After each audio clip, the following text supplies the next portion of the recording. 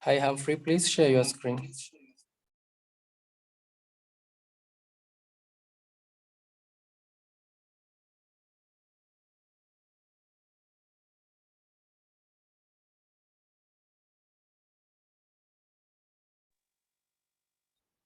I don't think I prepared a presentation. I'll just talk.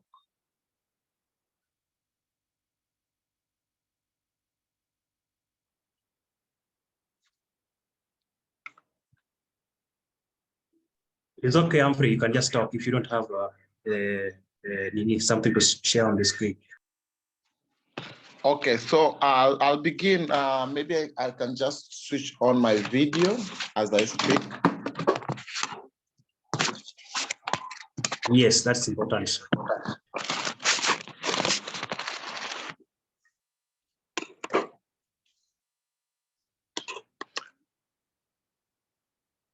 So hello, everyone. My name is Alfred Sigo. I'm the CEO and the founder of a youth network called Borne Youth Network. The network works across the Kenyan coast, and we work across all the 6 subnationals. Specifically, we have centers across 4 of the subnationals, that is Mombasa, Kilifi, and Kwale, and also Lamu. Our work evolves in 5 thematic areas, one of them being health, whereby we have a chain of youth-friendly center offering health services to the youth. And also we are doing policy health advocacy, whereby we push for increase in health financing, going towards financing health services for the youth. Our second thematic area is youth empowerment. And also specifically within the youth empowerment space, we have the centers that are offering technical training for the youth in graphic design, in creative sector, in the sports sector, and lastly, youths who are in the small business space. We also work with the young women, and in this we look at economic empowerment of young women across the sector. Our third thematic area is peace building and countering violent extremism. I think most of you know that the Kenyan coast have vastly been affected with issues of radicalization. We work in one of the largest informal settlements in Mombasa called Bangladesh, that for the longest time possible during elections and even after the elections, we've seen a lot of young people coming out to contest the election, but also we've also seen issues around extrajudicial killing among the youth. Our fourth thematic area is climate change, and on this we work around climate adaptation, and on this we are doing mangrove ecosystem restoration, but we are also working towards ensuring that we recycle plastics. So we have buyback centers for plastics, but we also recycle plastics to create other household items. Our fifth and last thematic area is on issues around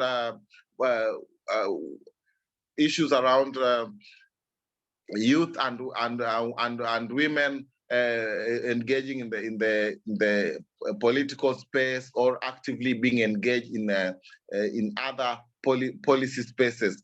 And on this, we work with youth advocates who we train, and we engage them to engage government and policy makers in all other areas that we think is necessary for them to engage in. So that is in a nutshell what Borne Youth does. And specifically today, I'm here to share how our work with the youth have been, how we've been able to support government in shaping up the policy agenda for the young people, but also how we've been able to work with the youth to ensure that access to health services, and also in relation to climate change, we can actually have this conversation. Thank you so much. I think it was about introduction alone. Thank you.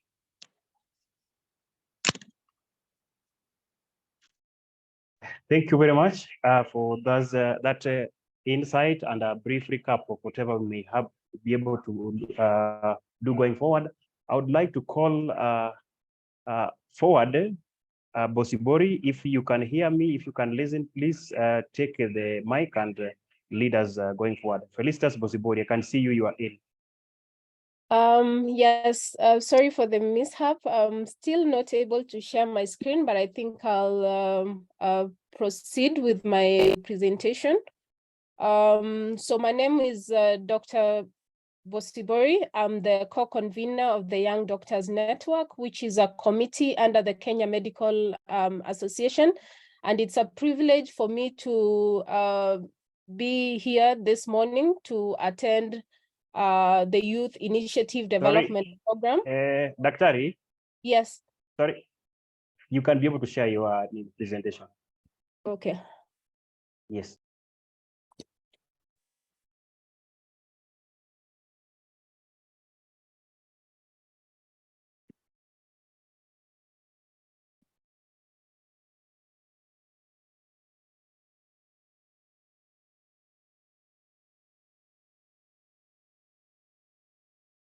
Are you able to see my screen? Yes, you're able to see. All right. As I was saying, it's a privilege for me to be able to attend the Youth Initiative Development Program Convention for this year. And we are honored as KMA to be partners in this. So just as brief history, about KMA, the Kenya Medical Association is an association that was founded to champion for doctors' rights and also quality healthcare in Kenya. It was founded in 1969 and incorporated as a company in 1973. The vision of Kenya Medical Association is to be leaders in engaging medical practitioners and a voice for provision of higher standards of healthcare in Kenya and beyond. And the mission is to champion for the welfare of doctors and also quality healthcare in Kenya.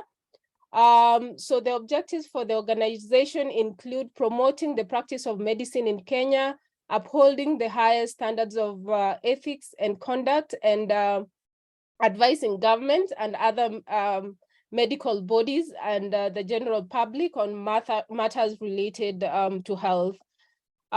So under the Kenya Medical Association, we have the Young Doctors Network, where I'm the co-convener. So the Young Doctors Network is a committee, as I've mentioned, that was inaugurated in 2018. And this committee was started to increase participation of young professionals in the association and mentor and tap the potential of the older generation. So this is the Young Doctors team.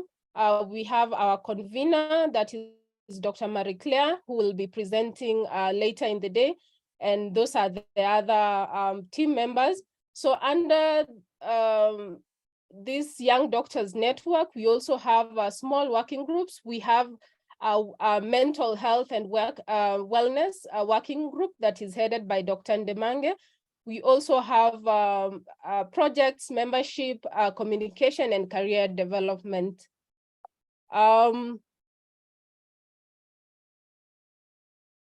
So what is the mission of the Young Doctors Network? It's to connect, develop, and support young doctors in providing opportunities to explore and develop personal and professional growth. Some of the goals of the YDN, as we abbreviate it, is to promote the health and well-being of doctors, provide a forum to share experiences, to provide a forum for young doctors to engage in advocacy and policy making, and ensure that doctors have an avenue to partner with a like-minded organization like we are today. So some of the activities that we are involved in that are directly, related to reproductive health and human rights. So this include workshops and trainings that we've had. So this year we've had the Respect conference, which was held in Kisumu, Eldoret, and Nairobi. And the Respect conference is a reproductive and sexual health program for Kenyan teenagers. using a peer-to-peer model. The theme for this year's conference was reducing inequalities in sexual, reproductive, and health rights through leveraging partnerships. So we've also had, we also have online trainings where young doctors are able to learn about reproductive and sexual health rights and become, community champions and advocates for the same. As the Young Doctors Network and KMA in general, we are also involved in ensuring there's equitable access to sexual health and reproductive services, ensuring that these services are affordable, quality, and safe. This include, abortion services, because we are also, besides being advocates, we are also able to provide the technical aspects to support these services. We also do awareness campaigns in the social media and the mainstream media. We are involved in policy and advocacy, and some of the issues that we've been championing for include access to contraceptives. Under the Kenya Medical Association, we also have the Reproductive Health and Rights Committee, and this committee is headed by Dr. Stella Bosire. I'm sure many of you have heard of her. So this committee is in charge of ensuring that we advocate and ensure that policies, services, and information on sexual reproductive health is equitable to all, irrespective of gender, age, social, and any economic diversity. We also have the HIV and AIDS Committee under KMA, and this is also in charge of, advocacy and policy on matters HIV, and, pushing for, adolescent and youth-friendly service, HIV services to the youth in Kenya. We also engage in community outreach programs, and we've been key in ending in the FGM campaigns and also menstrual health campaigns. We, as KMA, also have a mental health support program, and especially, to the healthcare workers and to the general public. During COVID, we realized that there was quite an increase in a number of mental health issues, and through this we started webinars to educate the public about mental health. We had a hotline where anyone who was, experiencing a mental health crisis could be able, to access mental health services for free. And this was in partnership with Equity Bank. We are also extensively involved in research on mental health issues and also reproductive health rights. So that is basically just a summary of what the Young Doctors Network of the Kenya Medical Association has been able to do in line with the theme of this conference. Thank you.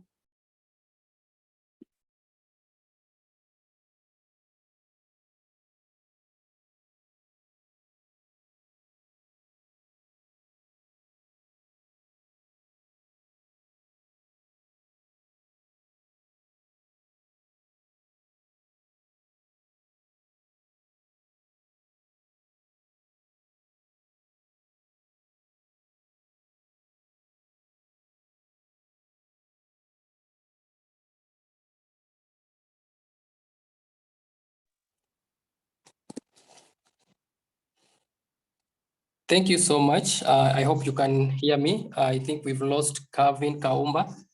So I think at this point, we are going to welcome Roslea Mohane, a representative from Health and Health.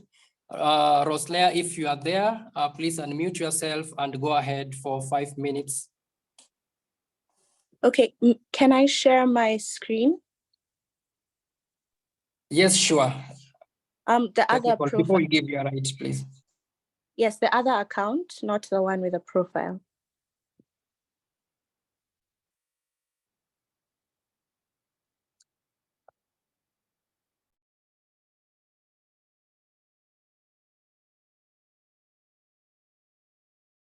Yes, please go ahead.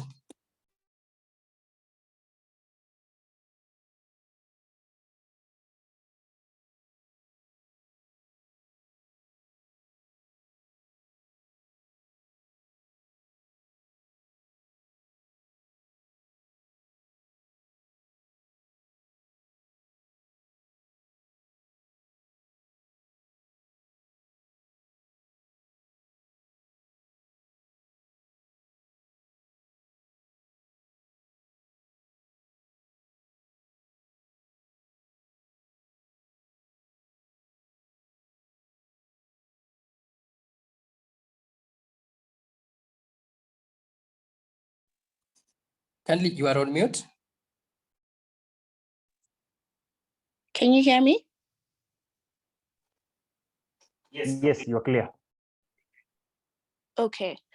We are a passionate team of health communication experts, strategists, creatives, and researchers united by a common goal to drive behavior change that leads to healthier lives.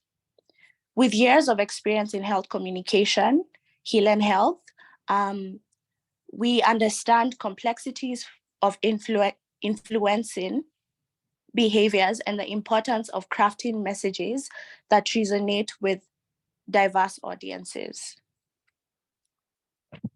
So at Heal and Health, we know that health communication plays a vital role in promoting behavior change and creating a healthy society. Effective health communication involves crafting messages and strategies that inform, educate, motivate, and empower individuals to adopt healthy behaviors and make informed decisions regarding their health. We use health communication to drive behavioral change that fosters a healthy society. At Heal and Health, our approach is grounded in evidence-based strategies, creativity, and a deep understanding of human psychology. We believe that effective health communication is not just about relaying information, but creating meaningful connections that inspire action. School-based health education program, which aims to increase knowledge in adolescent health matters among adolescents, their teachers, and parents. With better understanding, adolescents are able to make better decisions concerning their health and get the support needed for better health outcomes. We also engage in corporate health talks and community outreaches. So our school-based program, Adolescent Health, we focus on sexual and reproductive health, mental health, substance use and abuse, adolescent nutrition. So feel free, we welcome partnerships. So feel free to contact us on the contact information. Yes, thank you. Welcome. Okay, I think at this moment, we are going to call on Sister Anzoyo from Tangaza University College, just to give us a brief about Tangaza University College and what they do at CLM, just for around 2 or 3 minutes. Sister, I can see you. Welcome. Yeah, good morning, everybody. Good morning, Kaumba. Our DVC should be in the house. Let me just check for the opportunity that she may be able to give a brief remark before I speak. Okay, sister. Can you hear me? Yes.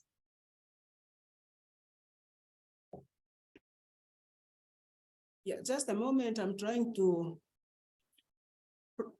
Did you manage to log in, Prof? Oh, okay. All right, then later. Yeah. Okay, she has a busy schedule and it's orientation program in Tangaza, so she's still caught up, but we shall bring her in later on in the process of this conversation. I hope that is allowed. Time, sorry, we'll check if time allows. We'll give her a chance. Okay. Yes, and also let's know this beforehand so we are able to slot that accordingly. Yeah, thank you. So thank you very much, everybody. I am not sharing any presentation. I'm just going to speak and you can listen to me. We are in the first place delighted to be partnering with the Youth Initiative Development Program in this renowned conference, which is taking place today. And I am delighted for all the participants who are here, who have managed to be here at this particular time. My role is at this moment, I will come in later again, but this particular moment, my role is to speak about Tangaza University College and the Center for Leadership and Management precisely. As you have heard, my name is Sister Alice Anzoyo, and I'm a religious of the Congregation of the Sisters of the Sacred Heart of Jesus. At Tangaza University College, I play the role of the Director, Center for Leadership and Management, which is directly partnering with the YIDP in this convention. So, Tangaza University College is a learning institution, a higher learning institution. We offer various academic programs, certificate programs for people who want to bridge to the next level of diploma. We offer diploma courses. We offer Bachelor of Arts degrees in various programs. We offer master's programs. We also offer PhD, one PhD in social transformation. And Tangaza University College is, the structure of Tangaza University College is in such a way that it operates in institutes. There are 3 schools. The School of Arts and Social Sciences, which is where the Center for Leadership and Management belongs. And the School of Education and the School of Theology. So these are the various educational programs that we offer under the Center for Leadership and Management, which is where I am a director. We offer certificate in leadership and management, in procurement, in we offer diploma in business management, diploma in leadership and resource management, and BA in leadership and management with the 5 focus areas. The BA in leadership and management focuses in human resource management, finance, business finance. It focuses in international relations, in public administration, and public relation.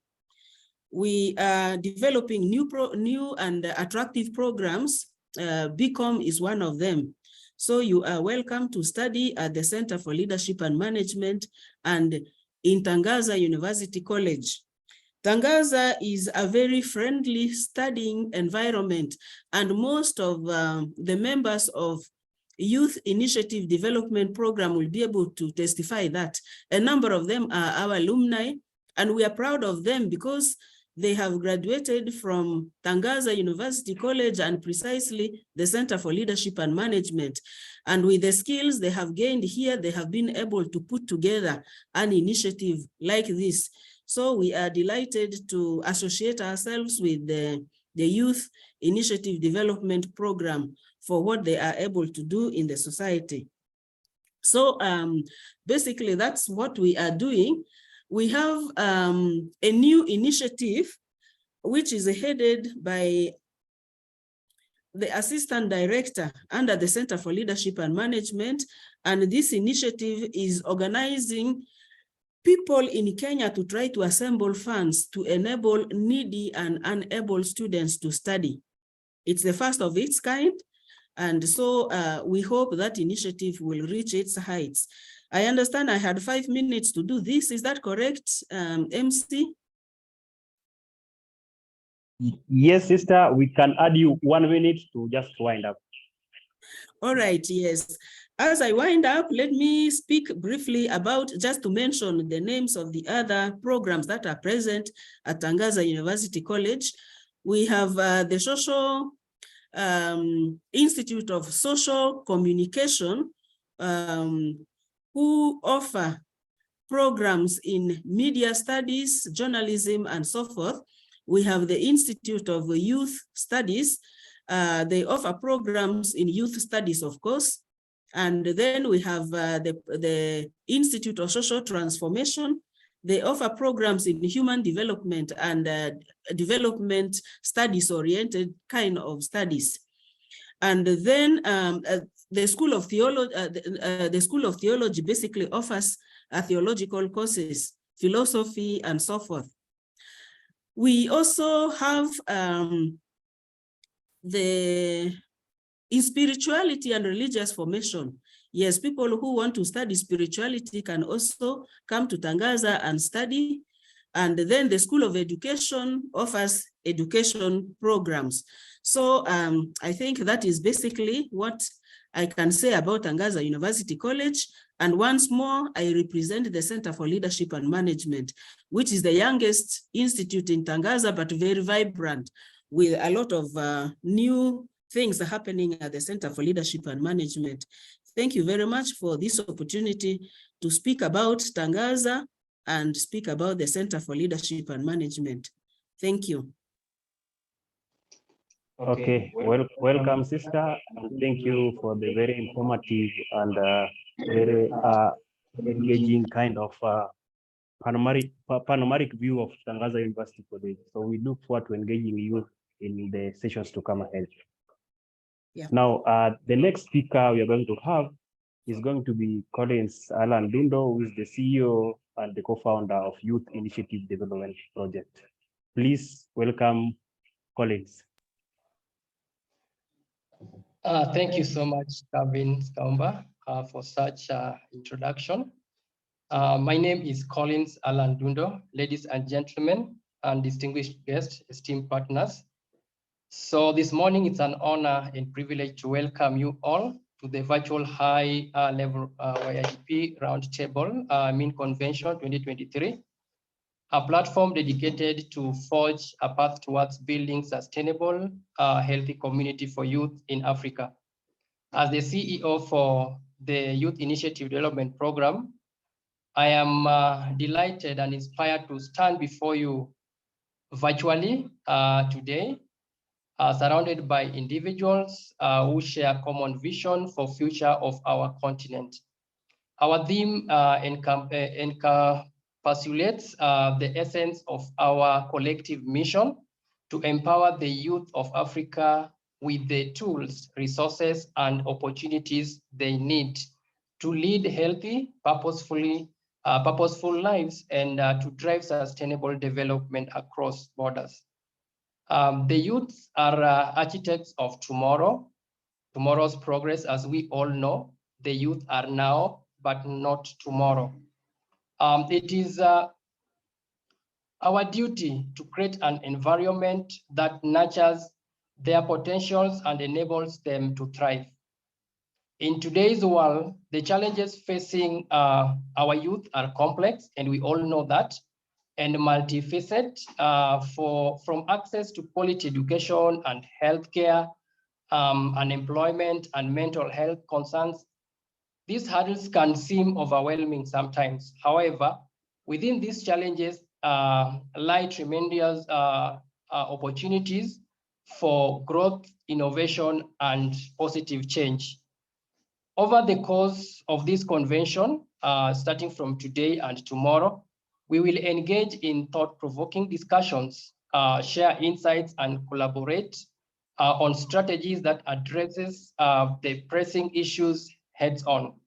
Our aim is not only to identify solutions, but to drive tangible actions that can shape the trajectory of our youth and consequently the trajectory of our continent.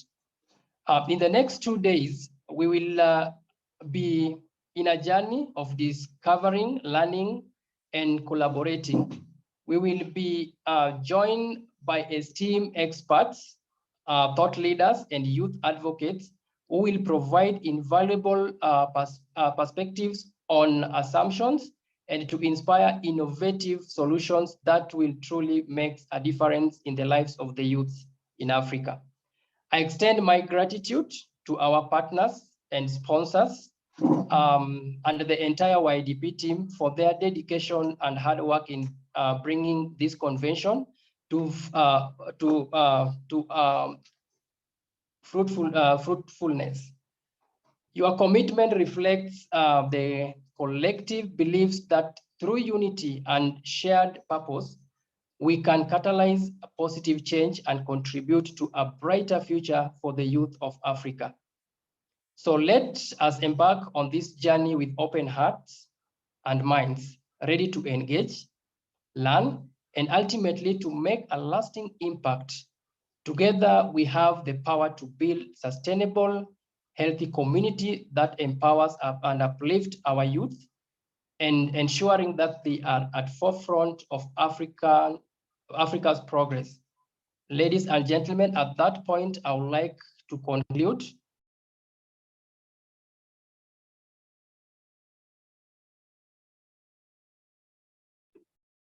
Thank you very much, Collins, for that informative and incisive, in-depth sneak peek into the activities of YIDP. At this moment, I would like to call on board Dr. Isam Said, the Acting Director of Medical Services and Head of Primary Health Division in the Nairobi City, that is county government. Welcome, Daktari.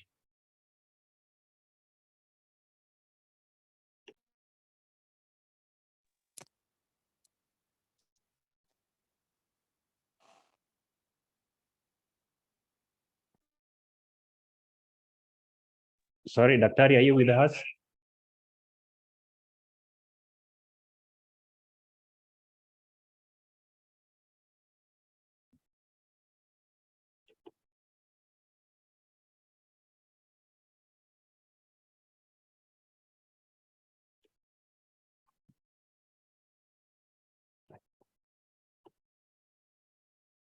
Okay, I think the doctor is not able to come up.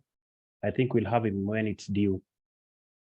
So on our screens, just to give you a summary of some of the people who have registered for the program from different continents and from different countries and regions of the world. So from our screen, we are able to see different countries in terms of flags that have registered for the program, the 2-day program that we are going to engage going forward from today to tomorrow.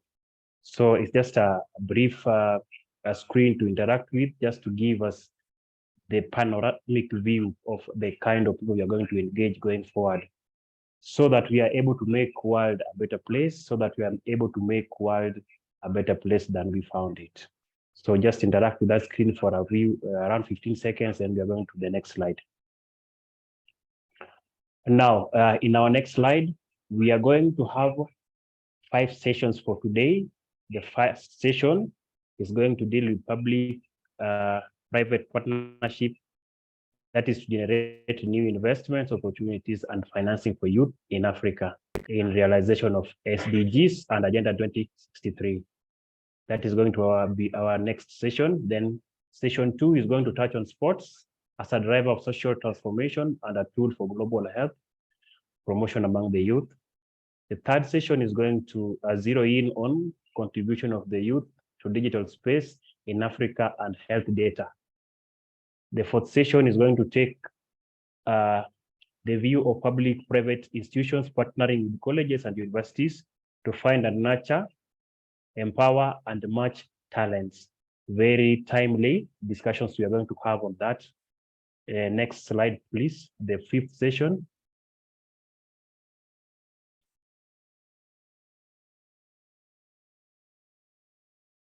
I hope you've not skipped a slide.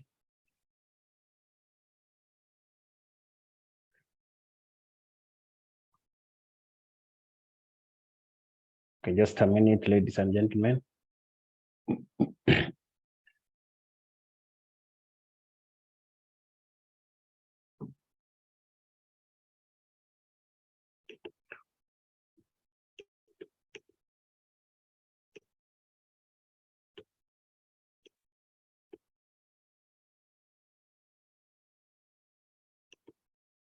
Wow.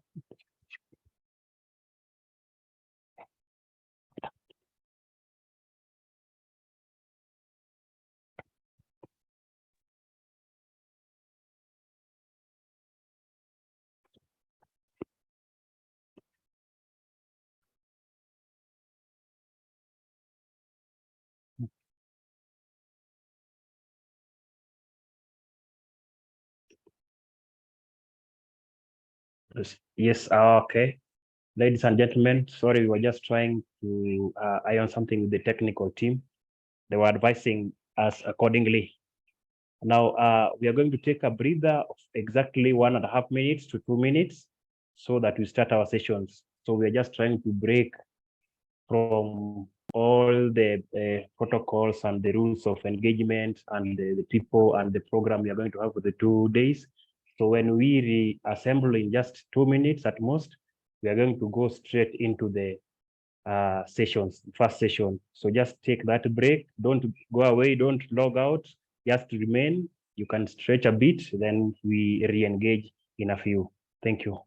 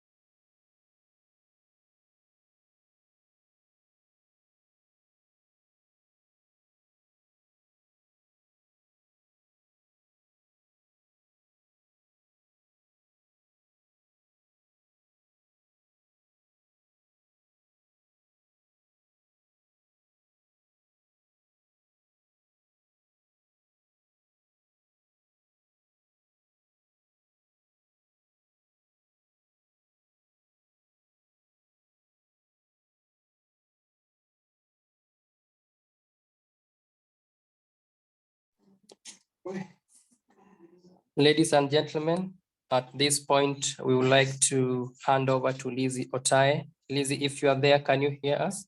Yes, I'm here. I hope you can hear me loud and clear.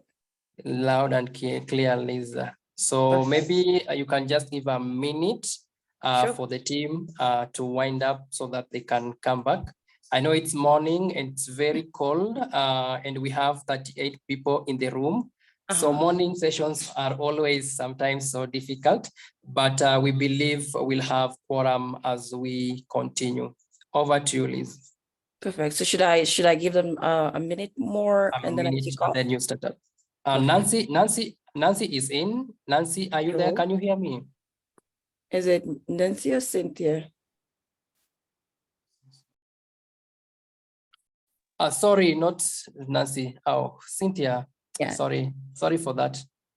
Okay.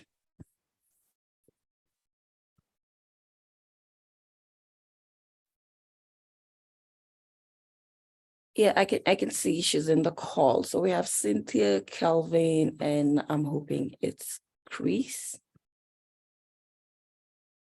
So I'm hoping all the speakers are in.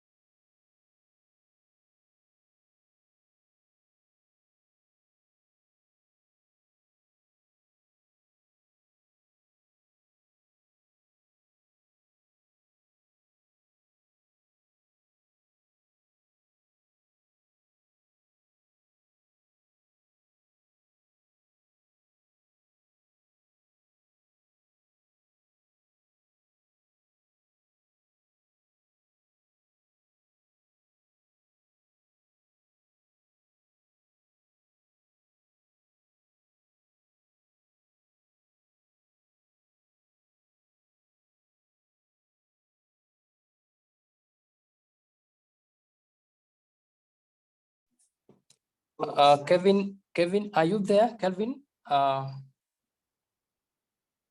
Yamacha?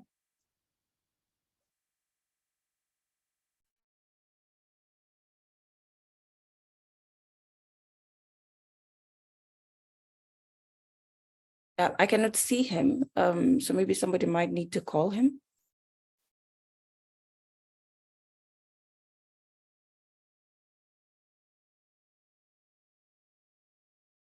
Yeah, Liz, we are making a follow-up on that. Sure. Now, what about Kaniki, Chris? I haven't seen him either. We are still making the same. There's a technical team dealing with that. I guess it's going to be an all-female panel at this rate, Cynthia. But no worries. We'll just give them, yeah, we'll give them the 3 minutes. I think then we can start off officially at 9:30. Then we'll try and see how we can work around the time we've lost during the session. So that's in order, Lizzie. Perfect.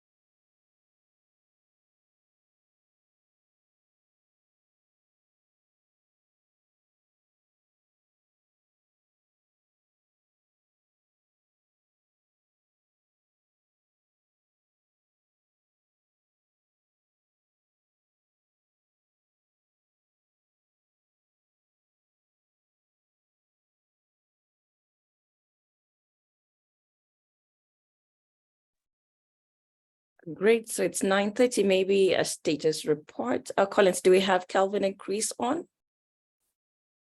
For now, we'll do with ladies dancing alone, but Looks we'll like be able it. to find it.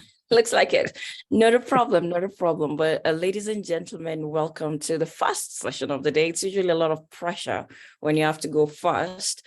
But we're going to look at public-private partnerships in generating new investments, opportunities, and financing. And of course, thank you very much, YIDP, for organizing this event because it's more focused on youth.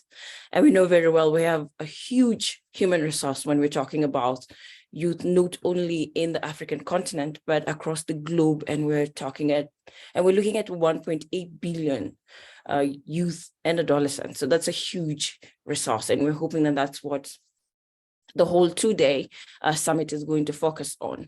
Now we're going to have, so Collins, you can just rectify me if the keynote presentation has been done, or we can start off with that, or do we go just directly into the session? Either way should be okay. So I don't know whether the keynote has been. Yes, Liz, the keynote address will not be done for now because there has been some misunderstanding in time. No worries. Yes, and I know earlier on when we started, we kind of kept saying it's morning somewhere, it's afternoon, it's night somewhere. So no worries, understandable. So ladies and gentlemen, for today's panel, we're expecting to have 3 speakers. So we have Cynthia Kankidi. Cynthia, thank you very much for being on the call. We're still trying to trace down Kelvin Nyamache.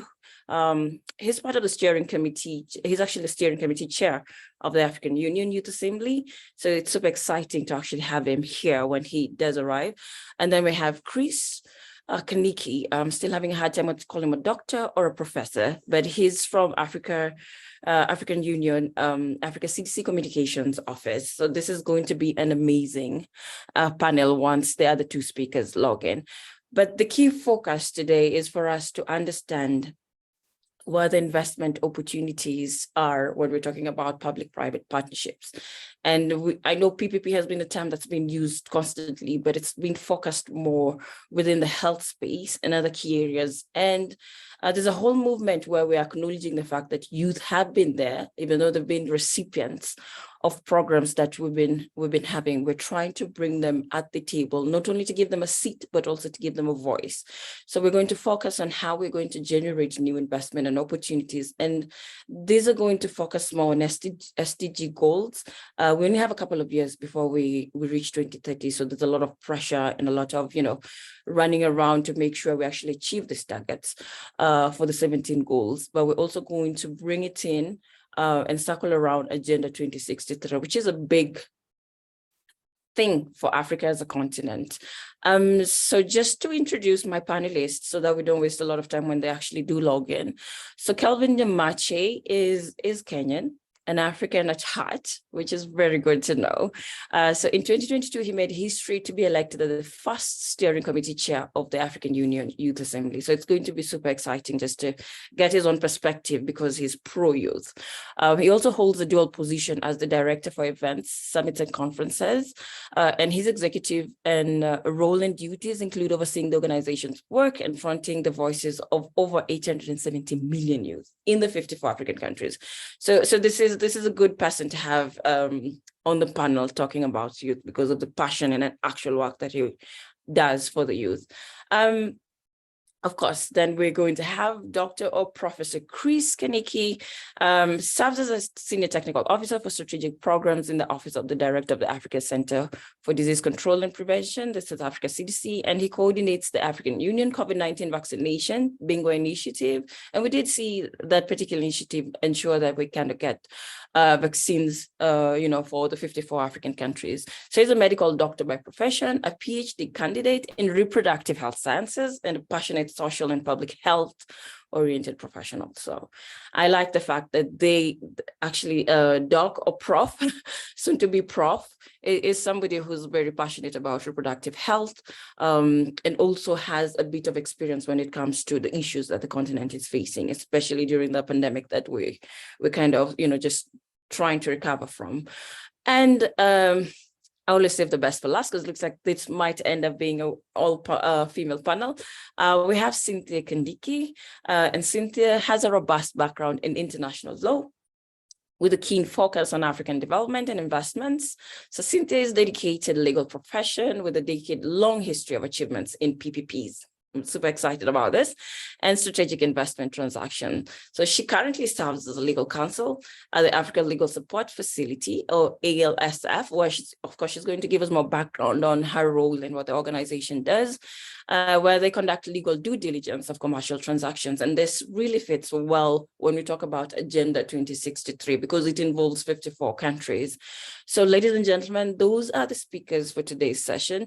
What I'll do, because we have Cynthia on the call, Cynthia, I'll just put you under the limelight and ask you to unmute yourself, have your video on if possible, and just give people a bit of background about what you do in terms of the legal aspect and what ALSF is all about, and under your capacity under ALSF. So over to you.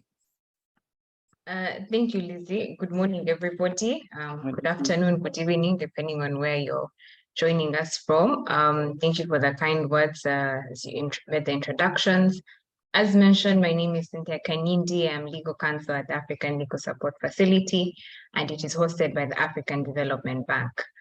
At the ALSF, we are an international organization that deals with capacity building and advisory services to the African governments. We provide that kind of support. We believe in equipping the continent with the right skills to negotiate all sorts of commercial complex transactions.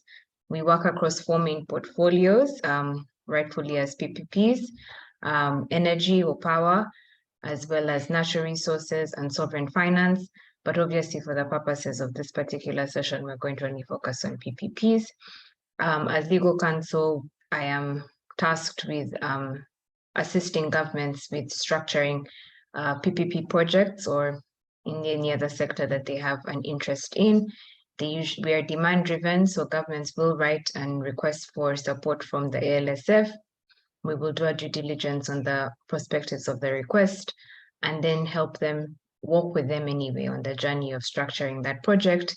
We work very closely with international counsel that partner with local counsel as well in those various countries in order to ensure that we are providing the right advisory services that are tailored to that government in the sector that they have an interest in developing a project in. So in a nutshell, really, that's what we do at the ALSF. Perfect. Thank you very much. And I like the fact that we've brought a legal eye to this. So what we've also kind of found out is when we do a lot of programs and we do a lot of commitments, the legal aspect, usually not a lot of people focus on it. So thank you very much, Cynthia, for just being here to kind of shed more light from that perspective. Just a bit of history. As I mentioned earlier on, we're going to focus on 2 key areas. This is PPP for the youth, but from the lens of the Agenda 2063 and SDG goals. And what we know when we talk about the Africa we want, which is the slogan that goes with Agenda 2063, this is an African blueprint and master plan for transforming Africa into the global powerhouse of the future. So we're trying to make sure that Africa itself can produce enough to actually look at after the 54 countries. So we're looking at an Africa we want, where we're all self-sustained. It is the continent's strategic framework that aims to deliver on its goal of inclusive and sustainable development, and is a concrete manifestation of the Pan-African drive for unity, self-determination, freedom, progress, and collective prosperity. I need to highlight that I'm actually reading this directly from the African Union website. And when we talk about SDG goals, we know we have 17 goals that cuts across different sectors. So the SDG goals is one that really we're trying to run out. We're trying to make sure that everything falls into place, because we only have a couple of years before, we start stock taking on whether we've actually, reached all the targets for all the 17 goals, and this is before 2030. So we're just going to dive into it. And given the fact that we only have one speaker, we're going to twist things a bit and type your question or do raise your hand anytime that we're having this conversation so that we make it an open first session of the day.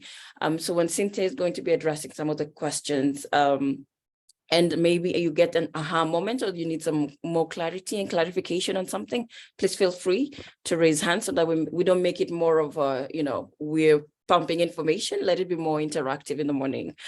So Cynthia, let's just talk about due diligence, and that's something you just mentioned. And we're trying to make sure that when we're talking about agenda 2063 and the SDG goals, we do due diligence across these two sectors. But the idea is also looking at sustainability of these two issues. So what does that look like from your own perspective, from a legal lens, so that we make sure that if it's Agenda 2063, we've learned from what we've gone through with the SDG goals until now, and we're sort of benchmarking. But from your own perspective, how does sustainability look like for you? Thank you. So I think when we look at due diligence, maybe something I should also mention, this is a good time to mention it, is that at the ALSF, obviously we align our work and our goals and objectives with the agenda 2063. Sorry, yes. 65. Have I got the years wrong? Sorry. 2063, correct.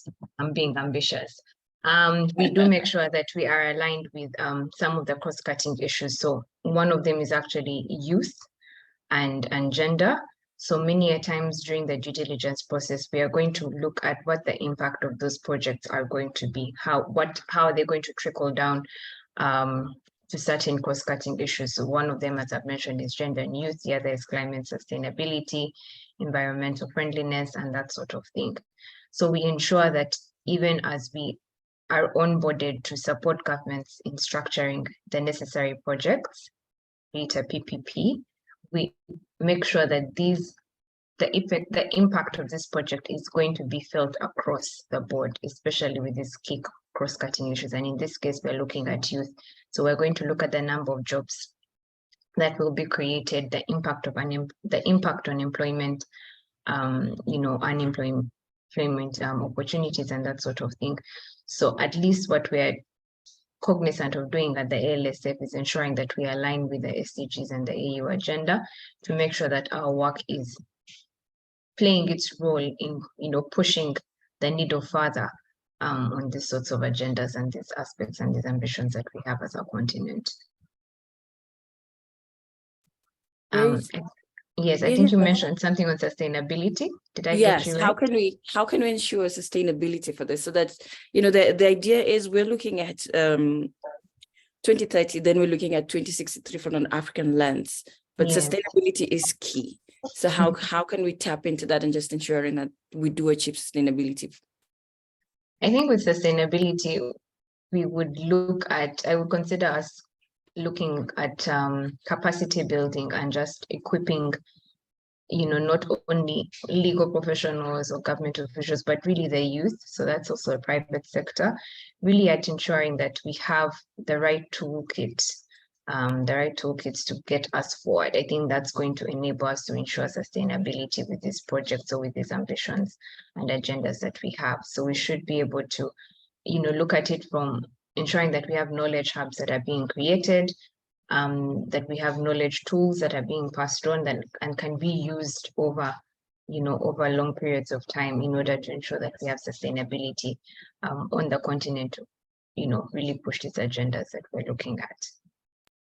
Perfect. And I know while you're speaking, there was a key term that you used, jobs, and this results to opportunities. And when we're talking about the 1.8 billion youth and adolescents that we have, key terms that usually are of concern to them is opportunities and jobs.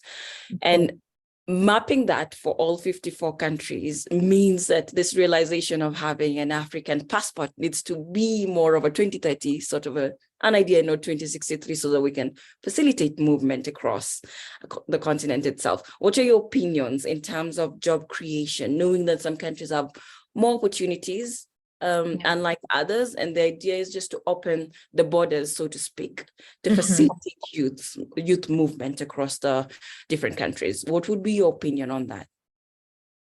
I think on that, every country, I mean, certainly it would be great if every country could be speaking the same language.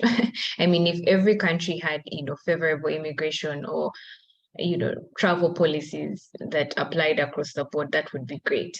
I think what I like is that we're seeing more and more countries at least coming up with better, travel requirements or immigration policies for not only, people of a certain age group, but also the youth.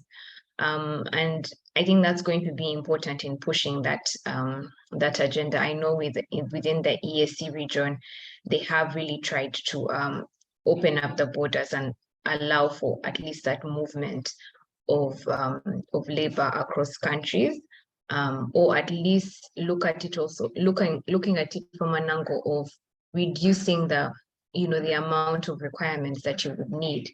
Maybe if you've gone in as a student to, for instance, the Carnegie Mellon University in Rwanda, if you've gone there and you have been admitted on a program, I know that they're considering at least there's room for you once the program is done to at least stay on for a couple of years and see if you can find something or continue on a different program, but at least that's encouraging. And that applies to students from all over the continent, be it East, Central, or South or West, as long as you've been admitted and are doing the program at the university. At least there's that allowance for what happens when you leave, when the program is done. So I think countries are definitely going to need to be more open-minded, with also AFCTA getting hot and heavy with every other passing day. I think it's just inevitable that we have to open borders. We have to allow for free movement of labor, across the borders to ensure that, people are not limited by employment opportunities. They should be able to move. Someone should be able to move from west to south if there's an opportunity and be able to take it up. Yeah, and I like the fact that you're emphasizing on being a bit open-minded. If we are to actually, get some things going, and I'm just a bit curious, and I'm sort of bringing the legal perspective out, from this. I'm just a bit curious on what it means. 54 different countries who have different legal frameworks. How are we going to harmonize and get them on board? I know this is something that the AU is trying to push, but from a legal perspective, harmonizing all these different legal frameworks from the 54 countries. How can we make this more of a realization to facilitate the agendas being something, of concern? I think working through the regional blocks that we currently have is going to be very key. So, we have SADC for Southern Region African countries. We have EAC, which is South African Community. We have ECOWAS in West Africa, I believe. I think working through those blocks is going to be very important in pushing these agendas and feeding into AU's agenda. So through these blocks, setting up the right regulations and the right protocols that they can work under will at least enable. And I think we have to do it in my opinion. So if we can start at a regional level, so where at least, youth within, for instance, East Africa or Southern Africa can work through, if the SADC region, for instance, can open up opportunities and say, someone with a Mozambique passport can, travel comfortably to say Angola or Zambia or Zimbabwe and apply for a job or be there for a certain period of time, without a visa and that sort of thing. I think if we can have those regional blocks really putting weight behind at least promoting free trade movement and that sort of thing, then we can have, I think that will have a ripple effect in feeding into just the continental agenda. I think that will enable us to then have the continent open up more. But I would look at it from a whole piecemeal. I think I would look at it in a piecemeal as a way. So just doing it by region by region, if we can have at least movements within particular regions, and then eventually I think that will just naturally well, that's my hope anyway, with the right frameworks that would then inform what kind of protocols we should have at a continental level to ensure that there's now development across the African continent. Perfect. Thank you. Ladies and gentlemen, before we tap into what usually makes the youth wake up, opportunities, financing, where can we find this? Thank you very much for joining this session. It's the first session for the YIDP Summit, and we're still expecting 2 speakers to join. This is Calvin Yamache and Dr. and soon to be Professor Chris. But in the meantime, we do have Cynthia Kankidi from the Africa Legal Support Facility who's been speaking. And this is part of the Africa Development Bank. So usually when you hear Africa Development Bank, that's where the money is. So we're going to ask her to let us know where the money is and how can the youth tap into this. But in the meantime, I'll just do a quick reminder of what this session is all about. And we're looking at public-private partnerships in generating new investments, opportunities, and financing for the youth in Africa in the realization of the SDG goals. This is 2030, so we only have a couple of years to start taking stock of what we've done and where is the shortfall, what are the challenges we face, etc. But we also have an interesting one. The Agenda 2063 is more of an African footprint. So this is looking at how we can have the Africa that we want. So when we were talking, and Cynthia was mentioning a lot of things from a legal perspective, we're in the session where we're talking about youth, but we're also looking at PPPs in terms of how we can get the youth-formed platforms already. We know we have a lot of youth within the continent, and they already have, some of them are already like grouped, and they have their own groups that are working.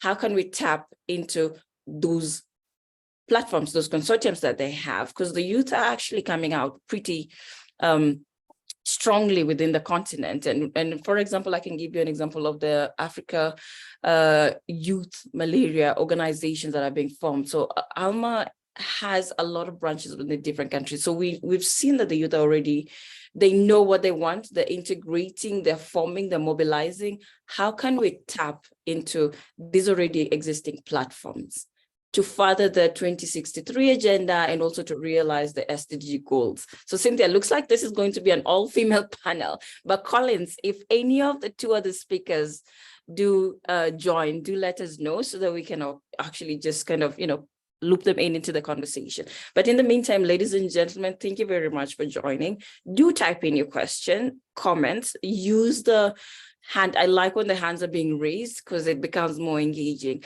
But Cynthia, back to you. How can we use the already formed youth groups, to help tap into this massive human resource and help us further the agenda for these 2 key discussions? Yeah, thank you. So I would think that with the already established platforms, youth platforms, already doing amazing work on the continent, I would think we need to then look at how we can support them to further their agendas and in turn feed into the SDGs and the AU agenda.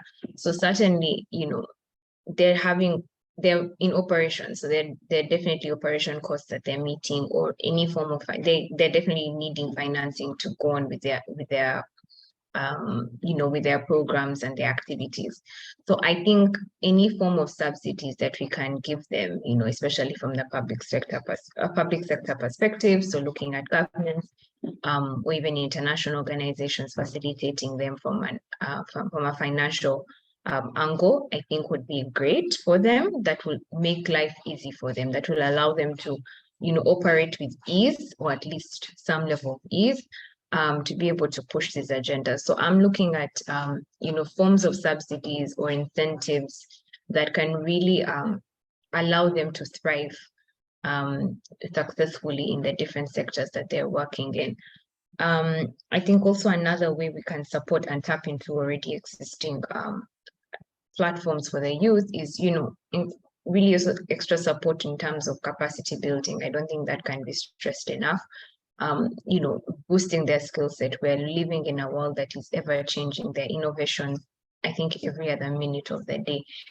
And, you want them to be able to feel equipped, to exist in a world that is consistently changing. So,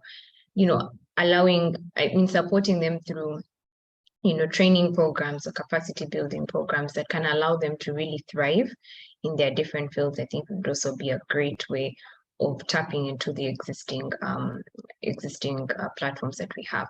I know the bank, the FTB has something called Boost Africa, which really is youth oriented, and it has different pools of assistance that it can give. So that ranges from technical to investment, to capacity.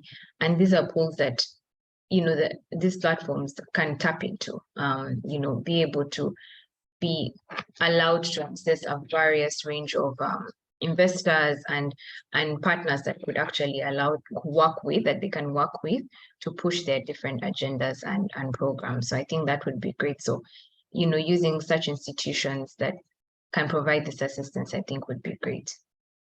And I know the discussions around the continent, especially with like the president of Rwanda is looking at Africa being more sustainable in the sense that we move from donor reliance, but looks like for us to realize this, and in terms of PPPs, then then there is still a need for us to still, get some finance assistance if we are to achieve Agenda 2063. What are your thoughts around the push of becoming, less donor reliant and being more pro-Africa and supporting our own initiatives? How realistic is that from your own lens? I think it's realistic and I think it's achievable, but we will need time, I think, to get to where to that level. But I also think something that could drive or support us being more reliant on ourselves as countries or as a continent is really looking at policy reforms within countries. I think if there is more willingness from public sector, especially to finance, to provide these different policy reforms, that touch on key elements of youth-led ventures, I think that will enable us to move away from donor-funded mechanisms and that sort of thing, because you will find that a youth or a group of people have a great idea and they don't feel like there's enough backing, maybe from their home countries, or they're not able to get the right resources and that whatnot. So they go out looking for foreign investments and foreign investors. But I think if we have policies that are supporting homegrown solutions from the youth within our borders, then you will have, I think, within a number of years, we'll then gradually see that we actually are able to finance, you're able to find financing on the continent. So, and I like that there's also a lot of you see a lot of now local or African angel investors, I think that's what they call them, really coming up and supporting, fellow African ideas and that sort of thing. So I think we need to then facilitate those investors more. So if you're an African angel investor, what is it going to take for you to support, an African youth-led venture on the continent? So that goes back to policies. You have to incentivize them to want to put money on the continent and really facilitate these sorts of programs. So I think it's possible. I think we can move away from international donors, but we definitely need to look internally. We then need to be able to provide these sorts of resources, tap into our national budgets, really change a couple of things to ensure that we can actually support them homegrown. And I think it's very possible. I think Rwanda is doing well with it. In that sense, I think they've really ensured that, they're opening up those sorts of reforms for homegrown solutions for youth-led ventures, through incubators, through accelerator programs, and really ensuring that they can have that ecosystem built within. Okay, and I like the fact that we were talking about Rwanda, because the Women Deliver conference that was recently just held, it was also pro-women, pro-girls, but the Rwandan Minister of Youth also kind of publicly announced his support to the youth. And we know a lot of governments make commitments publicly, but usually nobody is kind of tracking or holding them accountable. So how can the youth with their own voices, kind of hold the people in government, the people in power, accountable for this commit. And there's a lot of commitments that they make for on behalf of the youth without the youth even knowing. So what opportunity is there? I mean, because when we talk about opportunities, really, it's not all about finances or investments. There's somewhere you can just voice and lobby and advocate for commitments to be, to get the governments held accountable. What would be your feedback on that, especially for the youth, in terms of holding people accountable by people? I know. I mean, even us who are outside, slowly getting out of the youth bracket, I find it hard to hold our governments accountable, and we're much older. So I don't know. It's quite a heavy ask. I think a number of resources that I've read are you really advertise or encourage anyway for dialogues that are multi-stakeholder. So you have youth representation, you have women representation, you have government, you have private sector. And I think through those dialogues, that would be an avenue in which you can then hold the government accountable to. I know you'll maybe see it more towards elections, and I think that's a very common thing. You'll see once you're getting maybe to election season, then there's probably more involvement from government, and they come to the grassroots, and then they're having, town halls and that sort of thing. But we shouldn't wait for, for an election season for us to then hold governments accountable and say, okay, since we voted you into power, what have you done? Or this hasn't been done, and that sort of thing. I think it should be a very periodic thing. And I really, I'm sorry, I'm so biased. I keep using Rwanda examples, but you'll find that President Kagame is very keen on having periodic country visits. So he'll go up country and make quite a number of visits, and they're quite successful. They'll have town hall meetings where they're checking on the progress of projects, either that are being done by the government or the private sector. Youth are given quite an opportunity to even attend these forums and these discussions, and they're able to voice and raise their concerns or get assistance on something and get a solution really on how to move something forward. So I think we need to have periodic dialogues, I think public would be good, but if that's not the case, that's also fine. But really have periodic dialogues that involve the youth, that involve government, that involve private sector. And I think that's one way we can definitely hold governments accountable. Another way, which I think is a very powerful tool that has come up, of course, over the years, is just the use of media. I think you'll see a lot of young people really speaking up online about different issues, and that's ranging from economics to politics. And I like that there's that hunger and that interest in how things are being done by governments on the continent. So I think using media is also a fantastic forum. I think it's already working well in a number of countries, at least that promote freedom of speech anyway. And I think the youth are really coming up. People are setting up big spaces or, holding their own little town halls to really discuss these issues. And I think that has pushed governments to almost stay alert. You'll now find a number of government institutions have, Twitter handles or, Instagram pages or whatever it is, their websites are you're almost supposed to keep them up to date, which I think is a great way of also holding them accountable. So using the media, I think, is also another helpful tool, really. I think that's going to help us push a good conversation and hold our governments accountable over the years. Yeah, and thank you very much for bringing that aspect of media. And we've seen the power of social media. And I think this is one of the opportunities that it's being used, it's being utilized, but it's also like a powerful voice to get attention of people in power, people in government. And yes, it looks like a lot of examples are being drawn from Rwanda, but I like the angle that you brought in, the president doing, up-country visits. Now we have two dynamics where we have the urban and the rural youth. And in terms of opportunities and investment, and there's a digital divide, and this was clearly seen during COVID-19. There's a whole digital divide. We're trying to also struggle to stay, up to par with the global north. What would be your advice in terms of that divide where we have the urban youth, we have the rural youth, and when we're talking about opportunities, and when we're looking at the SDG goals, there has to be quality, there has to be a leveled platform. How can we get there? Because it looks like there's still a challenge.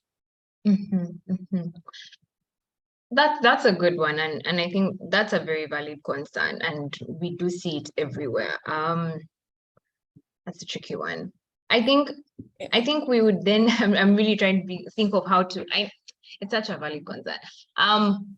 Leveling the playing field for urban youth and rural youth is going to, all that's coming to my mind is really needing, good policy reform. So if you're going to connect, so, and this is where I think the public sector comes in, and I think typically in PPPs, as you'll see, is you have two parties, and what will happen is that a project is built with those two parties, and the strengths of each party is what actually makes that project succeed.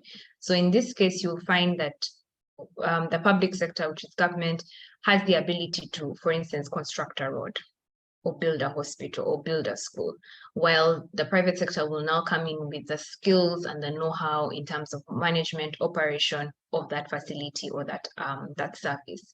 So I think when I think of how we can level the playing field for urban youth and rural youth, I'm just thinking of digital and physical infrastructure. Only just within the central or the capital of the city, capital city, but really spreading it across the country up to the rural point. Can someone easily, get internet connection and find out what's happening or stay up to date on resources and opportunities? I think also physical infrastructure, so that's really connectivity to roads, water, electricity, all that plays a part, because you need to build a good ecosystem that enables you to thrive as an individual. And if the youth in the urban centers are, having access to all these things, you can leave your home, get transport to go to, your nearest cafe, or, go to a hospital, go to school, go to university with ease. How about the youth who's in the village who has to walk miles, unfortunately, to get to the nearest, town center, health center, or school?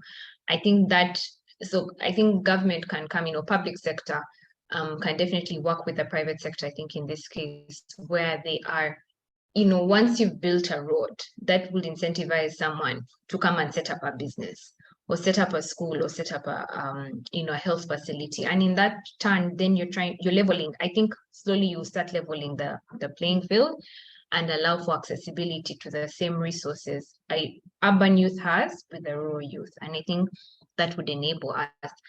Definitely COVID, the pandemic really brought out, I want to say, expose the dirty laundry. It really showed where we're lacking and where we need to do better. You will have, unfortunately, especially with education at that time, most of the learning moved online. So, it was quite difficult, where you had, parents who were able to afford internet and computers and iPads. Those students were able to keep learning without any break, while you had maybe someone who had come to the city center to go to a good school, but then now the schools were closed, they had to go back home to the village. They don't have that accessibility. And what I saw, I think, happening in Uganda, I think what they tried to do anyways with the Ministry of Education was have regular TV sessions where the teachers would actually come online, have different programs on the national television stations where they would actually teach, or do it either via TV or via radio. Radio is usually more accessible to everybody across. But we need to have good physical and digital infrastructure, I think, both in the urban and the rural settings, to enable the youth to have the same accessibility to those resources.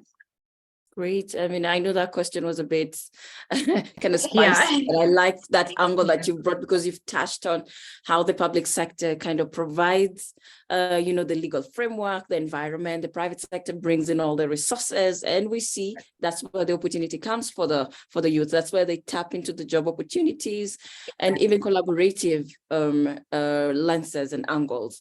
Now we have 20 minutes to go, and I think we'll just run into the Q&A session or the comment session. And I know I've seen 2 comments. So one is, this is a very engaging conversation.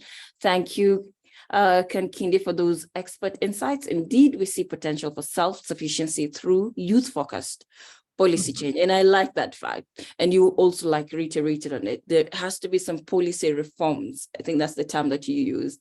So we have Birhan. I don't know whether Birhan, you're still in the room or you dropped off. We would love this to be as entertaining and as engaging as possible. I know it's still a bit early for people or a bit late, but I'm not so sure whether Birhan, you're still there. Collins, is Birhan still there or he's logged off? Should be okay. But Birhan wrote that quality education is one of the SDGs, but in our continent, there's no enough strategies to implement. Would you suggest anything on this regard, please? So before you answer that, ladies and gentlemen, thank you very much for joining. This is the first session of the day. Looks like it's an all women-powered session. We're still waiting for 2 of our speakers to join in, Kelvin and Dr. Chris, both from the African Union. Once they do, please, Collins and the team, please just let us know. I know we're running a bit out of time, but question back to you. Quality education, are there enough strategies to implement this?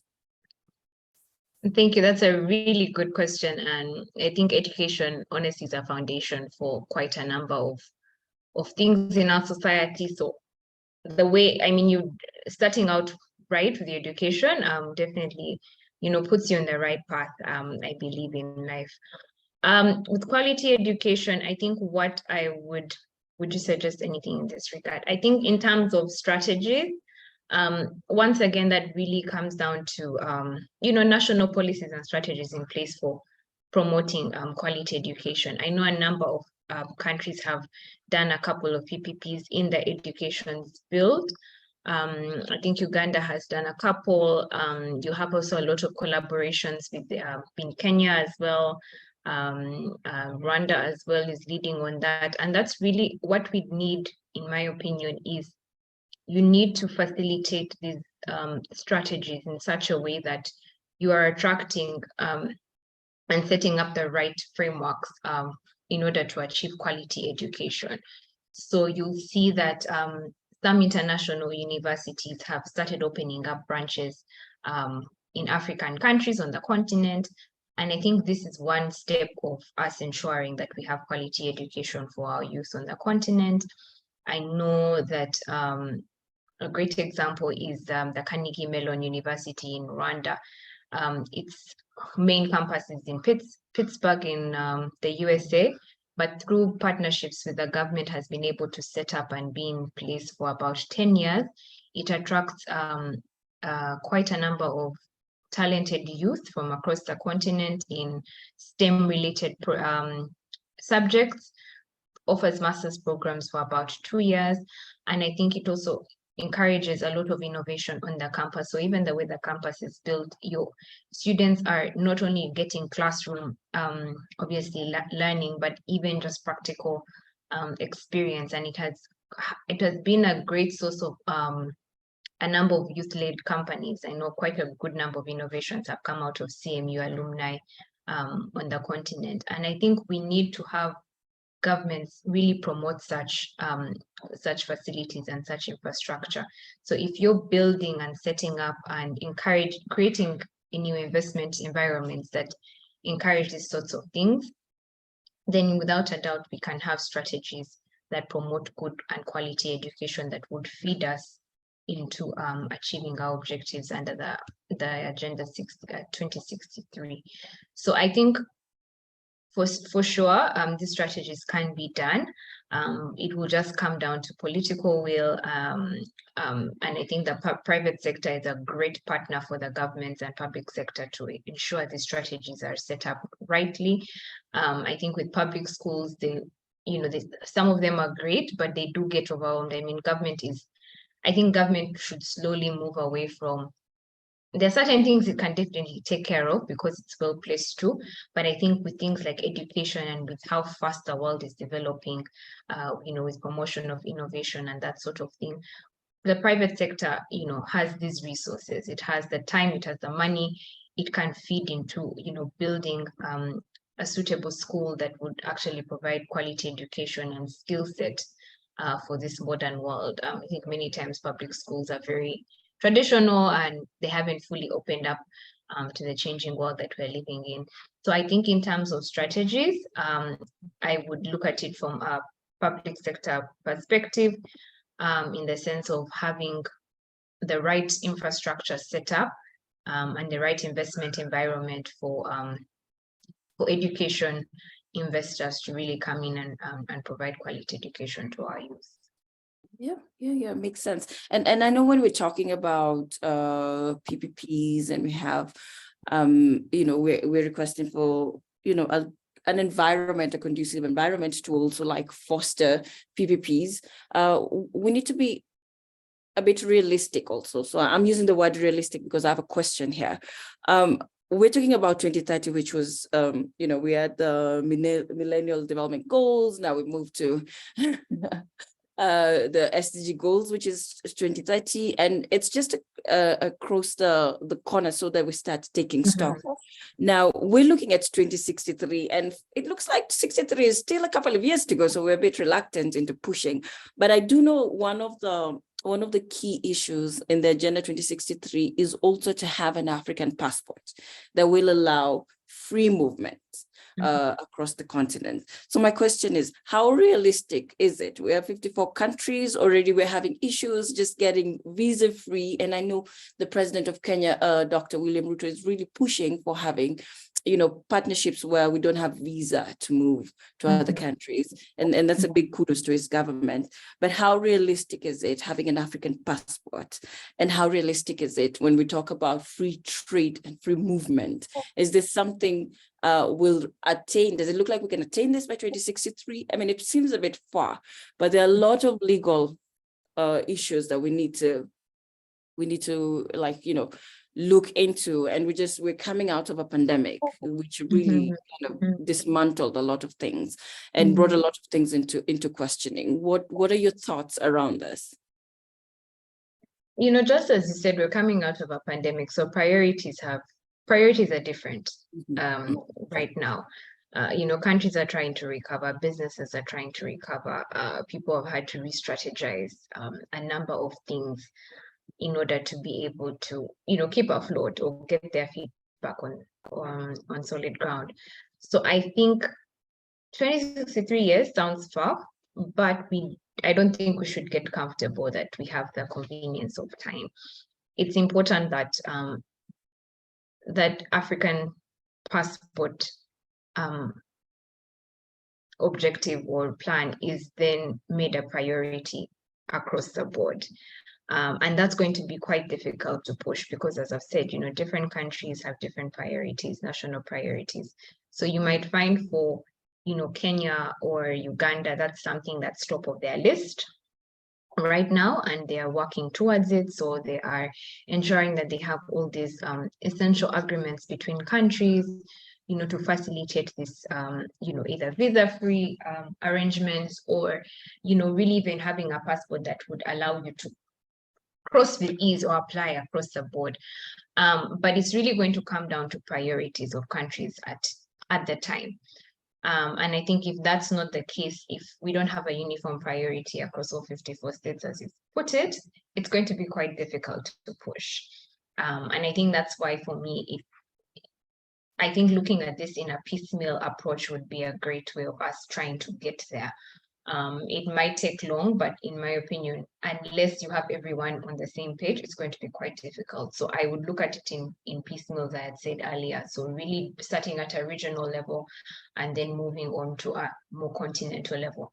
So you can see with Kenya, I believe the president, I think recently, I think he's pushing, I think he approved it, the one for visa-free for Kenyans for 90 days to South Africa. Is that how it's, yeah. Yeah, so you'll see that, you know, different countries are now just part, it's kind of like you get a few that you can work with, make the deal, make that a reality, at least for your citizens, and then open up that market to the youth in those countries. So I think we can, I mean, I hope to God we'll all be, you know, alive to hold an African passport. That would be great. I would love to visit as many countries as I can. But my thinking is that is going to have to be done in a more piecemeal approach, and that sense of prioritizing this sort of thing to promote this and facilitate, you know, free trade movement and that sort of thing, and labor will have to be really pushed. It will have to be an agenda that's pushed heavily from the top and then trickled down. So I think AfCFTA is going to really push that conversation. So I'm hopeful about that. I think the more and more countries, you know, sign on onto the AfCFTA, and now the more we see results of it, and we're actually seeing, you know, the impact of the free trade area, I think that's going to now make it more of a reality. So I would take it a step back and say, you know, let's make AfCFTA a reality. Let's actually have positive impact. Let's see results that will then motivate countries to say, okay, I think we can now we can consider, you know, that sort of passport facilitation for youth. Yeah, and maybe let me go back to the comments. I think it's too early for people to raise their hands. I promise I will not ask you to have your camera on. I know how early or late it is.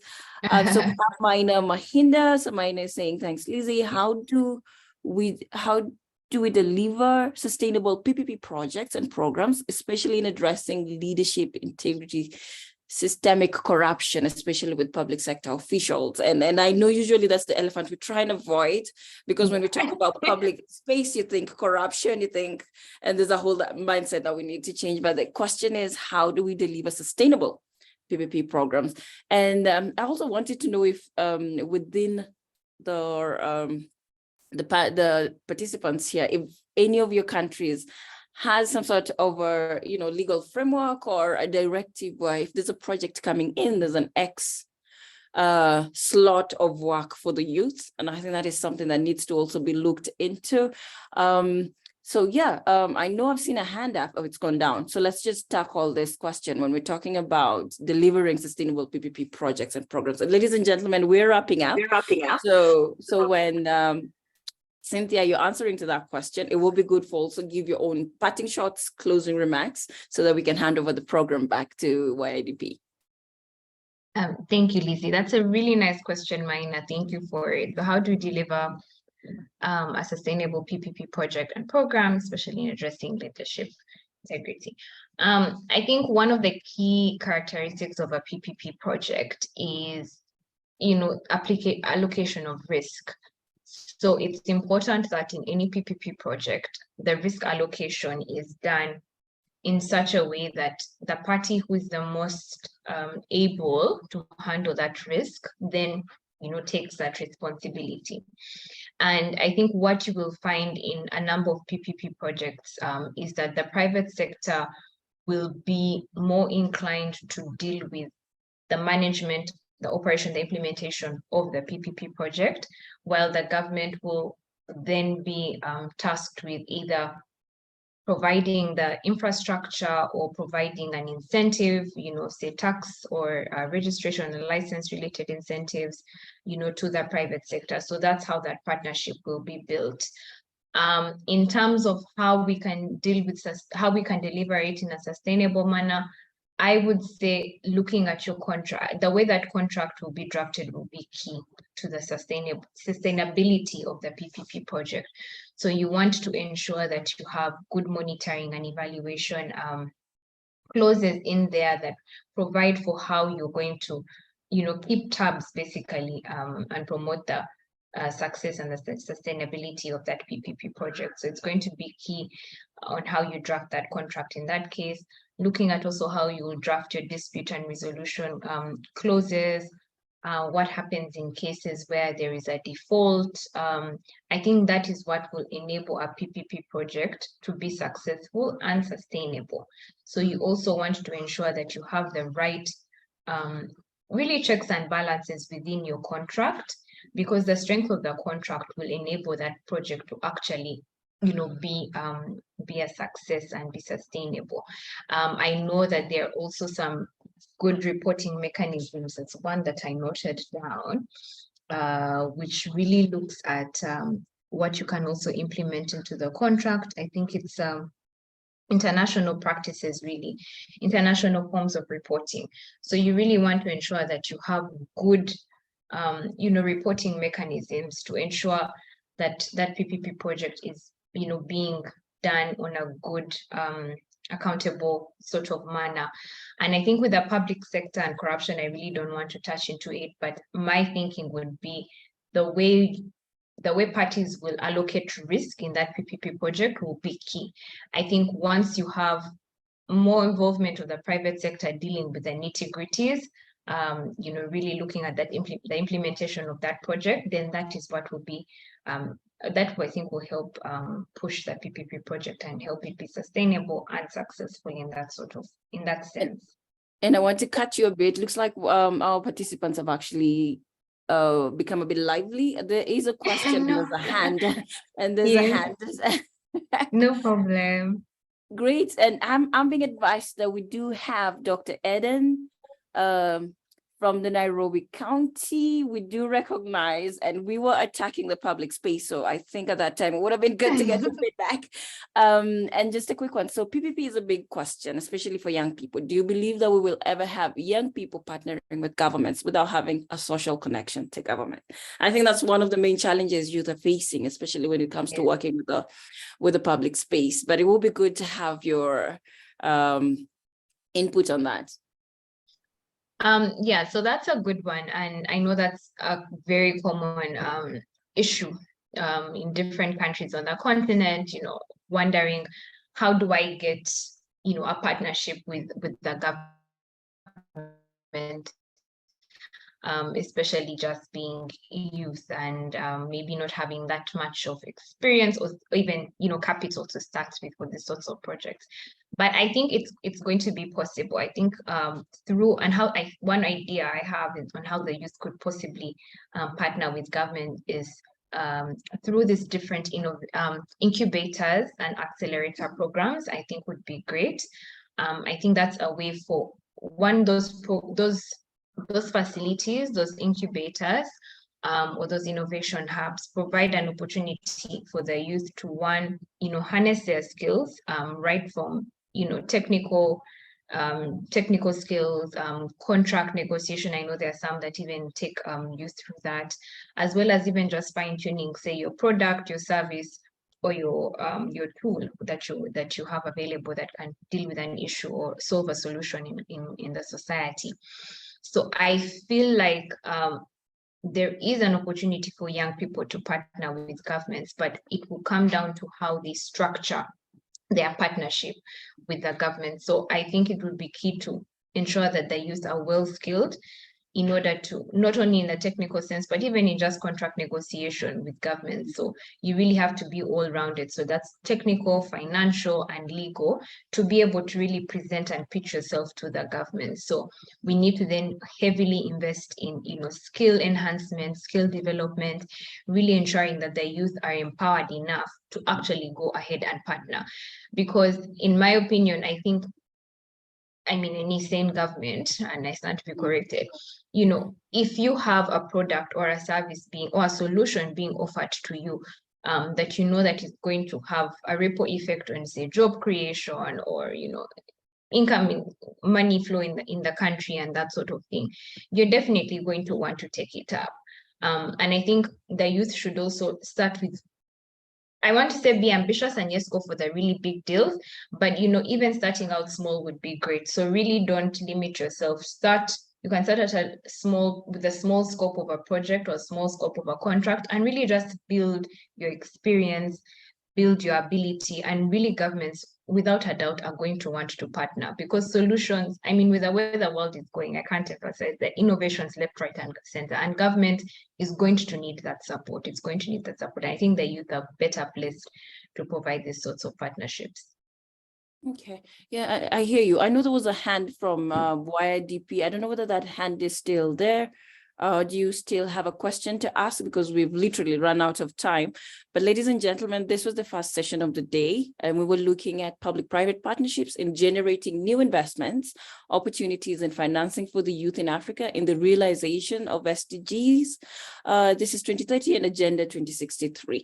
And our panelist was Cynthia Kankidi. And Cynthia, thank you very much for, just sparring on for a whole hour without the other two representatives, but we're hoping that they would join in, because the summit is a 2-day summit. But in your parting shot, what would be your last remarks? Thank you, Lizzie. This has been very interesting. I didn't think I would talk alone. Well, with you anyway. But I think really my parting shots is that I think the youth are, for me, I'm confident that, our future is bright. I think there's a lot that the youth can do and that the youth are already doing. I love to see the ideas that are coming up. I love to see the energy and the involvement, the level of involvement that the youth have now in public dialogues, public matters, I think is superb. I think PPPs are a great avenue if well structured from the beginning, because that usually informs how successful and how sustainable that project shall be. And I think youth should definitely open up their minds to partnering with the private sector and with public sector as well, to really achieve a lot of their ideas. I think there's a lot of potential that PPPs can offer to youth-led ventures across different sectors which are critical right now, like health and education. I think we can see, I think there's hope for us to see results that can really feed into the agendas that we are talking about. There's a chance for us to increase the jobs, the number of jobs that we're looking at on the continent. As you said, 1.8 billion youth. I mean, they have to work. I mean, we have to make that happen. And I think PPPs are a great form of that.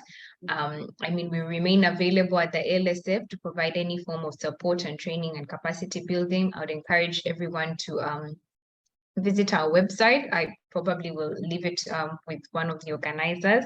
We have an academy on there that really has a vast amount of information that is free and accessible, and it would be great for you to have a look at it and see how you can use that in your different fields.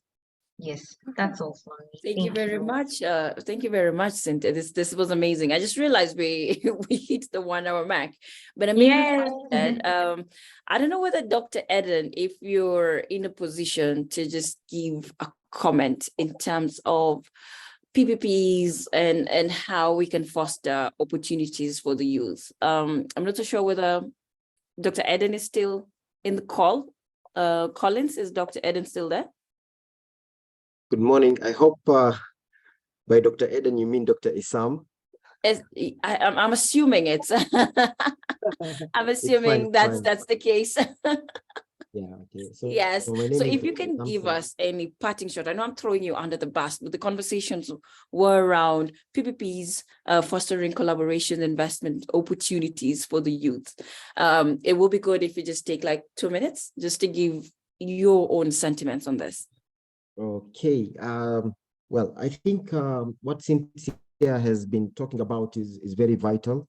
What I would like to brush on is that government does give opportunities to youth to apply for procurement of items.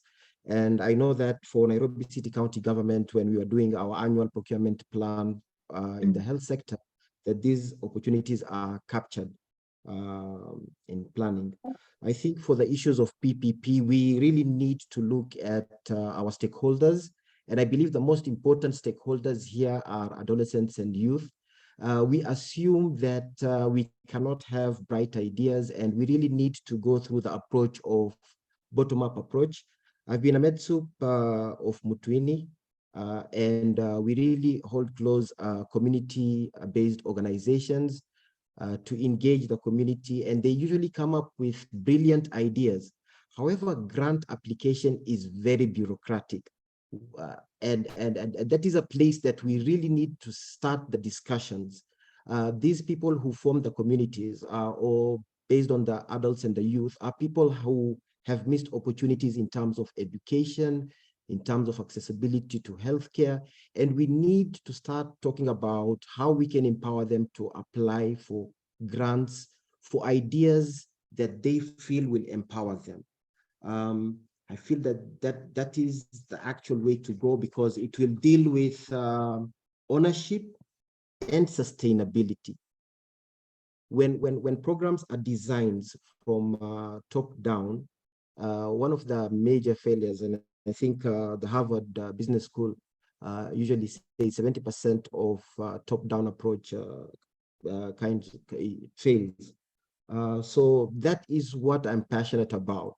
I'm passionate about us giving the youth and adolescents, those who haven't had opportunities, have focused group discussions, support them, reduce the bureaucratic challenges of applying for grants. Nairobi City County government is really looking at developing a research and grants department through the NIH fund. So for me, we are a very we are a kind of team that thinks outside the box.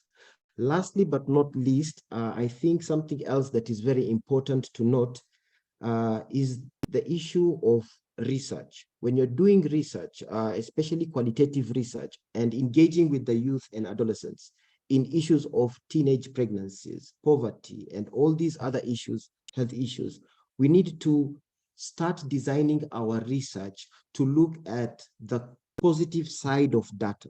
And what I mean by that is, for example, if you having teenage pregnancies at, let's say, hypothetically 10% within Nairobi County, that's a hypothetical data, 90% is actually teens not getting pregnant. So you have to really come and look at it. So within the research cohort, despite the fact we have incidence rates that are associated with poor outcomes, so for example, like teenage pregnancies, within the same cohort, we have the other side of the coin. And the other side of the coin means, just reversing the statement, 90% of the cohort are teenagers not getting pregnant. So we really need to focus also on that cohort and try to understand what are these unique systems that govern the teenagers living in Kibra, for example. That only 10% are getting pregnant, but what are the rest doing that are not getting pregnant? So I would really love to engage with the various stakeholders here. And I want to thank the partner, the Youth Initiative Development Program. I would love to have further engagement to discuss about innovative ideas and engage youth at a bottom-up level. So thank you very much. I hope I was not, I didn't talk too much. Carry on, I think I cut you short, sorry. Yeah, that's fine, Dizzy. I know I was a bit late due to competing interests, but I'm happy to have these 2 or 3 minutes. And we're excited to have you to just give in there the public face. And I like what you've emphasized on. It's good that we know the numbers, 10% of adolescents are getting pregnant, but there's something we're doing right in order to prevent the 90% from, getting pregnant. So thank you very much for highlighting that. So ladies and gentlemen, that's the end. And my apologies for taking 9 more minutes of your precious time. I need to hand over the program back to YIDP, but it was amazing. Thank you, Cynthia, very much for creating time. And thank you, YIDP, for organizing this. So Collins and the team, over to you. But just to give a summarized version of what we discussed today under the PPP and exploring innovative opportunities for the youth, we need to be a bit open-minded Let's look at the legal structures and the frameworks that are there, use the regional blocks and the regional bodies that exist to help further this discussions. And we have to have some sort of commitment. So this is also making finances available for the youth, and also making sure that we're holding governments and other institutions accountable for the commitments that they put forward. And of course, let's use what we can as youth to champion what we want, and the Africa that we want to see as far as the Agenda 2063 is concerned. So thank you very much, Collins. Over to you. Okay, thank you very much, Lizzie. That was very informative and very insightful.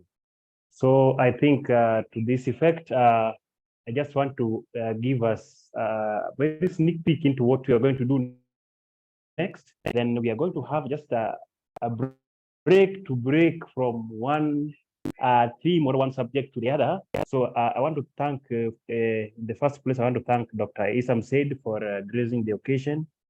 Feel most welcome, Dr.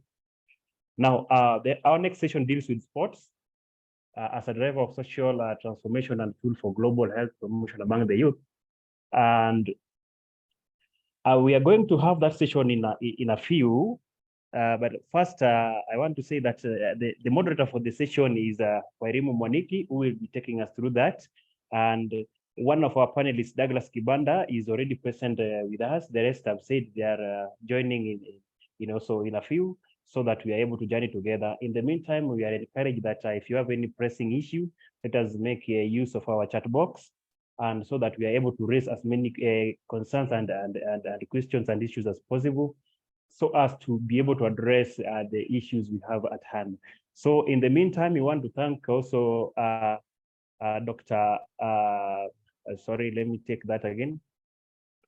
The panelists for having a very fruitful discussion about PPP. And so the challenge is on us. And I also want to echo something said by Dr. Ised, that we need to reduce the bureaucratic processes we have, so as to be able to open up, and so that the youth can be able to get the services and the inroads they want to make. I want to thank in a special way Cynthia Kankindi for the insightful discussions we've had and the sharing we've had. I've also been able to learn a lot, and I've gained a lot. And so in a special way, feel appreciated. We thank you very much for your thoughts and your contribution to this effect. Without talking too much, I want us to take at least 3 minutes break, the bottom bit. I'm not saying we are bored. You can grab a cup of tea or uji or anything you can find within you. Then we are able to reconvene in the next 3 minutes, so that we are able to go to the next session, which is going to be moderated, as I said, by Wairimu Mwaniki. And so our panelist, Douglas Kibanda, I know you are already warming up. So just be in the touch line. Anytime we are going to carry the placard for you to come in. So in the meantime, ladies and gentlemen, thank you very much. And so we thank our moderator, Liz Yotai, for that good session. So we're looking forward to having more fruitful discussions regarding the same going forward. This is just about to ignite the vehicle so that we can move forward together as a people, as a continent, as a country, as a society. And so let us remain open-minded, so that when we make discussions like this, they're just not for the elitist kind of worldview, but it's something that can be able to impact on our lives as individuals, as families, as societies, and as the global population. So without taking much of our time, ladies and gentlemen, please, let's have 3 minutes break. You can grab a cup of coffee, then we reconvene in the next 3 minutes for the next session. Thank you very much.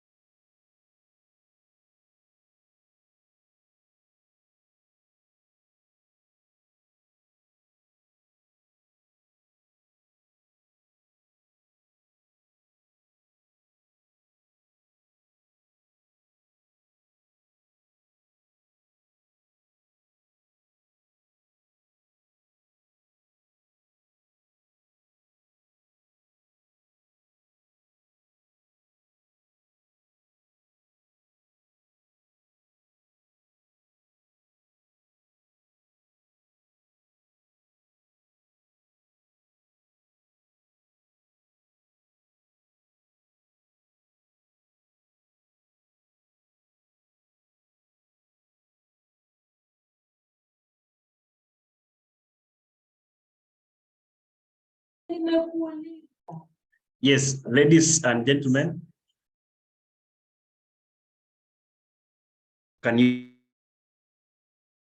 hear me?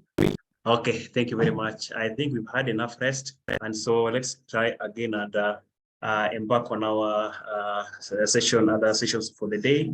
I want to once again welcome you all for this second session. Our second session is going to take the perspective of sports as a driver of social transformation and a tool for global health promotion among the youth. So this is another key and very interesting session that we are going to have with us. So the driver for this session, or the moderator for this session, is going to be Dr. Wairimu Mwaniki, who is standing in for Mary Claire. So Dr. Mwaniki, if you are with us, please take over the mantle and be able to introduce the panelists who are with us. That is Douglas Kibanda and Dr. Oprah. Please, Dr. Wairimu, go ahead and also introduce yourself and give us a bit of your background, and then introduce other panelists. Welcome, Dr. Mwaniki.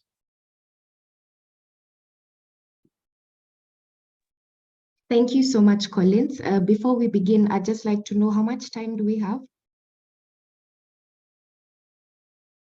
Okay, we have 1 hour, Dr. Thank you. So good morning, everyone. My name is Dr. Wairimu Mwaniki, and I'm a physician by training. I serve in the Public Health Committee as the co-convener under the Kenya Medical Association. I practice as a public servant. I work in Nyeri County, and I'm really honored to be here as the moderator for this session.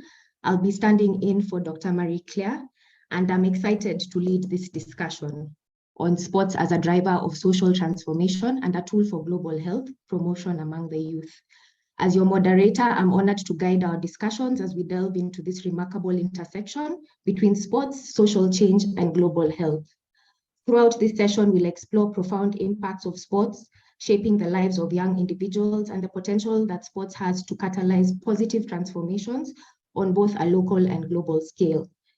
As we go along, if you have any questions or comments, please feel free to type them in the chat box, but you're also free to unmute if you want to do so. So without further delay, I'd like to introduce our panelists for today. I'll start with Mr. Douglas Kibanda, who is a steadfast figure in healthcare and serves under the HIV/AIDS program as the coordinator. And he's also a devoted as adolescent and young people focal person for Dagoretti North and South sub-counties in Nairobi City. With unyielding dedication, he's orchestrated vital initiatives in the fight against HIV and AIDS, while focusing on the unique needs of the adolescents and young individuals. Mr. Kibanda has unwavering commitment and embodies his mission to enhance the well-being in his community. Karibu sana. I also want to introduce Dr. Orpa Nyakundi, who is an accomplished Deputy Director of Programs in the Ethics of Science and Sports Division at UNESCO Commission in Kenya.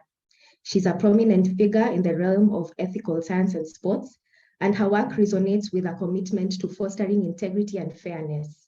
And with a robust background, Dr. Nyakundi's leadership fuels transformative initiatives that bridge ethics, science, and sports.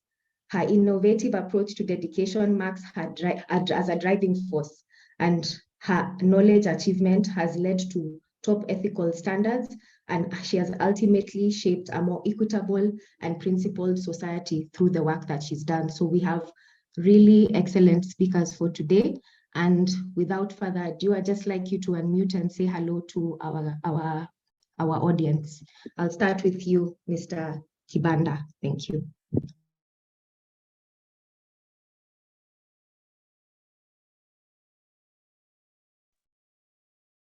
Good morning to our audience. We look forward to a fruitful discussion. Thank you for this opportunity to be part of this panelist. Thank you.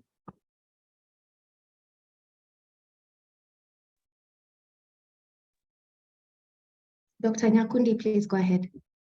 Yes. Good morning, everyone. It's a pleasure discussing and to be engaging in a topic that I love.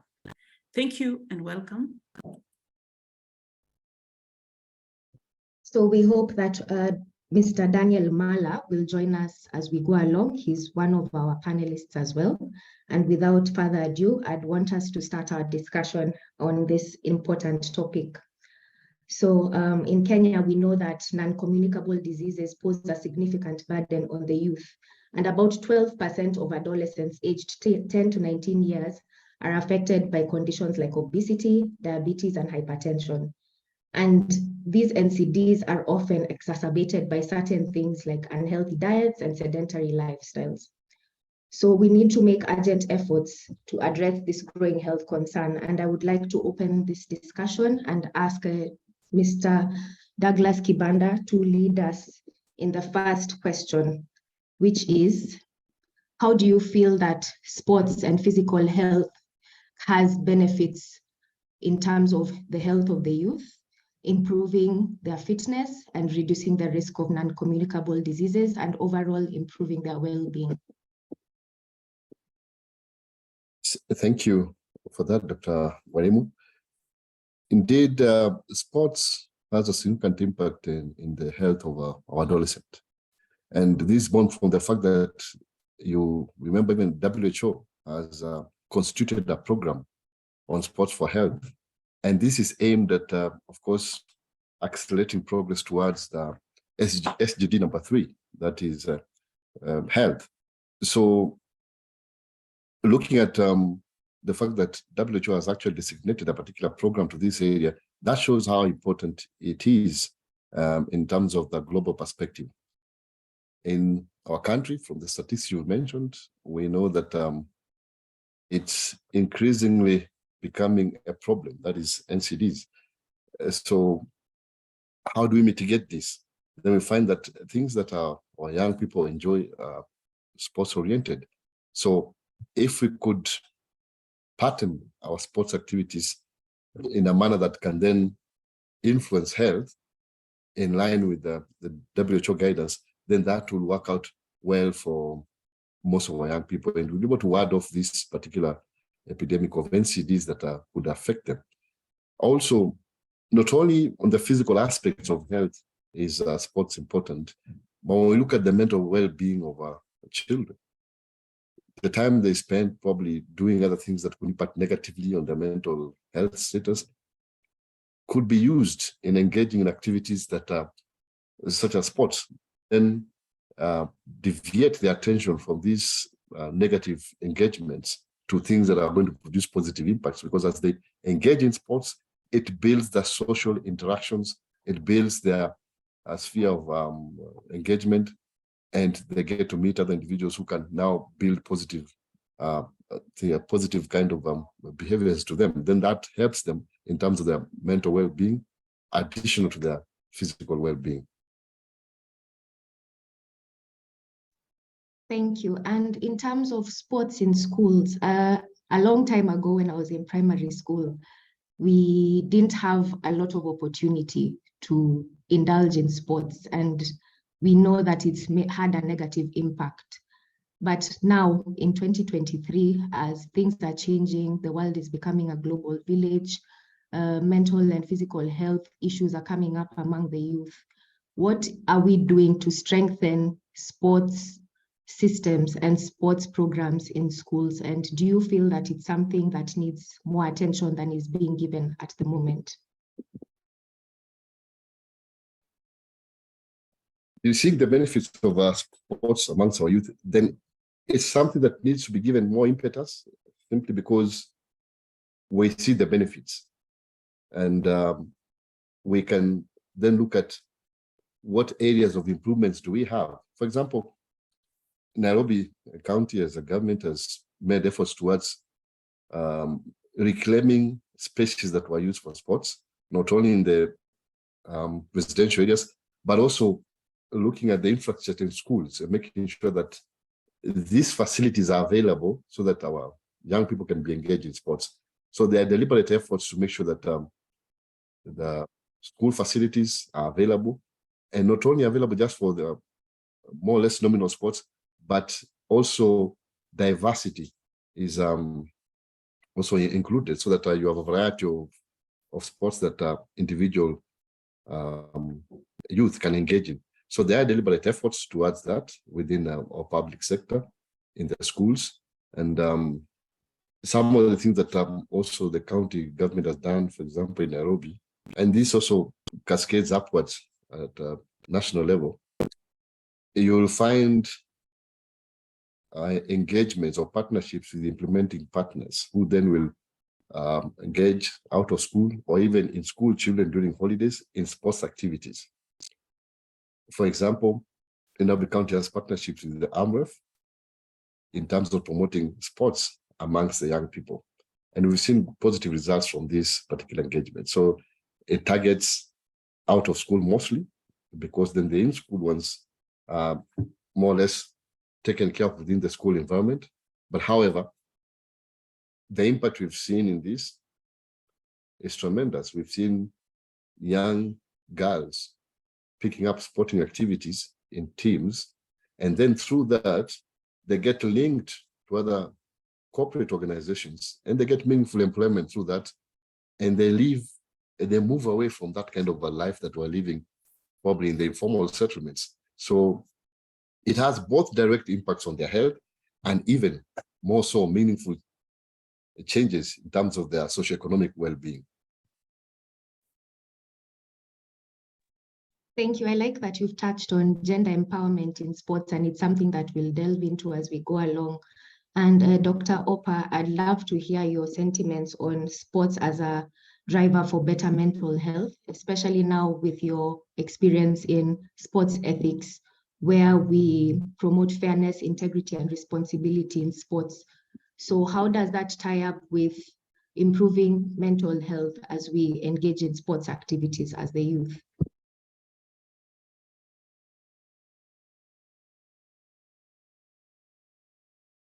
Well, thank you so much. Thank you so much, Daktari, for that introduction. And as I said, sports is a very, very important thing. It's only that many don't know that. And when looking at youth and sports, youth are agents of change, as clearly understood in the UNESCO terms. And also youth can do a lot in terms of changing society into being better. That includes using sports to even change. Now, when we look at what sports stands for, normally in UNESCO, we give very definite descriptions and definitions of sports. We just don't talk about sports. We talk about sports. We also talk about physical education activities. And those are valued in terms of enhancing mental health. And we all know that when we talk about sports, we are actually talking about the physical exertion. That itself so much touches on our mental capacities, and we're able to think well, but it is not supposed to be a one-off thing. It is supposed to be well organized, well managed, and so that it can create an impact among the youth, even the older people. And in as much as we are dealing with the youth, for UNESCO believes in sports for all.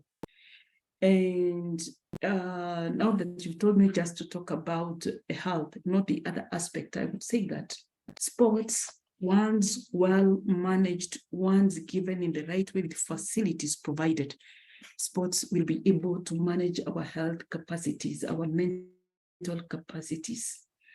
And what we need to encourage is a lifestyle of sporting. That is when this will work. So we need a lifestyle of sporting for sports to be able to manage our mental health. Back to you. Thank you. And what are some of the things you think we can do to make sports a culture, to make it more acceptable among people and the youth across the country and across the world? Now, allow me to go then deeper and to talk more about sports so that we can comprehend exactly what this sport is. Sports is no longer a game as we used to be told when we were young. You know, when we were young, we would just walk out there, you throw a ball, you jump up and about and you go back. That is actually not, that is not the sport that is supposed to benefit us. Let me say this, that in the context of youth and sports, social inclusion, and the issues of health, are big. And sport is the glue with which we can bind, sport binds across regional, cultural, socioeconomic, and individual differences. That is among the other things we're talking about to do with health. Now, when we talk about how we can go around using sports to be of benefit to us, sports must be entered into willingly. We must get into sports willingly. We must have the youth, the young people and the older people change their attitude towards sports. How do we enable people change sports? How do we enable them change their attitude towards sports in order for it to benefit us? Do we have adequate facilities? Are there facilities to enable all participate in sports? Are we having inclusive sports? That is, do all the youth and other persons able to get into sports? And if we are able to get together and collaborate, those who matter, that is the stakeholders, get together, make sure that all people get into the sports. And let's not say there are people who should not be in sports or who are not able, even the disabled get into sports. They have their own way. If they're supported to get into the sports, that can happen by getting to them the right environment. Do we have the right environment for our youth to participate in sports? Do we have the right attitude to encourage them to participate in the sports? Do we create time for them to be able to get into the sports? Do we provide financial facilities? Do we provide finances to enable them get to where they want to get to in sports? Do we encourage them to get into the sports? I hope you're getting what we're talking about. The issue of encouraging also means that some of the parents, like parents are great stakeholder. Some parents say their children don't get into sports because they think sports is not a very, very useful thing. And therefore, we need to purposely get together, plan purposely as the government or as governments we need to purposely plan on how to have sports benefit us. That is by getting the resources that are correct, by buying supportive equipment for the youth who need to engage into the sports. And apart from that, we may not succeed unless we engage people with great ideas who can help us understand how to benefit from the sports. Yes.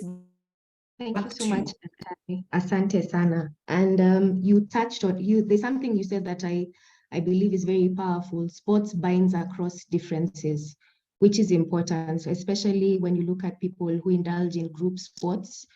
Their differences are set aside and they work well together towards a common goal. So it's a very powerful statement.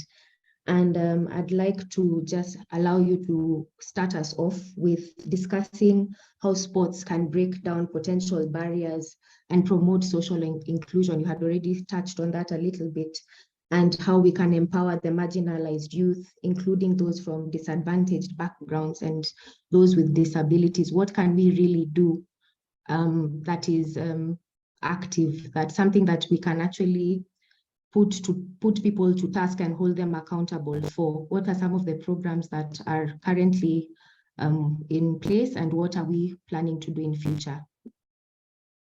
Thank you so much. Let me get back to a statement that I'd said, and then I'll say it in completion, that social inclusion, we're talking about sport and social inclusion. Actually, sports is a very, very component of social inclusion.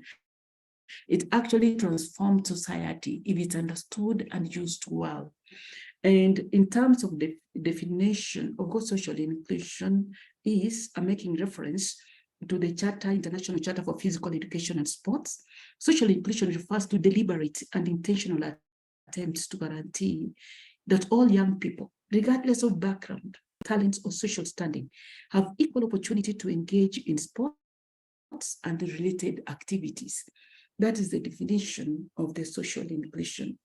And it seeks to foster an environment in which young people may participate, they will interact and collaborate with their peers, regardless of any obstacles they face. This is regardless of their ethnic backgrounds, regardless of their level of education, regardless of their social status from their families. regardless of their age and size, regardless of their skin color. Sports will bring these peers together. And if an environment is created where all these young people will come together, you realize that all those differences will actually not be felt, because now when people are playing together, there are other aspects that come in. There's some friendship, there's some closeness that is developed as young people play together. So one recommendation that I just want to give is that there should be affirmative action through planning to cater for sports need of the youth from the disadvantaged regions and persons with disabilities. They may not be able to speak for themselves, but there should be Kenya, we have always had affirmative actions. Therefore, there should be affirmative action through planning to cater for sports and sports needs of the youth who come from the disadvantaged regions. And I guess from the Kenyan point of view, we are talking about the dry regions, people who come from poor regions that are dry. We're talking about young people from the slums. And we are talking about also people living with the disabilities. And as I said, sport can bring a variety of individual and societal benefits. We've talked about health. And we need to empower our youth to be able to see their potential in terms of benefiting from the sports. We need to empower our youth to see the reconciliatory impact of sports in our society. We need our children and our youth to see sports as a peace tool. We need to do that. Therefore, actually, sport is essential to realize the full potential, for the youth to realize their full potential, and for values to be promoted, such values as equality, honesty, excellence, commitment, courage, teamwork, respect for rules and laws, respect for self and others, community spirit and solidarity, as well as fun and enjoyment. We all get all these when young people get to the field to play together. All this is achieved. And I want you to imagine getting out each youth from different communities, getting to their communities, having achieved all these values, and then they spread there. I want you to imagine what kind of societies we would actually come up with. Let's not forget that sport seeks to promote stronger bonds between people. And it tends to bring about some solidarity and mutual respect and understanding when people are together or they engage in these sports. Now, which barriers and how do these break barriers? I've already mentioned a few. And I want to give a very good example. And because I'm a Kenyan, I will always give examples from our own country. We should encourage local ownership of projects and embody the principles of sustainability and integrity. We need to have, we need to come up with sports projects. And I hope you're noting, we need to come up with sports projects, and this should be owned by the locals, and this should embody principles of sustainability and integrity. And I'm talking about the initiatives that should be inclusive, culture, gender, age, and disability sensitive. And we should include an aspect of monitoring and evaluation mechanisms. And I'm talking about provision of community-based sports clubs, user-friendly environment to cater for the marginalized and people living with disabilities. I'm talking about adequate and relevant sports equipment to be purchased for the people living with disabilities and for the young people who are in marginalized regions. I'm talking about us teaching on attitude change. And I'm also talking about as sports being valued as a basic, as sports being taken as a basic subject from the basic learning institutions. And I can proudly say that Kenya has got a basic learning institutions policy that was actually initiated from the very table where I'm seated today, that's Kenya National Commission for UNESCO. We initiated the basic education policy. We worked it with the Ministry of Education, and it was launched and it is being implemented now in the country. We should start by making our young people know what sports mean and the importance of the sport from the very young age. So I believe as time goes by, our Kenyan children will appreciate the value of sports. We should actually incorporate sports education in school curricula. That is what I'm talking about. And we should also have sports-based education and awareness forums to actually even include the parents for them to understand that sports is a social transformer. Sports can actually lead to very peaceful communities. It can lead to cohesive communities. Thank you so much. Well, thank you so much for sharing that and all the points that you've given us on how we can effectively implement programs for sports in Kenya. I'd like to invite Mr. Kibanda to just tell us about your experience being the youth people focal person for the youth in Dagoretti North and Dagoretti South sub-counties. What are some of the things that are going on that are empowering in social inclusion and empowerment among marginalized youths and strengthening sports in those areas? Thank you. Thank you, Dr. Arian. Thank you, Dr. Nakundi, for that well-elaborated aspect of the sports can have within the society. That's very true, because just reiterating what she's talked about in terms of social inclusion, sports, for instance, in a setting in Nairobi, you notice in Nairobi also we have the structure is such that we have what the public sector is pushing forward in terms of having sports activities spread out across the county. You have things like the Governor's Cup in soccer, and some races that we have that can help people be able to more or less foster social integration by way of using sports. Because really Nairobi is fairly mixed mongrel of different people. It's a conference of all regions of the country. They're represented there. So sports has been used to foster social integration among these people, and even reconciliation among people from different backgrounds and cultures and religions and ethnicities that are found in Nairobi. If I may go back to how we've used sport, for example, in Dagoretti sub-county, which mirrors what also happens in the rest of the county. We have looked at various sporting activities that are appealing to the youth. Through group discussions, you find what are they interested in, what are the key sports. Of course, soccer stands out as one of the key ones. And we've had 3 disciplines that we've engaged in at Dagoretti, that is soccer, taekwondo, and volleyball. And of course,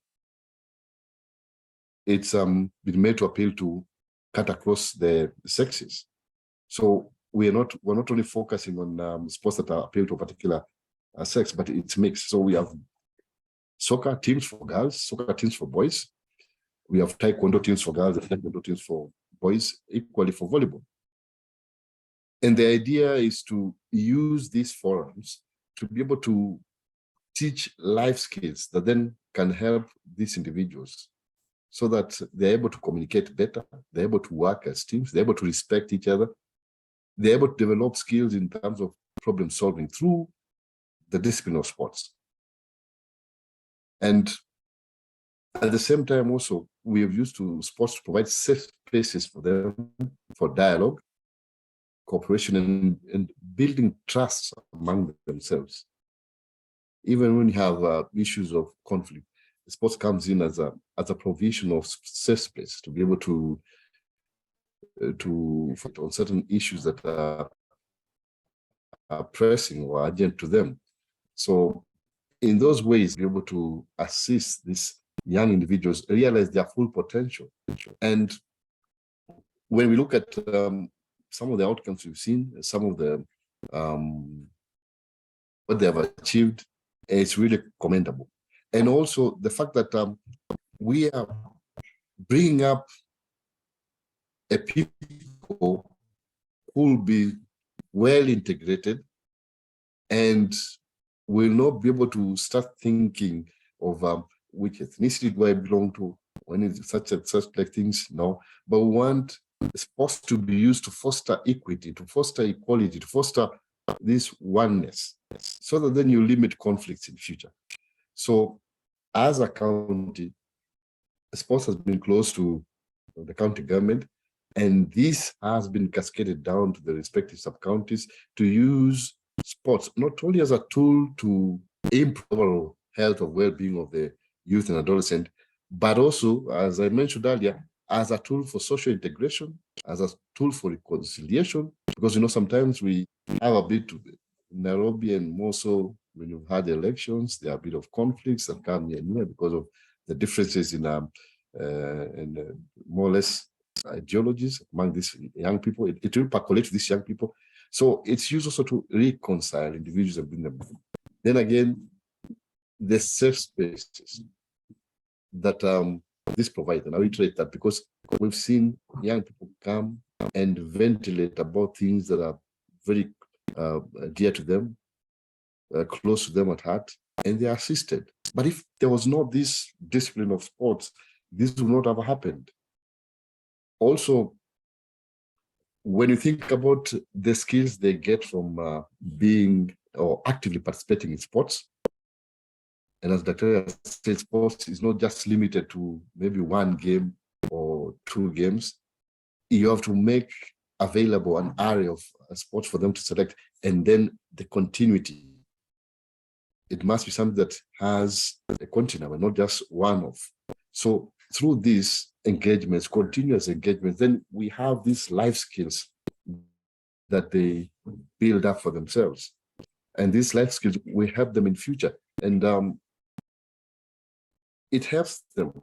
When they get these skills, then they're able to, you see the trends in terms of teenage pregnancies begin to go down, because again, being engaged in sports, of course, it occupies your time, but also there's something you're learning that then improves or empowers you to become a better person at making decisions, at solving problems, so that then you can ward off these negative influences that could impact negatively on you. So really, as a county and as sub-counties, this is what we've been able to do. We've seen this positive impact on individuals, young boys and girls, as they engage in sports, improving their well-being. And of course, the benefits that come with it in terms of health, the health benefits that come with it, better, perhaps better management of their weight, because again, the epidemic of obesity is visiting this population, the young people, at a tremendous speed, which we want to really put in check because of, again, the attendant NCDs that come with that. When you look at the infrastructure we have, yes, there is need for improvement in this infrastructure if we are to continue with this agenda.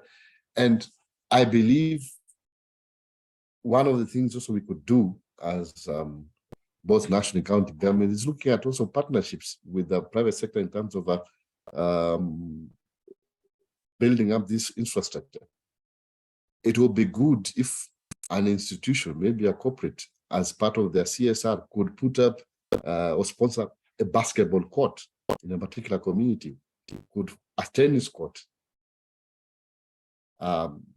maybe something like badminton court, so that we have diversity in terms of the supporting activities available, but also we are assured of continuity, because then there are people who are seeing the positive aspect of this and are willing to sponsor this. So looking at partnerships for sustainability will be very key as a county when it comes to really seeing how we can maintain or we can sustain these activities without necessarily them becoming a very significant burden. So private-public partnerships can be key in this through corporate social responsibility agenda in various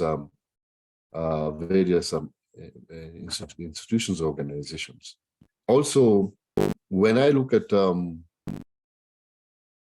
our more or less our public health system, again, more investments needs to be put in terms of sensitizing and improving the utilization of sport as a way of what is. So health education towards engaging in regular sporting activities, and the key word here is regular, not just one-off, could go in a long way in terms of primary health care, so that we don't have these problems cropping up and becoming a burden to our curative systems, but then dealing with it at primary healthcare level.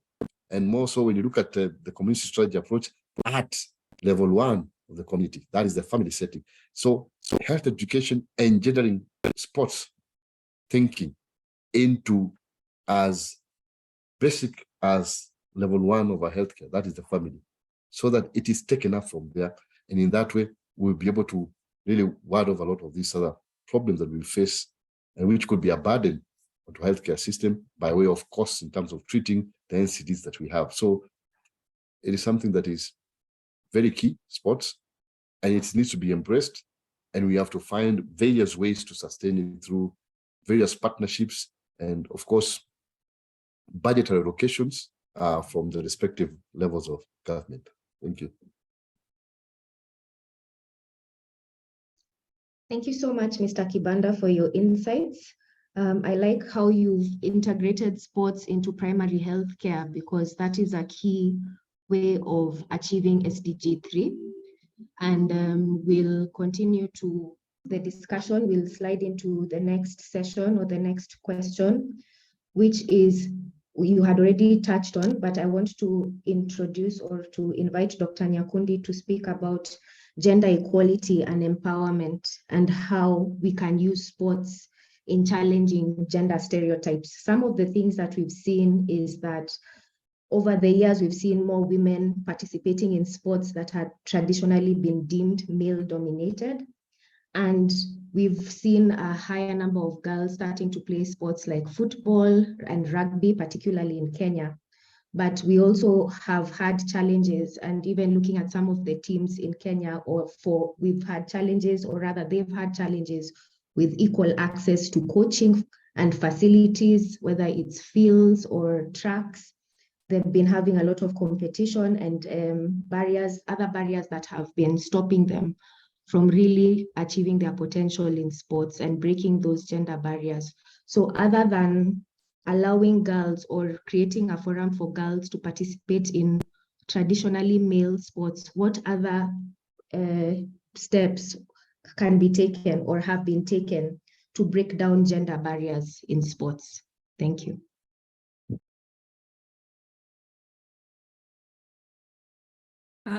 Yes, Dr. Let me venture into that, although I was prepared to get into the next question on partnerships, but I'll attempt to give some information on the same of gender and sports. And actually, let me start by proudly saying this.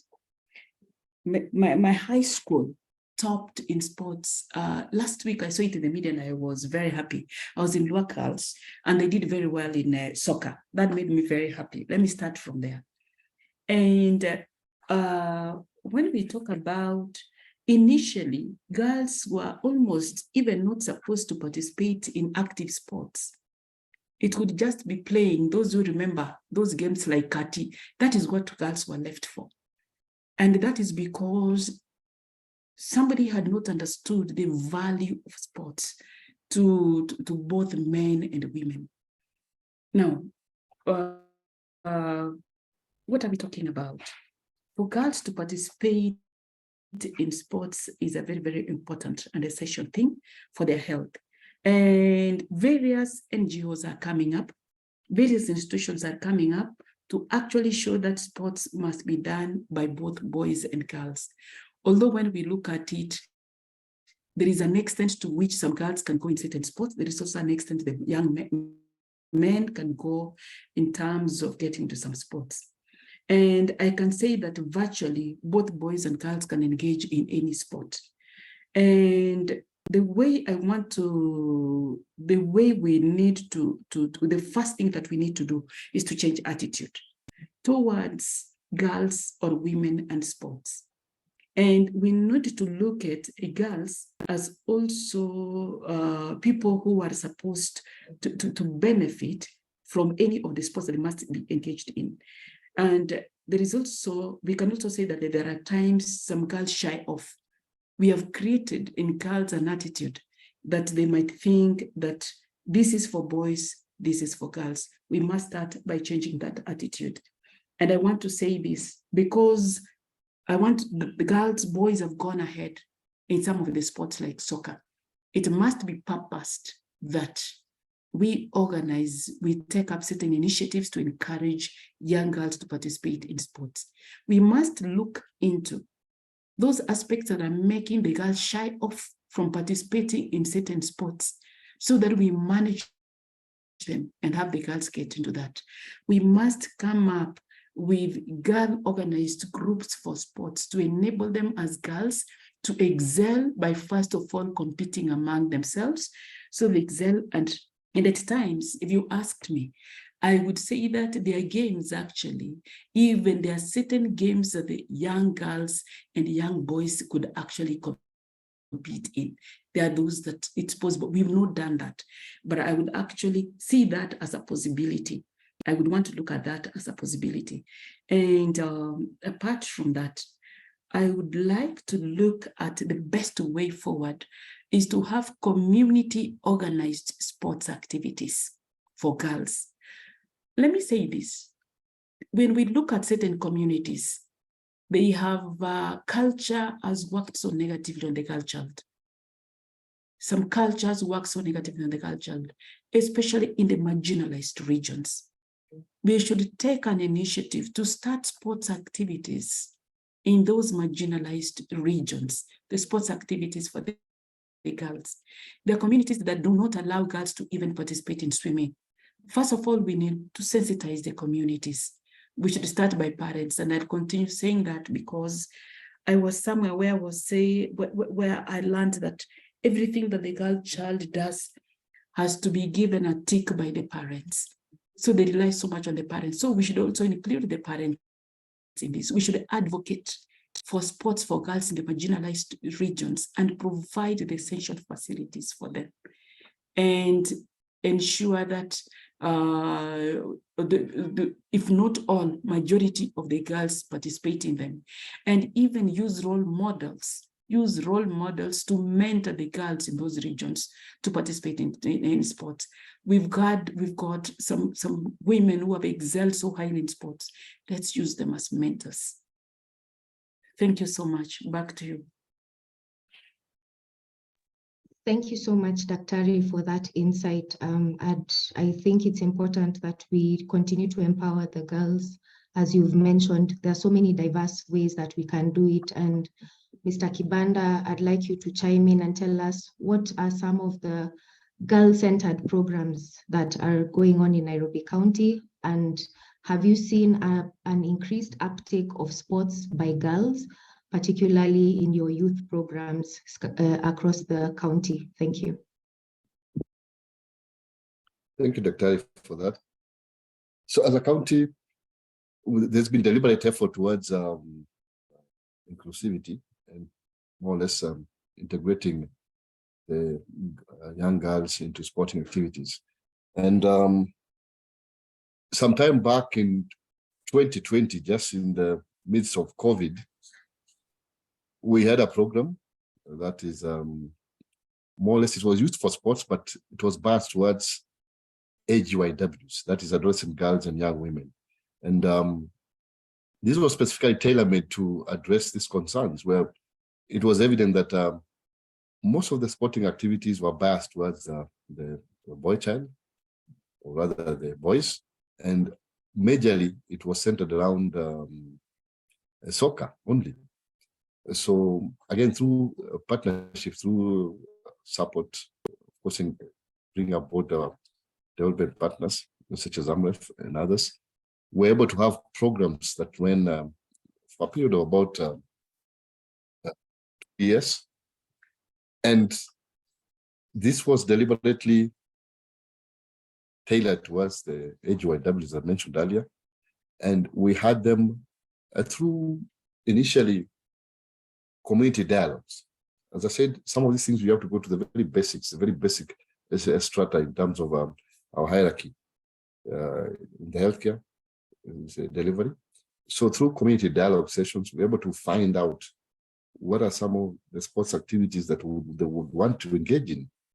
The reason being that for the youth, we want to develop a youth-responsive approach to healthcare delivery, so that it's not we who are deciding or planning for them, but they are part of the planning process. And that's why these community dialogues were held, so that we can be as responsive as possible. And they came up with a raft of ideas. Some suggested, interesting enough, they want to play soccer also. Some suggested activities like taekwondo. And this was mooted from the fact that then they wanted to also have a sporting activity that then can benefit them for protecting themselves from other social maladies in the society.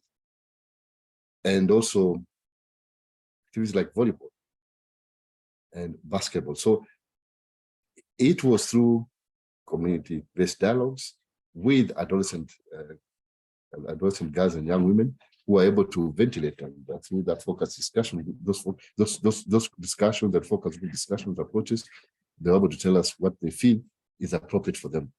And then we're able to, of course, form them into teams.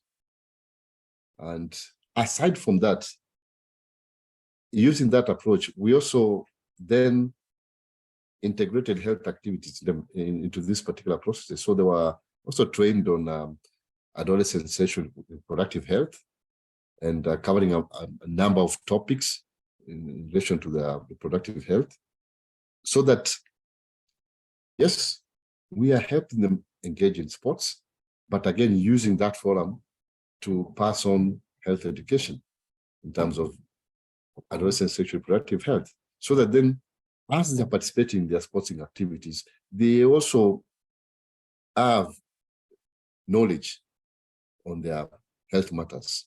So that's the approach we used. And as a county, this started initially with 2 sub-counties, that is Dagoretti and Bakassi.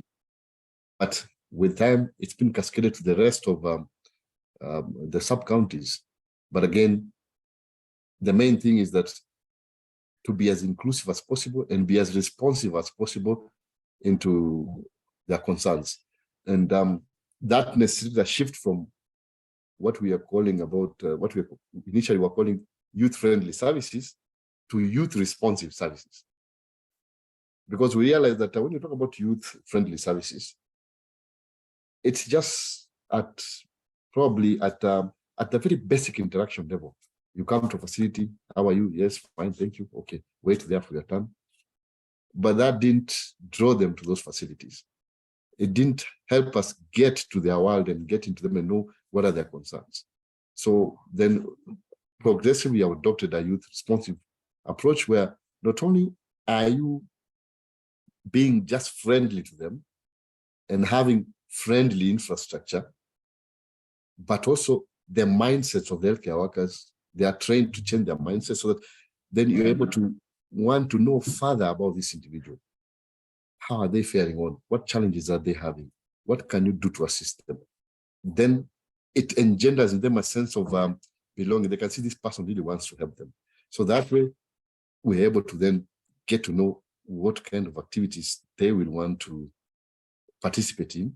And that helped us roll out the YIDPs fast into sporting activities, and based on feedback from themselves, because we're involved, and then now progressively bring in the boys, because sometimes we've been focusing on the culture so much, forgetting the boy child, and we realize that this also has its negative implications.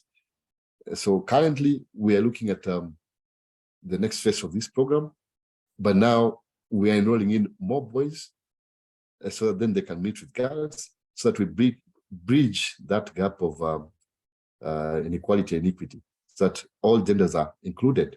And then that promotes respect, it promotes integration, it promotes, of course, peaceful coexistence, and then it fosters a culture whereby there is no conflict between this particular the female or the male young people.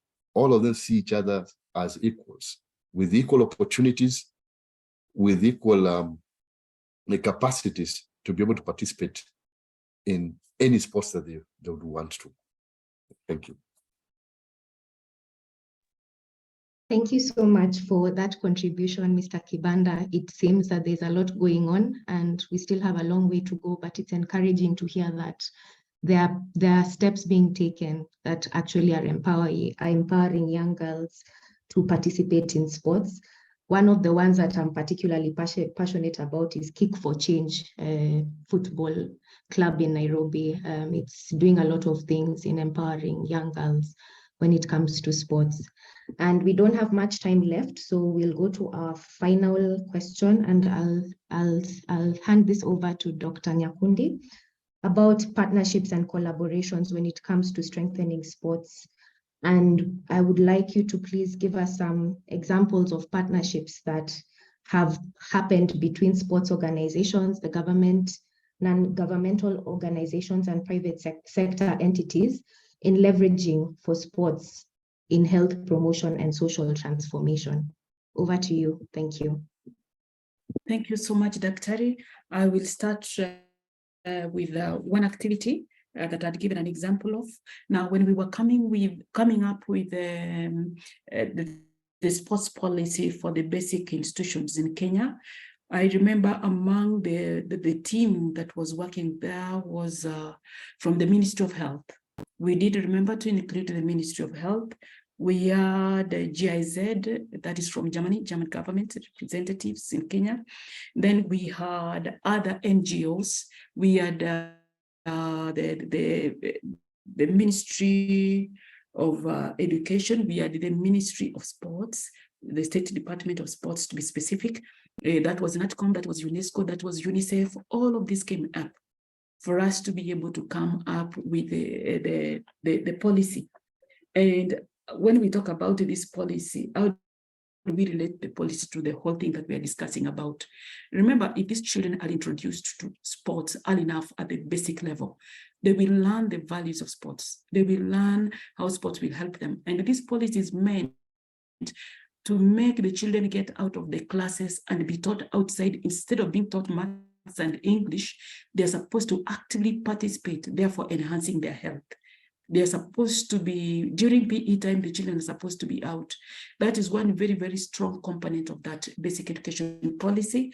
And that was done by the team that I've mentioned, among others. That is NGOs, other government is supported, and UN was very, very active in that.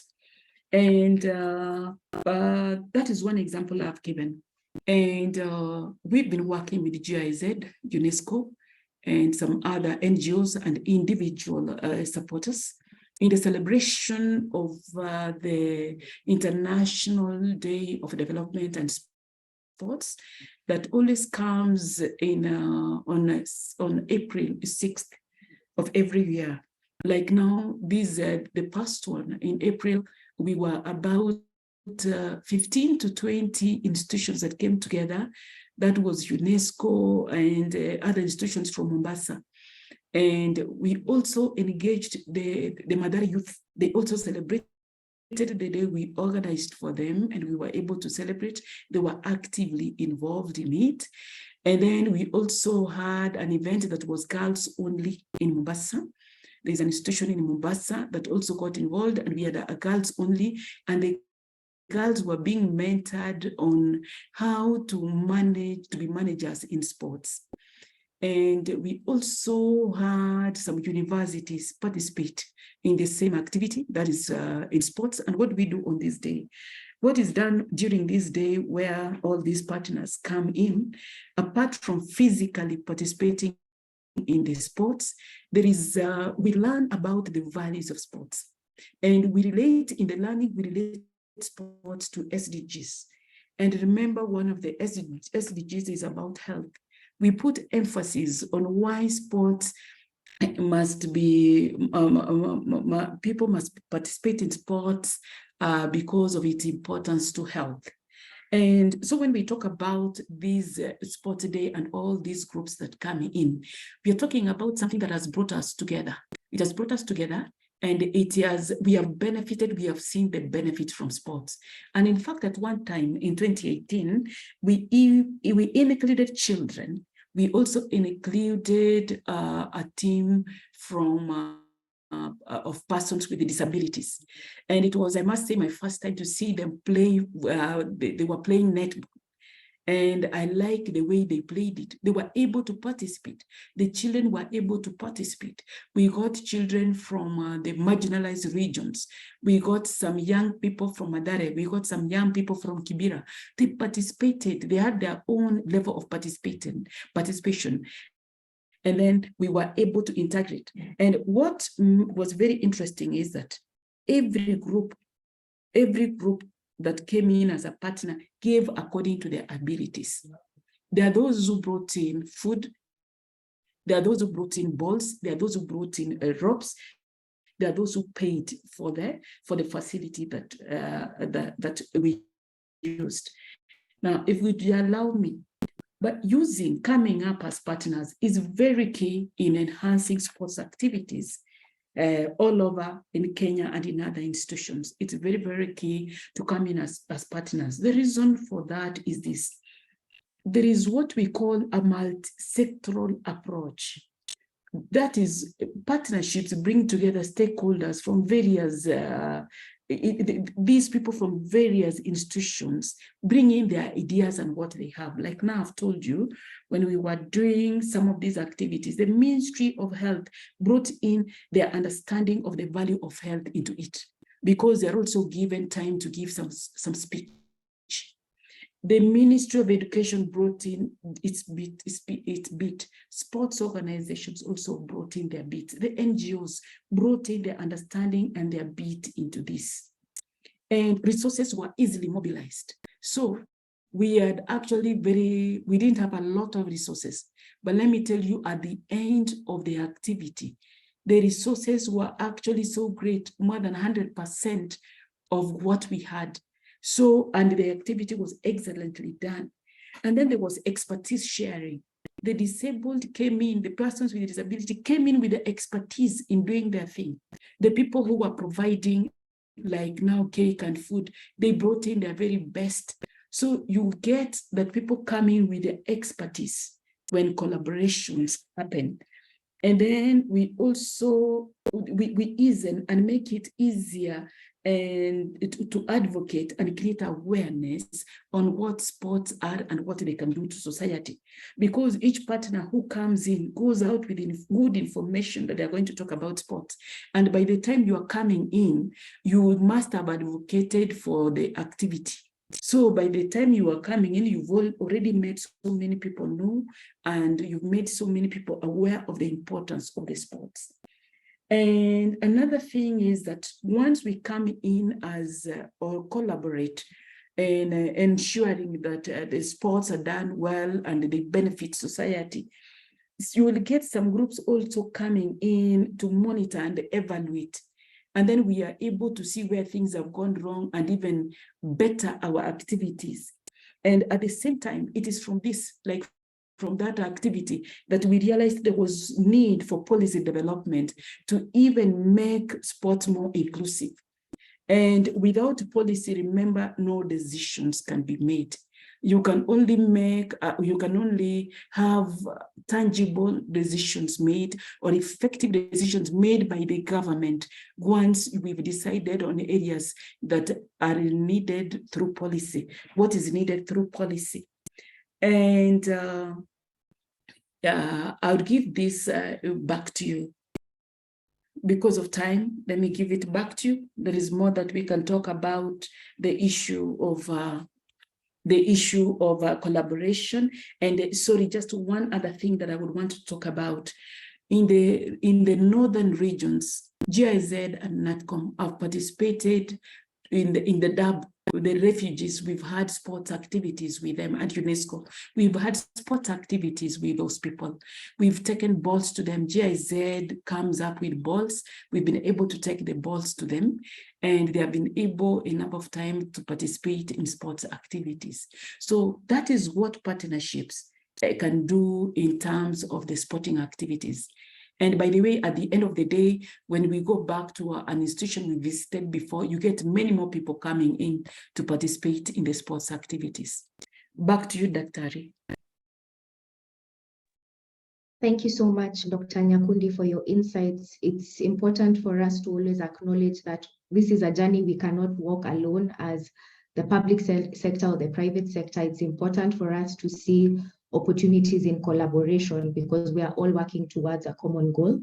And without further ado, I'd like to introduce one of our panelists. He's joined us, Karibu Sana. I'll give an introduction and then I'll give him a minute to say one or two things before we go into answering questions that have come up on the chat. So we have Daniel Mwala Owiti.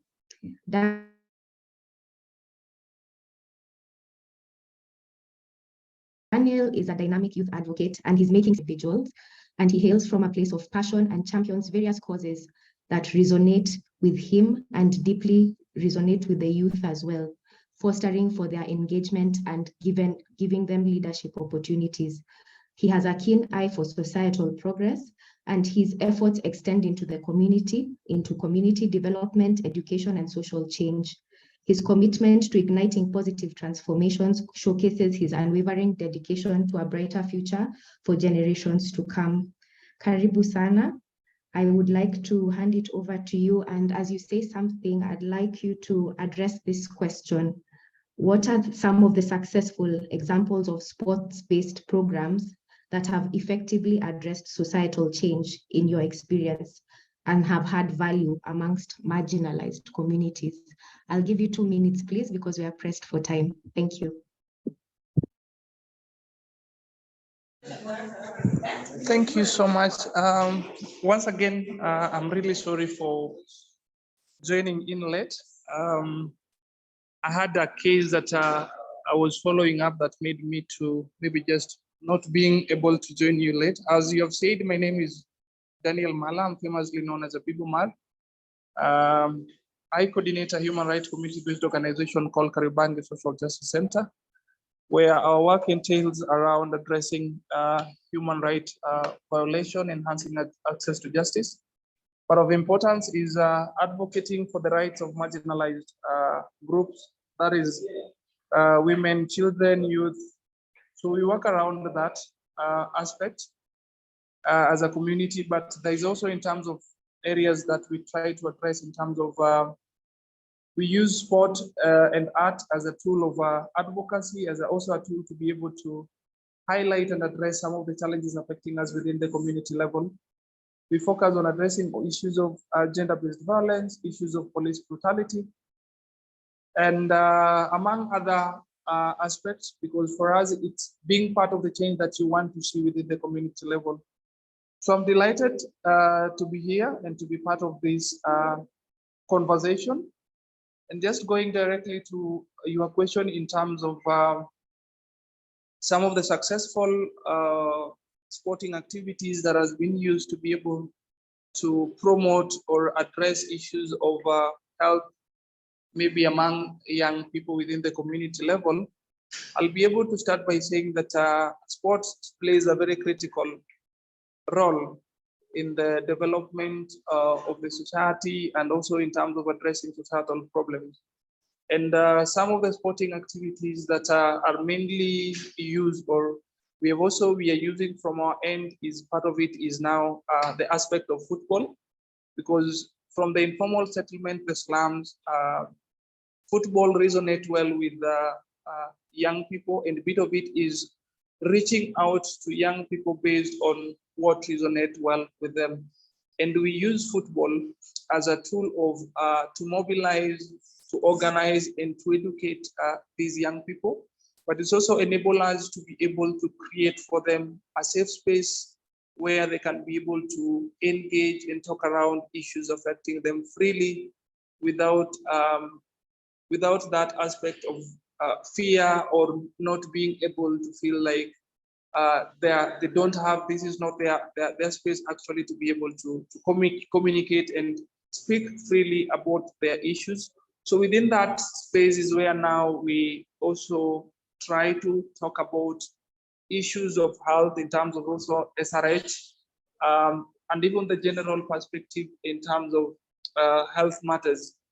Another sporting activity that we also use is now the introduction of the table tennis, because part of it is also a new game in between. But table tennis, actually, with the rules of table tennis, you can be able to engage, because it has rules that bit of it we use it as a tool to be able to just try to transform these young people and get them out of drugs, and also try to engage in discussions of mental health, because in one way or another, when you engage in table tennis, it requires a lot of consistency, a lot of being keen in terms of when you're just playing, because you have to be very keen, you have to be very consistent with what you are doing.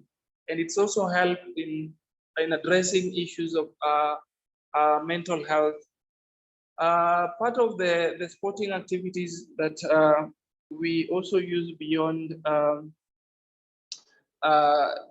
now the football and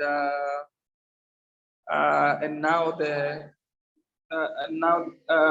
the tennis table, we also use people resonate well with now playing the draft. So in terms of that, draft is also a game that is now also emerging, because just as I said, these are aspects where you can be able to easily mobilize and get an audience with young people and just try to engage on a number of issues. But beyond in terms of sporting, sporting also promote the growth and development of youth, because they also ensure that they are physically fit and make them be able to overcome some of health challenges like maybe obesity, mental health, and around many health issues. And just the aspect of, let me now talk about maybe the aspect of sexual reproductive health.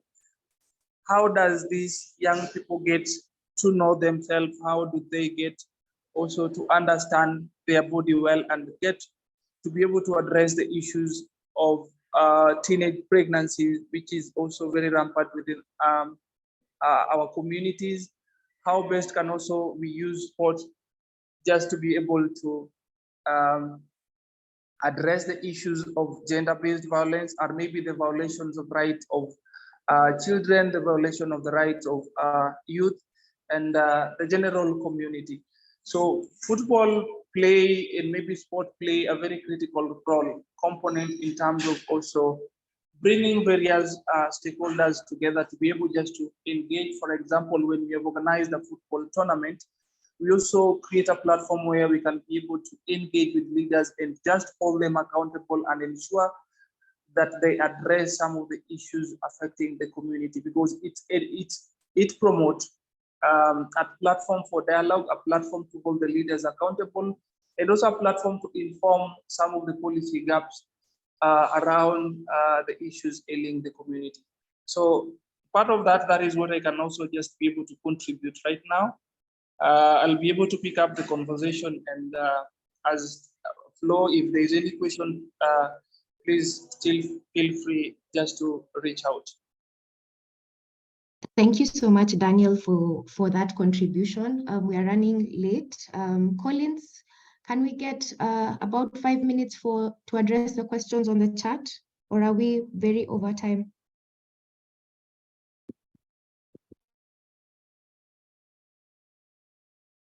Okay, Daktari, let me give you 3 minutes. Thank you. So I'll be very particular on time. I'll start with Daniel. 1 minute, please. So a question has come up. How can we support young talent who are unable to join clubs and who have lost hope to participate in sports because of different factors? 1 minute, please. So what I can be able to say is that one, we need to create within, when you create a safe space for young person where they can be able to engage, it is very easy for us to be able to come collectively and strategize, because for us, we believe that the problem towards, the solution towards our problem lies within us. So it is upon us to find ways on how we can be able to collectively come together and work with like-minded community members and also leaders, just to be able to address and ensure that everybody, no one is left out and everyone is brought on board and everyone is being listened to and their needs are addressed. So for me, that is all I can be able just to say. But I think within the community level, we need just to create a safe space where young people can be able to, their talents can be able to nurtured, and they can also have a space where they can be able to talk freely about their issues and also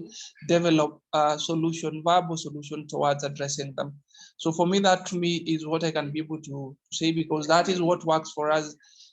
Within the community level, we reach out to young people where they actually are, listening to them, because for a very long time nobody is willing to listen to young people. Nobody resonate maybe with the issues ailing these people. So when you reach to them where they are and create that safe space, that they'll be able to open up, and from there you can create co-create solutions towards that problem. Thank you. Sorry, I have to cut you short because we are very pressed for time, but thank you for your contribution. Mr. Kibanda, the next question is for you. In a minute, can you please tell us how we are specifically supporting persons living with disability when it comes to sports?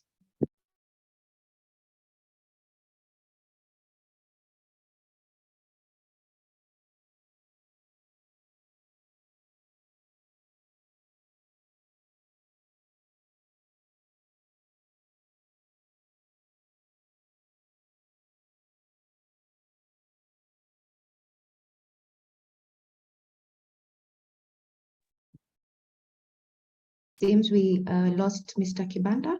Mr. Kibanda, are you there?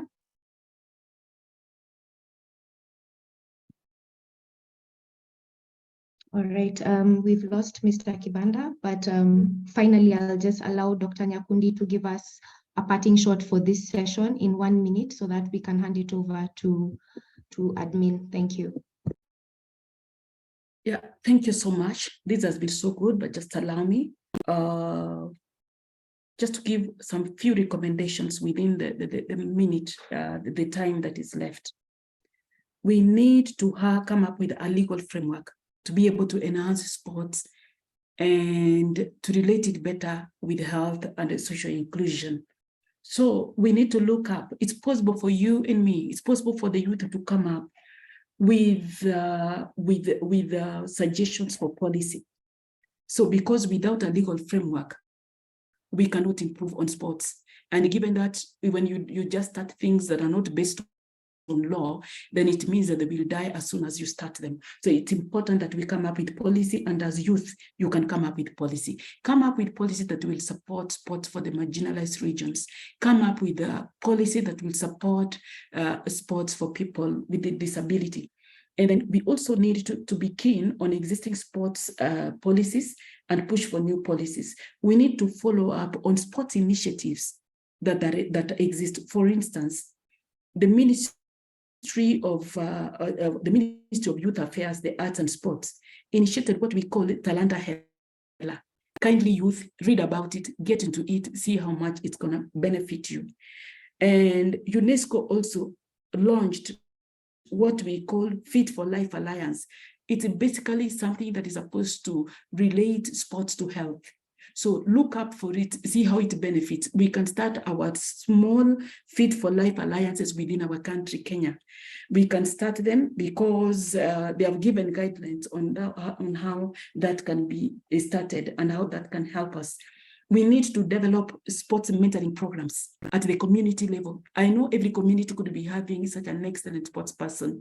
Start mentoring programs. You can actually ask for school facilities. You can ask for a room at school level so that mentoring programs can begin. And we need to start, we need sports clubs at the community level. Now that Kenya is devolved, it is possible to get support from the county level so that we can start as many as possible. Sports clubs at the community level will actually work better than the national sports clubs because they reach to the very, very persons, even the disabled who are within the community. And we need to invest in and build physical education facilities. We can help in saying where these facilities need to be built. And also the Kenya Academy of Sports is coming up with the county-based academies of sports. Please make sure that when you see it online, apply and let's support others to get into them. Right now, next week, I'm headed to a meeting with the Kenya Academy of Sports and other partners. And we have around 2,000 youth school going, because it's holiday. They're the younger children who have just closed school. They'll be at Kenya Academy of Sports grounds. They'll be trained for the whole week. One of the topics is how they will benefit health-wise and socially from sports. It is just to make them understand and value the importance of sports in their lives. Otherwise, I want to say thank you so much. This was so enriching for me. I hope next time we'll have more time to discuss more. Otherwise, sport is a good thing. We can do it better. Thank you so much. Back to you. Thank you so much, Daktari, for your parting shot and for giving us a lot of direction and opportunities for the youth in sports. Finally, I want to thank our audience. Thank you for your comments. There was a comment on the need to diversify sports in Kenya, not to just focus on the traditional sports that we have all been focusing on for a long time. And there is need to involve the marginalized groups and reward them even for their participation, because it takes a lot for them to put themselves out there and to participate in these sporting activities. Thank you so much for this opportunity. Thank you for listening to us and for your participation. Over to you, admin.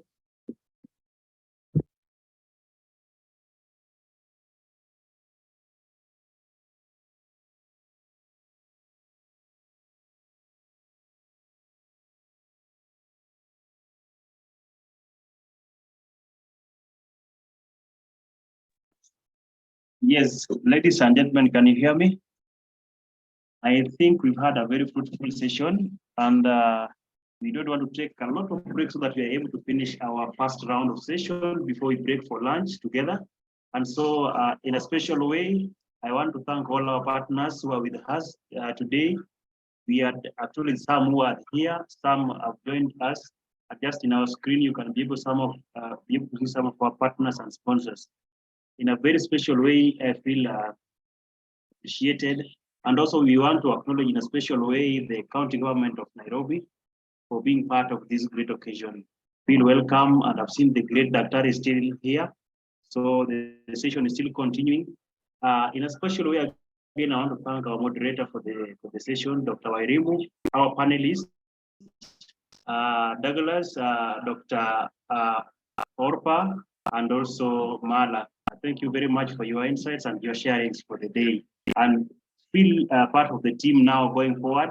And I believe day by day, we are still becoming a greater team together, trying to find the solutions or the answers to the puzzles of humanity. So in a special way, feel appreciated. And without wasting a lot of time, I want us to just have a sneak peek into the next phase we are going to, and that is going to touch on digital world, the youth and the digital world, the youth and the digital well-being, and how to mitigate issues of health. So that is the area we are going to zero in on at the moment. And so our moderator for this session is going to be Collins Alan Dundo. And I've seen two of our panelists here with us already. I've seen Daniel, then I've also seen Mlala. So sorry for the pronunciation there.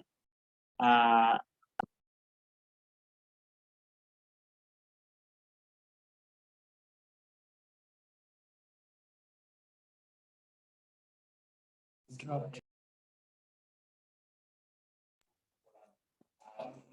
I think we have dropped Kevins. Okay. All right. Good afternoon. Good evening, everybody. My name is Collins Dundo. I'm the co-founder and the interim CEO for Youth Initiative Development Program. This afternoon, I'm going to be the moderator for this session. And this is one of the favorite sessions that I'm more than glad to take you through. And as you can see, we'll have 4 panel. There is one panelist who has just come in. I don't know if you can hear me. Okay. Collins, I can hear you. I can hear you loud and clear.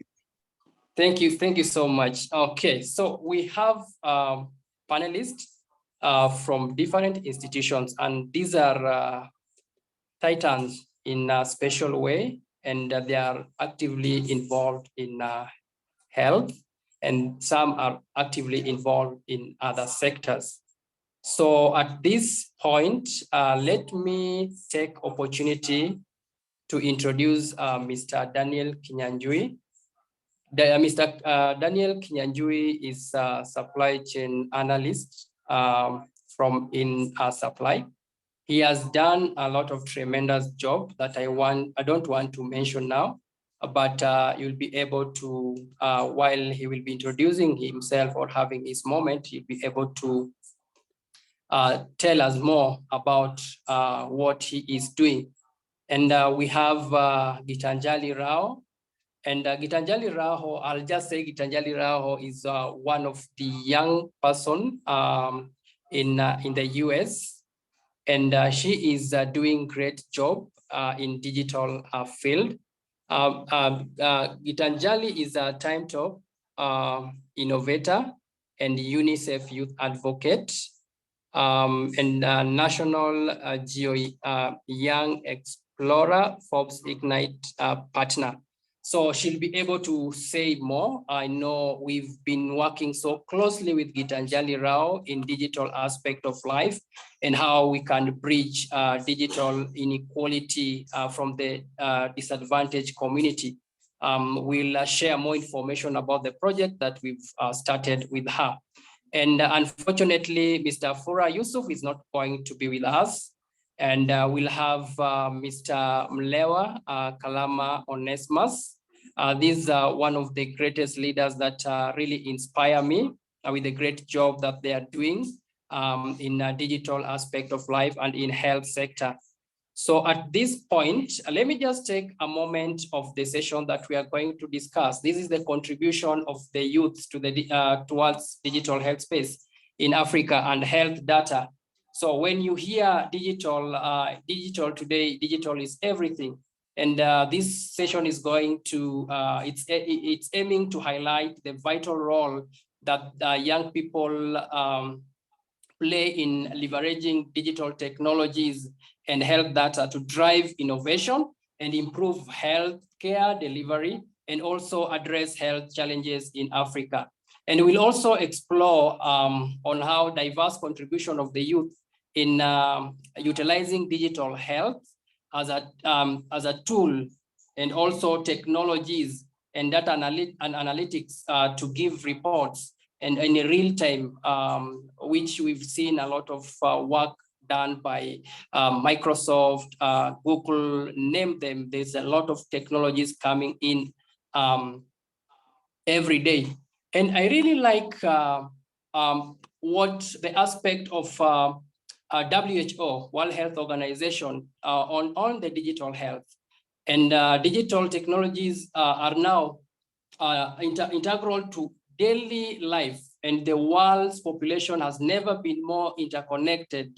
Innovation, and particularly in the digital sphere, is happening at a precedent scale. And even so, it's an application to improve the health of population remains largely untapped. So we really need to make more effort to scale up. And I know more are going to be discussed on how we can scale up that and how we can involve the youth in taking charge in digital innovation and helping them understand the aspect of health data and how their health, their data can be crucial and how well they can use it and how data can be used to make decisions even in the organization. So at this time, I'm going to give Daniel Kinyanjui a chance. So we want it to be as interactive as possible. So Daniel, I know you have all the areas that you would like you to respond to. So we have areas on how the government and international organizations support and invest in the youth-led digital health projects, and recognizing their potential to accelerate progress towards achieving universal health coverage and after health-related SDGs in Africa. So, Mr. Daniel, so just have, enjoy your, I'll give you 6 minutes time to respond to that. And then after which we'll also respond other guests. So I will have 10 to 15 minutes time of Q&A. Over to you, Mr. Daniel. Thank you very much, Collins, and I'm glad for this opportunity. I'm privileged. Thank you also to Rao, Farhan in absentia, and also Mlewa. Thank you for this opportunity just to discuss all this. I'm a supply chain analyst working within supply health, and I've had experience working with the different sub-counties in Nairobi as well, while promoting the health supply chain together along within supply health as a regional health supply chain advisory firm seeking to transform lives by co-creating innovation and sustainable solution for health. So thanks again for this opportunity. I think I'll go straight into it in terms of government ability to help and invest in the youth digital health projects to recognize the potential of accelerating the progress towards achievement of universal healthcare. I think in terms of youth and also universal healthcare and universal health coverage, we are looking at how the private-public partnership can come together in terms of collaborating on key issues. I know the government has the infrastructure, they have the system in terms of e-health, the mobile health, and also some frameworks, some health work frameworks, including self-care guidelines. And I'm glad that, for example, in Kenya, with the recent introduction of the national guidelines for self-care in reproductive health, we are promoting access, especially for the youth who are looking at how they can get these services while banking on confidentiality and also banking on quality health that can help in promoting the access and also the availability of these services. So looking at also the international organization, you're looking at how they can come in terms of mobilizing resources as private partners and also providing that tech support using through the development partners and also the implementing partners, implementing different projects. There are a lot of projects that have been innovated and inspired by the young minds out there. And so with this kind of ecosystem, you are looking at a stage where the youth are set to fly, and also they are able to look at health supply chain in a different lens, And considering that these are a cohort that are eager to learn, I think that collaboration will help in exploring different aspects and also providing that drive to ensure that we are promoting and also achieving the goals that have been set with the universal health coverage and other health-related SDGs in Africa. Again, we are looking at how different organizations, including the public sector, have reimagined the meaningful youth engagement, in that the young people are no longer interested in just the ideation stage. They want to take that extra mile, and they want to also be involved in terms of implementing these different projects, these different ideas that they have.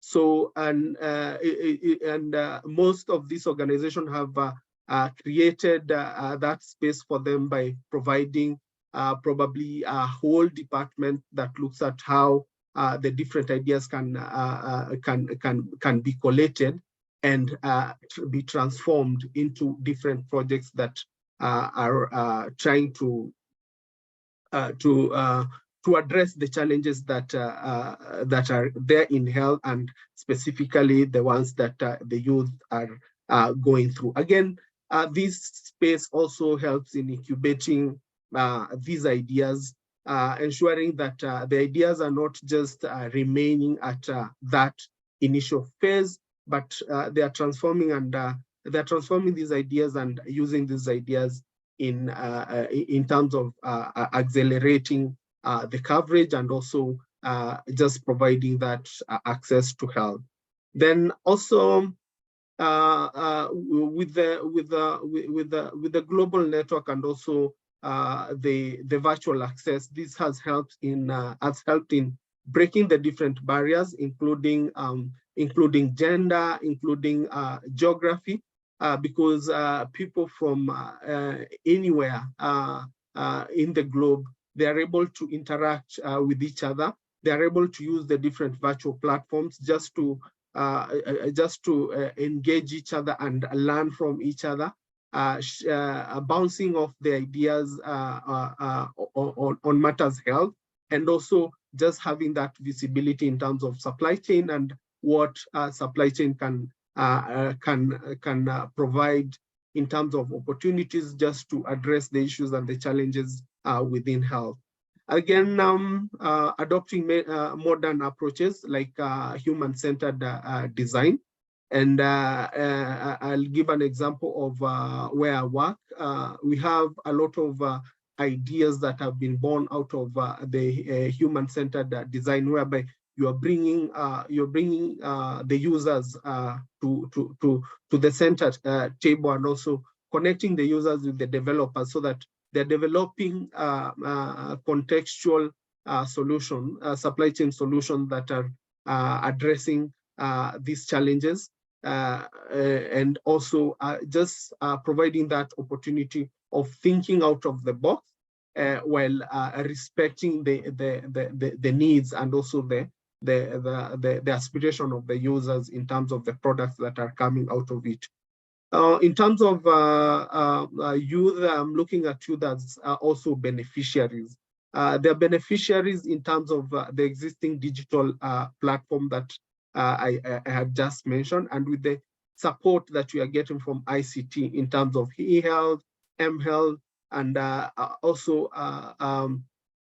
the different framework and also the guidelines that are supporting this access, including I've seen nowadays within our facilities, we have adopted user-friendly, adolescent-friendly service delivery points, whereby we are building confidence in the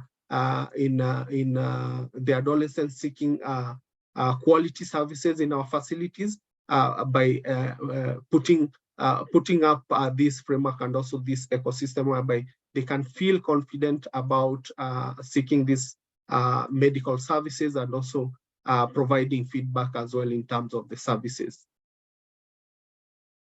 Collins, I've seen you. How many more minutes do you have? I'll give you, okay, I think I'll give you a minute, but we still have time to interact. So just a minute to wind up, then Gitanjali will start preparing, but have your 1 minute now. Thank you so much. So I think the last point that also it's coming out of the private-public collaboration is the modularizing the health content differently for the youth.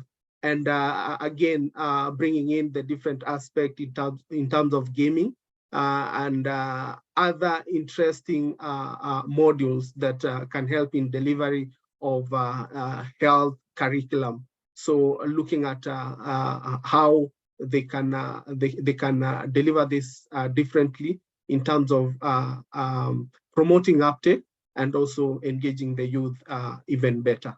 Thank you so much. Thank you so much, Mr. Daniel. There is something that I'm really interested. I think maybe I'll come back to you later. We have some of the youth innovations which are doing tremendously good at a startup scale. And I wanted to see more of how the international and government can, the structures that they already have in place to empower these initiatives that can be impactful in the society. And another thing that you've mentioned that I was really happy is about the self-care, the introduction of the self-care. I read a lot self-care and I saw how robust it is and how effective it can be when it is utilized effectively. So my question and big question and concern maybe later, are the youth aware of the self-care that the government is currently introducing? And if they are not as in supply, how can you work together with the government so that they can invest on awareness so that youth can take advantage of the platform? And okay, I think at that point you can digest that. So at this point, ladies and gentlemen, you can continue posting a question. And if you have a burning question, maybe I'll give you time later. You can use, you can raise your hand and our technical team will give you a leeway so that you interact with one of our panelists. So I'm going to Gitanjali. Gitanjali, being a young person, and she is has been involved in enormously in digital arena. And I'm very sorry, I know Gitanjali, you are tired. She has just come from Japan. She has just landed. And she has accepted to share her knowledge with us. And you will be able now to give us, you've interacted with African institutions. I understand you are doing a lot of work with initiatives in Kakuma, and you are also now rolling some projects with us in Kayole, which is going to set up an innovation community center, innovation center for the community. It's going to be a lab whereby young children can be trained on the on the AI, artificial intelligence, which is revolutionizing the world today. So just take a moment and give a comparison and tell us strategies which can be adopted to ensure that the digital health innovation and data-driven solutions developed by young Africans are widely accessible and tailored to meet the specific needs of diverse population and health challenges across continent. You can also give some other areas, because I know you've ventured into some other areas through your innovations that I will not want to mention now, but I'll only mention if you've given me a go ahead. But because it is your time, please, Gitanjali Rao, over to you. Yeah, absolutely. You can hear me? Yes, loud and clear. Awesome. Great. And no worries. I landed in the US just a couple hours back, actually. It is 3:30 a.m. in the US, so it's very early, but I'm very jet lagged, so it doesn't matter to me. But first of all, thank you all for the opportunity to be here. It is an honor to be speaking here as well. So my name is Gitanjali. I'm 17 years old. I'm just graduated high school in the US, and I'll be starting at MIT, Massachusetts Institute of Technology, in just a few weeks here for my first year of college. But I wanted to take this opportunity. I'll talk a little bit about myself. I'll talk a little bit about the work that I've done in Kenya with the Kakuma refugee camp, but also with the Kayole school districts in the region there as well. And I'll also bring to attention kind of a little bit of what I wanted to focus on with looking at data privacy, healthcare, moving forward and kind of moving fast forward on talking about where we're going with youth. But I don't want to take up too much of your time, but to introduce myself, a lot of my work revolves around these pillars of research. So I spend a lot of the time researching topics that I'm passionate about, but more importantly, coming up with ideas and devices based off of them. I'm most known for my device to detect for lead in drinking water called Tethys. Another one to diagnose for drug addiction or prescription drug addiction. And recently, in partnership with UNICEF, helped build an anti-cyberbullying service to help prevent cyberbullying messages online from being sent. But in addition to that, my latest research has been about lung tumor drug delivery. So the latest in cancer research, and along with that, the latest in gene sequencing technology. So how are we going to build vaccines faster and more time effective and efficient as well?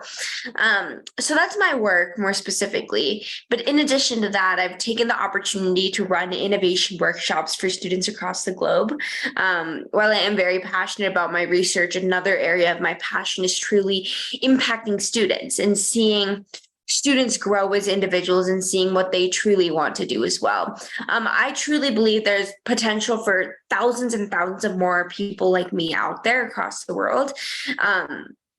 But what it's kind of taught me is that every student has a new way of thinking and a new way of developing ideas. They just need support and they need fostering. And that's exactly what I do through my workshops. So I've reached out to about 76,000 kids across 46 countries and 6 continents and counting. But most of that is actually with students in Africa. So within the Kakuma refugee camp, I worked very closely with the Kakuma Vocational Center. And first and foremost, was recently able to fundraise and donate so that 150 of those students were able to pass the computer certification exam so that they can take the next steps into getting a job in Kenya and being a citizen there. And along with that, I'm hoping to fund about 58 more students in these next and upcoming months. Along with this, I donated a starter makerspace for some of the students as well within the refugee camp. So iPads, printers, and laptops for students to get started, along with furniture and tables to make the building more effective for students to learn as well. And this I do through funding, such as being part of National Geographic Young Explorer, but also through my own fundraising and honorariums that I receive. And last but not least, a project that I'm very excited for is in partnership with the Youth Initiative Development Program, where we're looking at building a community library and makerspace, as Colin mentioned very briefly, to help impact these students. I had the chance to go to Nairobi very recently, just in this past March, and it was incredible seeing all of these students with passion and ideas and areas they wanted to grow and develop. But I wanted to give them the opportunity to do that. And so ideally, within the end of this year, I'd love to start making moves on how we're able to take the next step on building this community library and makerspace for students so that they can learn more, grow more as individuals. So we're taking those steps as well. But in addition to that, a big part of where my work comes from is these workshops. So I work with all of these students. I worked with them when I was in Kayole as well, speaking to them about how to build ideas, bring them to life, right? Give them that opportunity that not many students had, and one that I was very lucky to have found at a young age growing up in the US. And so that's exactly what I do. But I wanted to kind of take this opportunity as a pitch out there, right? What are these next steps that we should be taking as a community? As you know, Kenya and Africa are not the most privileged areas in the world, especially coming from the United States, it hurts me to see, less opportunities in education and quality drinking water and healthcare and even data privacy. And so I wanted to kind of focus on what are the next steps we need to build. And the biggest one is offering mentorship and internship and research opportunities to these students, giving them that chance to go out there, explore, see that firsthand experience that I was able to receive. Now, secondly, looking at more privileged communities and areas and connecting them to these students who don't have the same opportunities.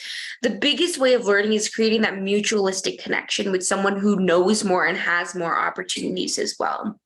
Third, we need to start teaching these students about technology and not fearing it, right? We truly need to grow up with the world around us.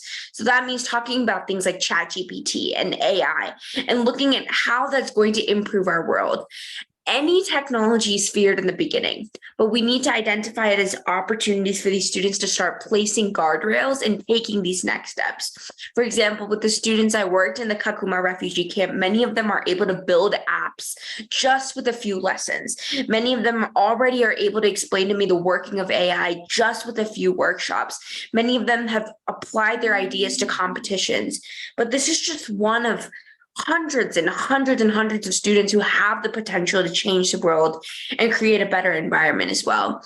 And in addition to that, I really do want to focus on the future of healthcare in Africa. And I think that's something that I would love to take next steps on. I don't know when, still starting college, but hopefully in the future.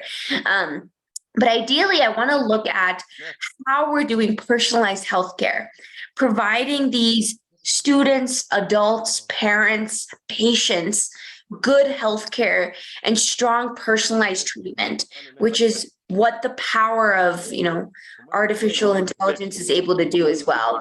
And what the power of technology and what the power of biotechnology is able to do, protein folding and learning more about it. But yeah. Saying all of that, that's a little bit of an introduction to me and my work. I'd be happy to answer any questions or even you can come back to me later here. I'll be logged on for a while. But hopefully you gained something from that. Honored to be here and I'm hearing from.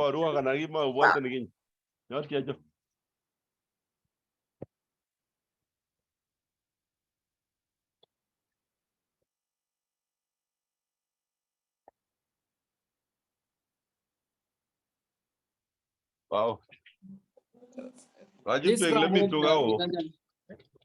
Mata umate nusu mwene wa raga juto limito ga. Amen. Ego juso budi siroi. Ga kwa ngwa.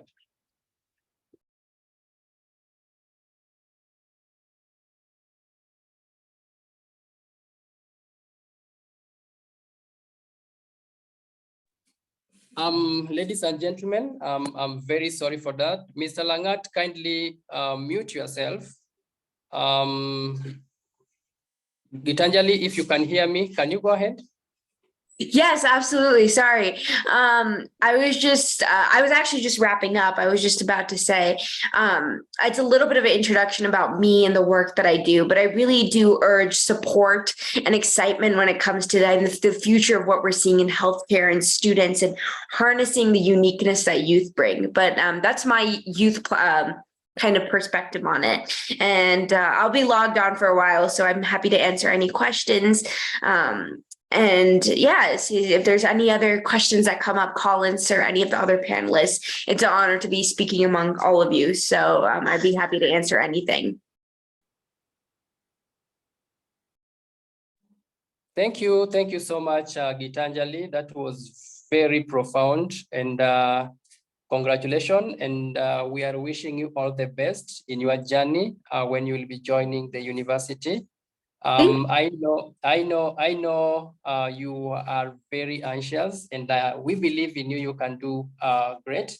And there is one big thing that maybe I'll come back later if time allows, is one big question: what makes US different?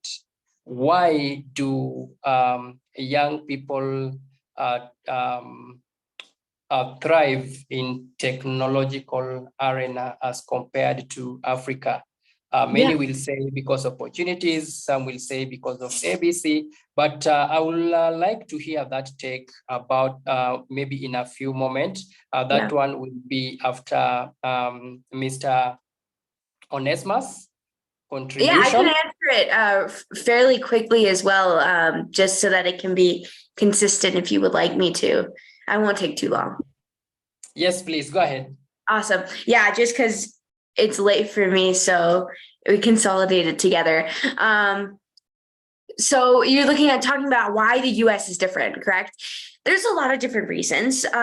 I think it is important to start it off by saying is I got very, very lucky, right? With the place that I grew up in, with the family that I grew up with. Not every single place around the US is like this, but most places are.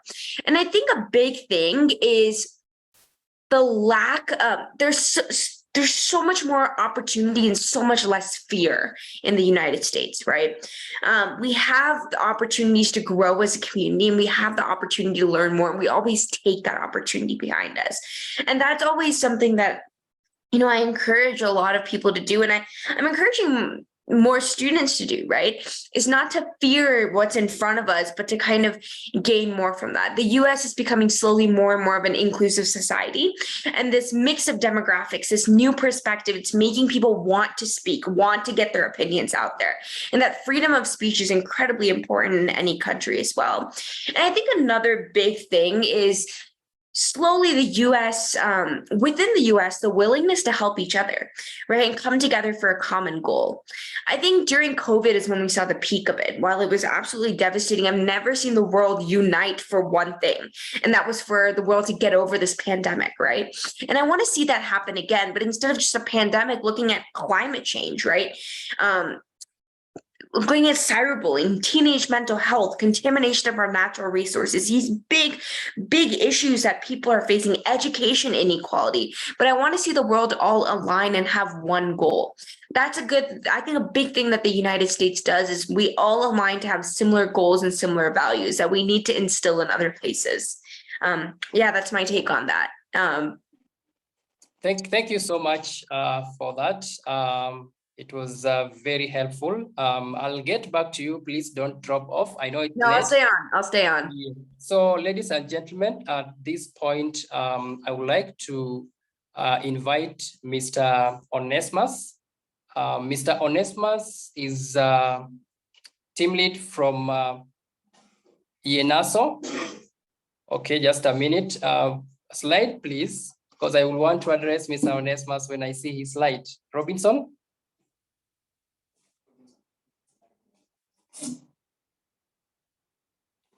Okay, so Mr. Onesmus, I understand you do a lot of digital health, and I was going through some of the work that YINASO has done over the past years. And in 2020, that is 1st July, East Africa Community Secretariat in partnership with YINASO launched East Africa digital health. It's called East Africa Wananchi Health, digital health platform. And I'm very sure over that certain period, there are some maybe gaps that you may have identified. And over that period also, you've identified maybe some of the great work that the youth do, and some of the privacy issue when it comes to data, which most of institutions are talking about. Our data is our everything. And based on the decisions that institutions are doing now, they don't make decisions based on feelings. They rely so much on data so that they can make insightful and instant useful decision that can help towards generating an income, and also can help towards making decision. So just to come to your question that I would like you to respond to, I mentioned the challenges. So what are these challenges and opportunities that exist in promoting data privacy and security and ethical consideration while encouraging youth engagement in digital health space? And how can these concerns be effectively addressed in Africa.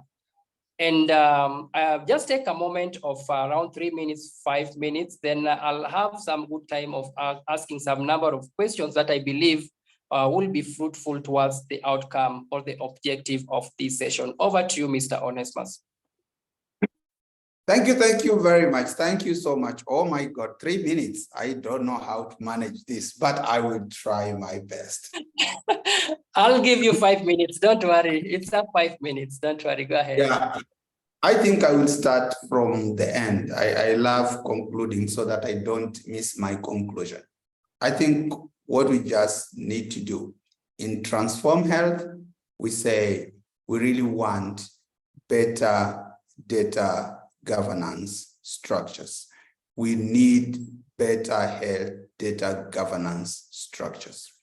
And why am I saying this? We've been in the health data space for quite a while now, like you correctly placed it. About 2 years ago, 3 years ago, when COVID actually was hitting the space, it actually really brought us to a whole new level in the digital space, because everything now is actually happening digitally. So while there are so many advantages of using digital spaces, of course, it comes with its full share of challenges. How did we try to respond to these issues? At that particular time, there was quite a lot of need for health information. People needed really to understand what do I need to have if I'm actually traveling. There were so much restrictions. So what we actually did was actually saying, bring health data to the palm of your hand so that you can make appropriate decisions. And we actually created the Afia Digital platform, which actually provided essential information for anybody who was coming actually to the East African Community region. And if you went to Afia Digital, you still find it, the platform is still up and running. We actually mapped health facilities that provided essential services. So people could actually quickly log into the platform, look at a particular health facility and see the service you're actually looking for. And you could actually either make an appointment, you could actually reserve or do prior ordering of the service that you really want to procure before you even travel. And we were saying this was going to promote fast health tourism. People will not be scared to move across because they'll be able to understand what services are actually provided where and at what particular time.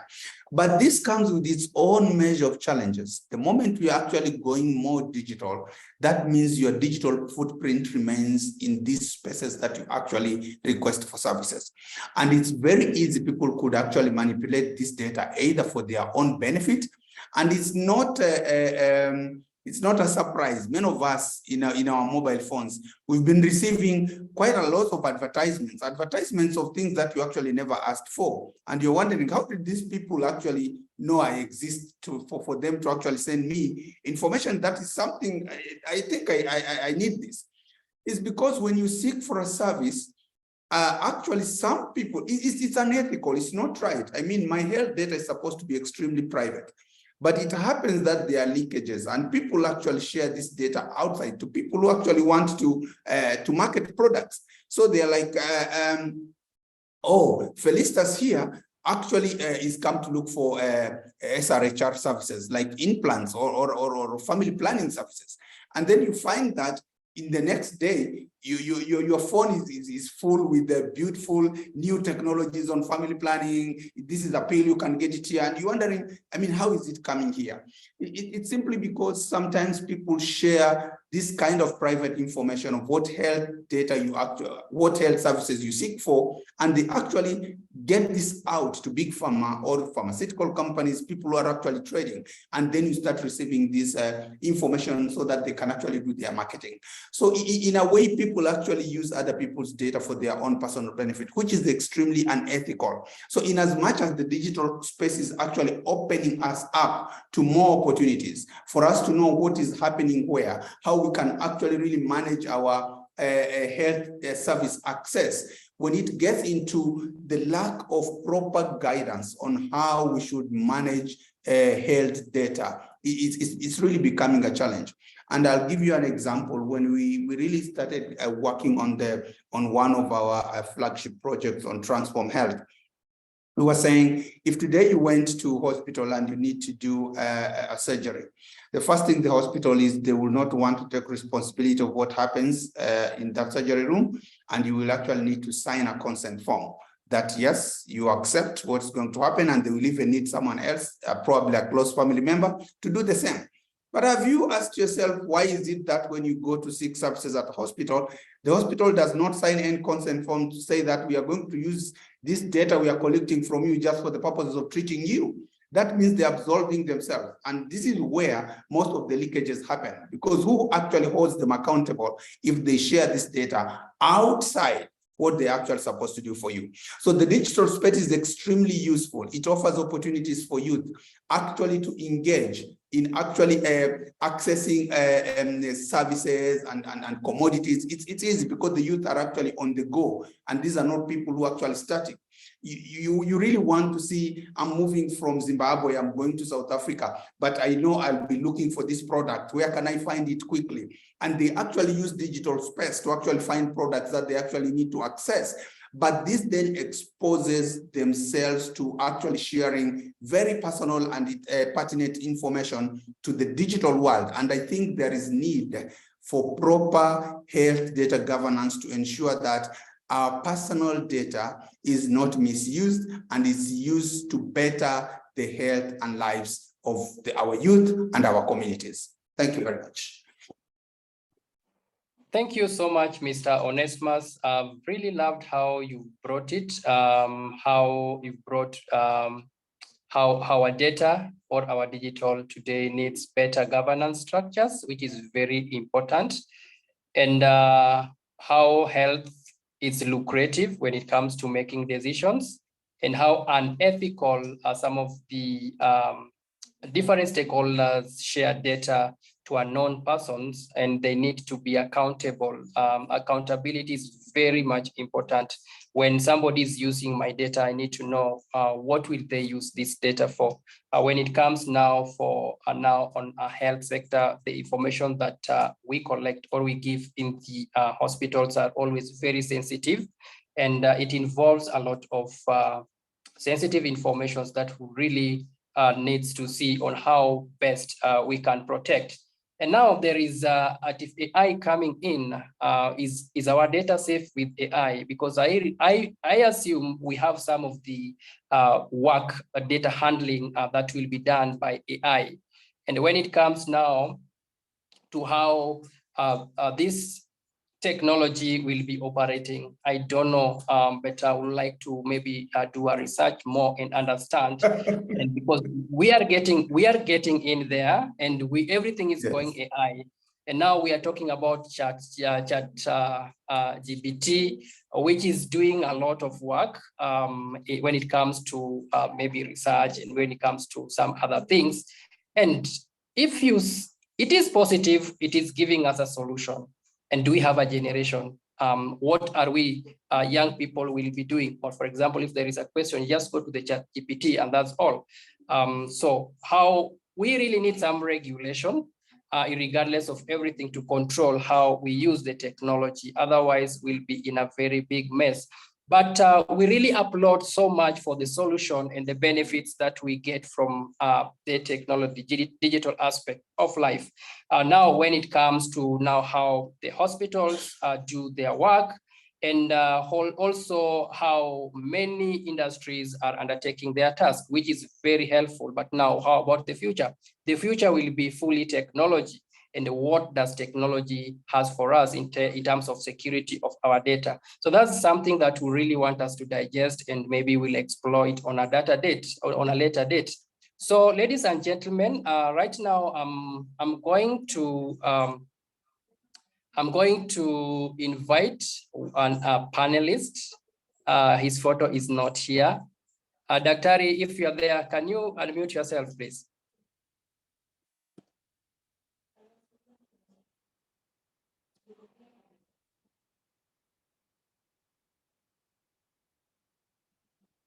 Okay, so I think Daktari is not there.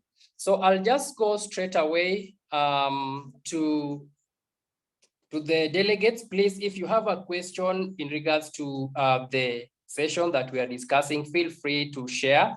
I was just running through the chat to see if there is a burning question, and it seems I cannot get some. So please, if you have a question, feel free to raise your hand and we'll give you a chance to ask a panelist question.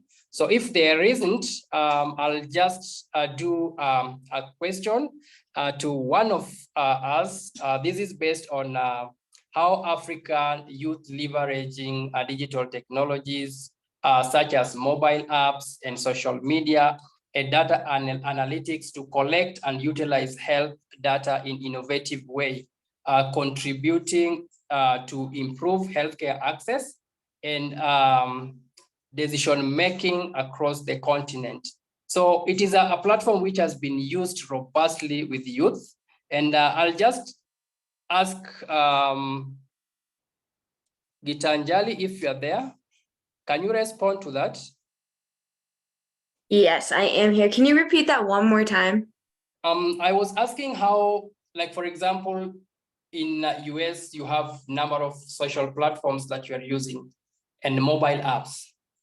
So relate that now with African. How can African or any other youth leverage digital technology such as mobile apps, social media, and data analytics to collect and utilize health data in innovative ways?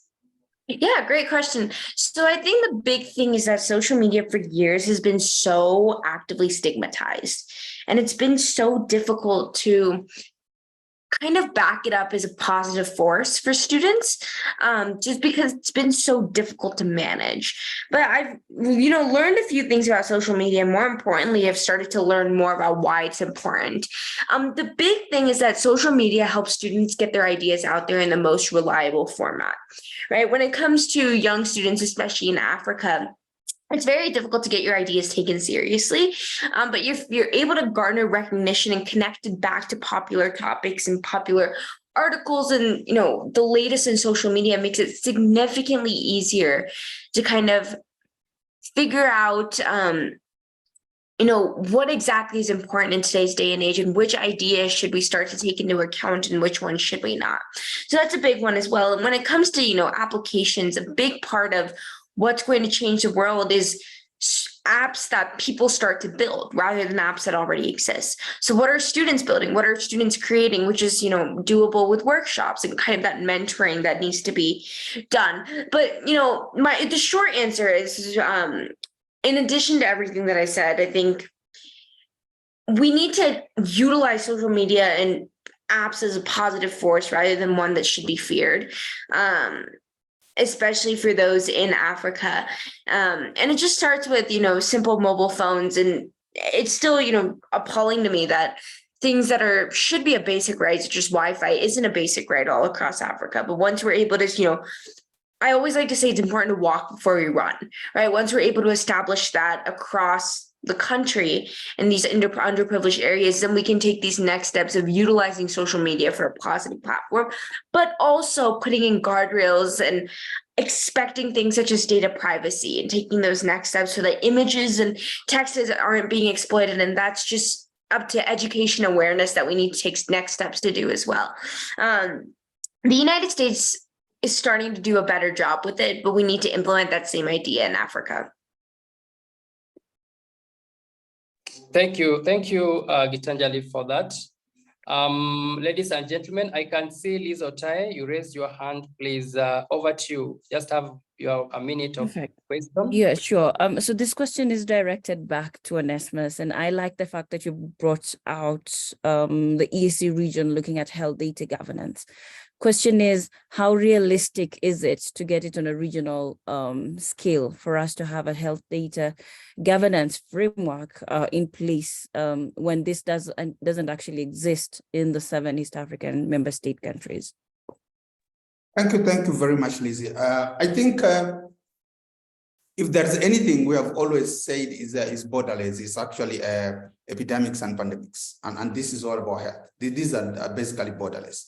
And if we are really going to scale up health to a level that is strategic and allows for a healthy society to grow in the East African region, then we really need to adopt a regional approach as well.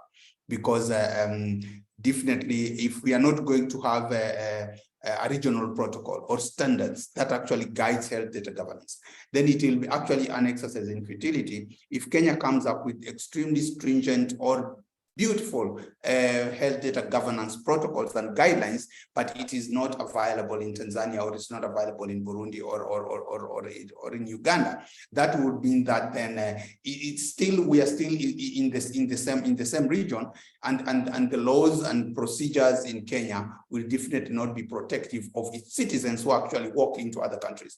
In the region, if you look at it today, there is a lot of health tourism happening. There are quite a lot of people from Tanzania who come to Kenya for medical services. There are quite a lot of guys from Uganda who go to Rwanda for medical services. And I think it's high time that the region actually adopts a regional approach on health data governance to ensure that personal health data is protected. It's used to better the health of individuals as well as the communities that we are serving, without actually putting communities at risk and individual at risk. Thank you, Lizzie. Thank you so much, Onesmus, for that. That was very good. Ladies and gentlemen, I would like to echo very important question which has been posted by Dr. Ruth Nuna. This is something which is really happening. It is very robust in when it comes to digital arena. So we have a lot of cyberbullying happening here and there, whereby young people today, they use their technology. For example, parents will give their children phones and they are connected to the internet without undergoing, like, blocking some ads on, which can be harmful to our children. So one, how can we regulate this? And I like the fact that, Dr. you've brought how we can use sports to minimize cyberbullying.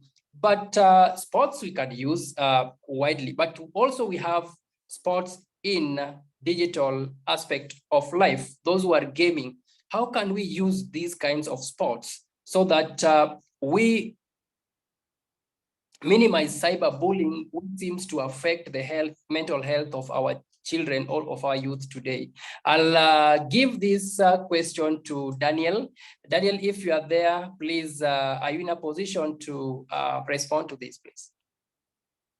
Thank you so much, Collins. And I think this is something that is actually needs to be addressed. And I think different players are trying to look at different ways how they can protect the users online. And I think some of the interventions that have come up is like the multi-factor authentication of the users. So whereby you have to maybe use a two-steps way of logging in these different platforms, so that you're protecting the person who is using that platform. In that it's authenticating the exact person who is using this. So that is one of the interventions. The other intervention is that just providing guidance and also mentorship to our youth. What are we uploading in these different platforms? Are there is there information that you don't want to be out there? How can you prevent that? You need to have that guidance in terms of what you're uploading, and also the things that you're interacting with. The other thing that probably could also maybe help in addressing the issue of bullying is that probably you'd want you'd also want to anonymize certain data. For example, if it's a platform on gaming, yes, you want people to enjoy the game in terms of competing against each other, and also enjoying in terms of sharing that moment, and also using that platform to share the different information that they have. So how you can protect these gamers is probably by anonymizing some of the data, so that they're only getting access to probably nicknames within the gaming, or even just one name while interacting with each other. So those are some of the initiatives that that are out there, but I think there is more that can be done in terms of protecting our youth, and also ensuring that they are not, again, we are not inculcating fear in terms of them being able to explore the limitless opportunities that are out there online. Collins? Thank you so much, Mr. Daniel. I really love that because what is in there, what are we posting in our websites or in our internet, really affects us negatively or positively in one way or the other. So I know we have a lot to discuss, ladies and gentlemen, and because of time will not allow us to continue because we'll have another session at exactly 2:20. So ladies and gentlemen, at this point, I would like to give panelists 1 minute parting shot so that we can conclude for this session, but we'll be able to discuss more in our way forward on how we can leverage technology to bridge maybe some of the gaps that we have in our digital health sphere. So I'll start with Mr. Daniel. 1 minute start now for a parting shot. Thank you so much for this opportunity. I think we have a solution to all these emerging challenges. We just need to promote the use of data. We need to guide our youth on what areas to explore, and also ensure that we are protecting their engagement in terms of unlocking these opportunities for a brighter future. Thanks again for the opportunity. Thank you so much, Mr. Daniel. Without wasting time, ladies and gentlemen, I'll go to Gitanjali Rao. Please have your 1 minute of parting shot. Absolutely. So I think the biggest thing that I want to say is that our future is going to rely in the hands of the youth, regardless of where they're from, how old they are, the support that they have. So we need to take every step possible to bring their ideas to life, whether that's support, whether that's funding, whether that's mentorship. Every small thing matters, regardless of what we're looking at, right? The future is very big in terms of technology, in terms of problems that we're going to see, in terms of solutions we're going to see. But the future is going to lie in the hands of the students that we choose to support and bring ideas to life of. So this is my urge and my request for you to support whichever students you can work with and help fundraise and bring their ideas and goals to life.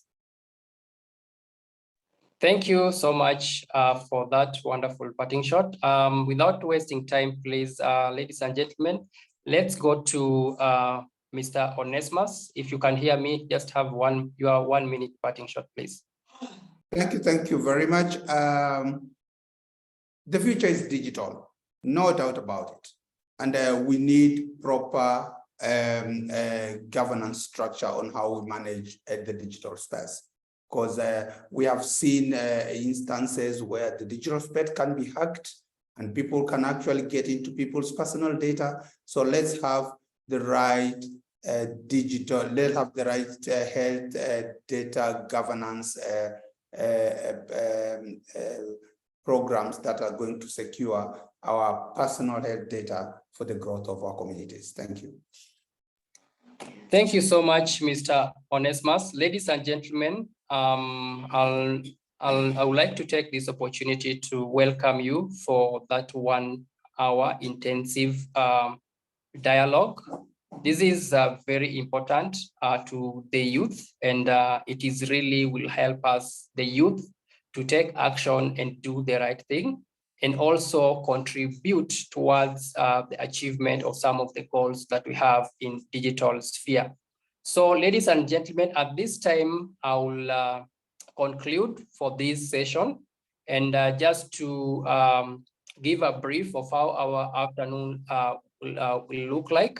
So we'll have two sessions in the afternoon. That is, we'll still touch on the private public sectors, on how they can work in collaboration with the universities in identifying and matching the right talent. So this is a wonderful discussion. Please, you can have your 1 hour break for lunch. Then we come back, we convene at exactly 2 to 2:20, so that we start up our next session.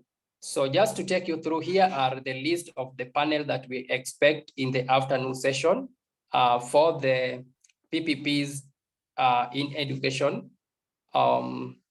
Technical, please.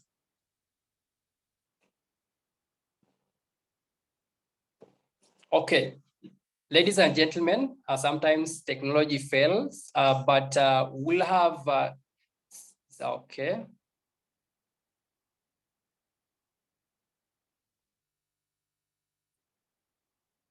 Okay, just go to the last one. The panel, please.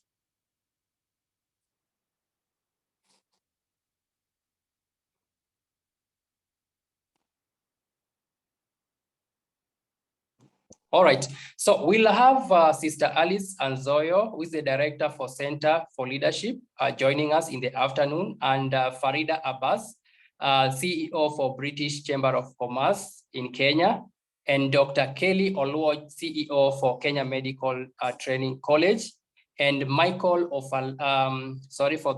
Afolami, who is lead of partnership and resource mobilization, Commonwealth Youth Peace. And then, of course, we'll have Samuel Mue, Executive Director, Kenya ni Mimi. Yes, Kenya rep for CSC. So ladies and gentlemen, at this point, let's break for lunch and convene at exactly 2 to 2:10 so that we can start our afternoon session. Enjoy the rest of your afternoon.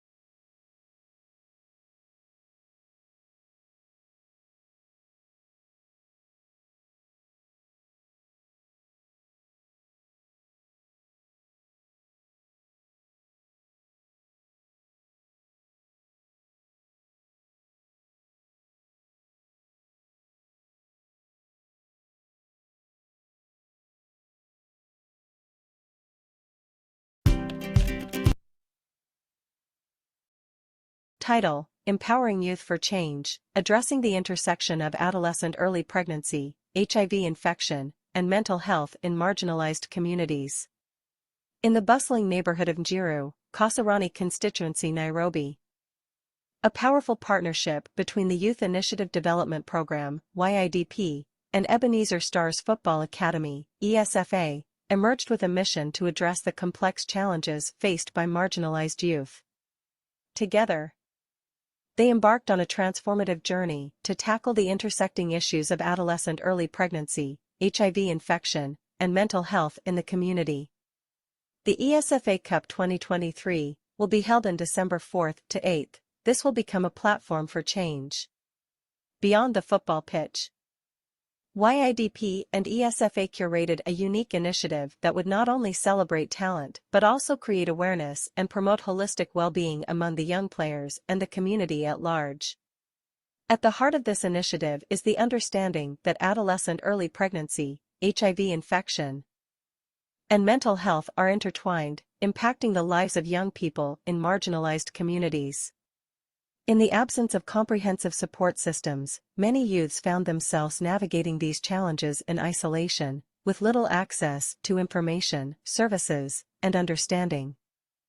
The ESFA Cup 2023 embrace an innovative theme, empowering youth for change, to spark conversations and foster a sense of community among the participants and spectators.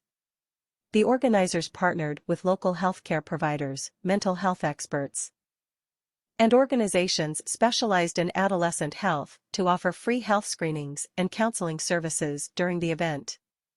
Before the tournament's kickoff, YIDP will host a virtual roundtable with the different stakeholders, including clubs, coaches, and educational workshops on sexual and reproductive health, HIV prevention, and mental health awareness for the young athletes. These sessions will encourage open discussion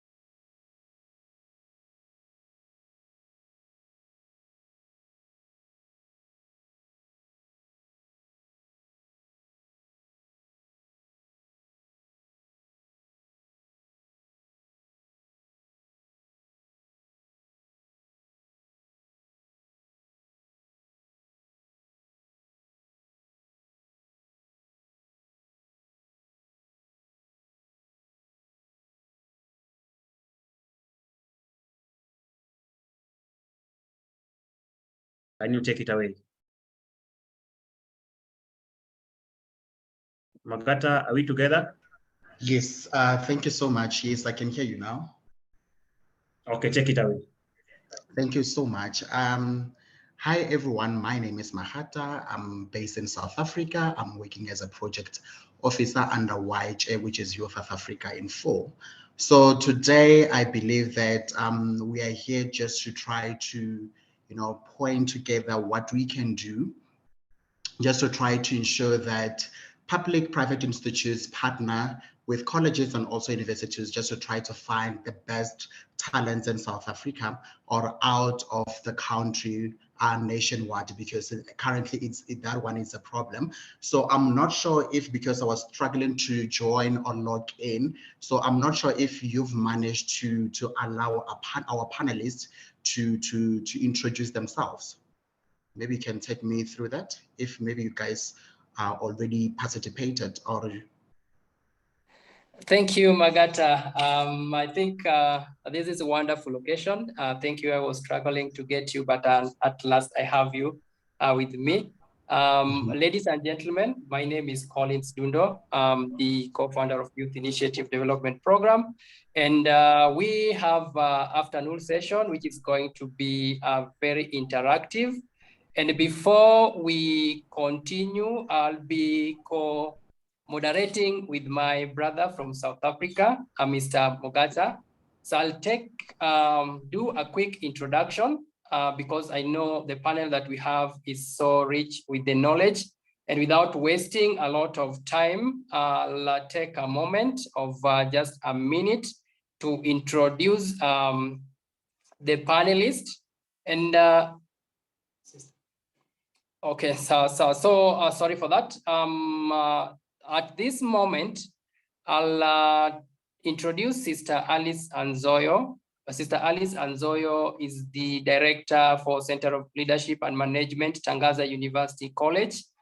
And Farida Abbas, like it stated, is the Chief Executive Officer at British Chamber of Commerce.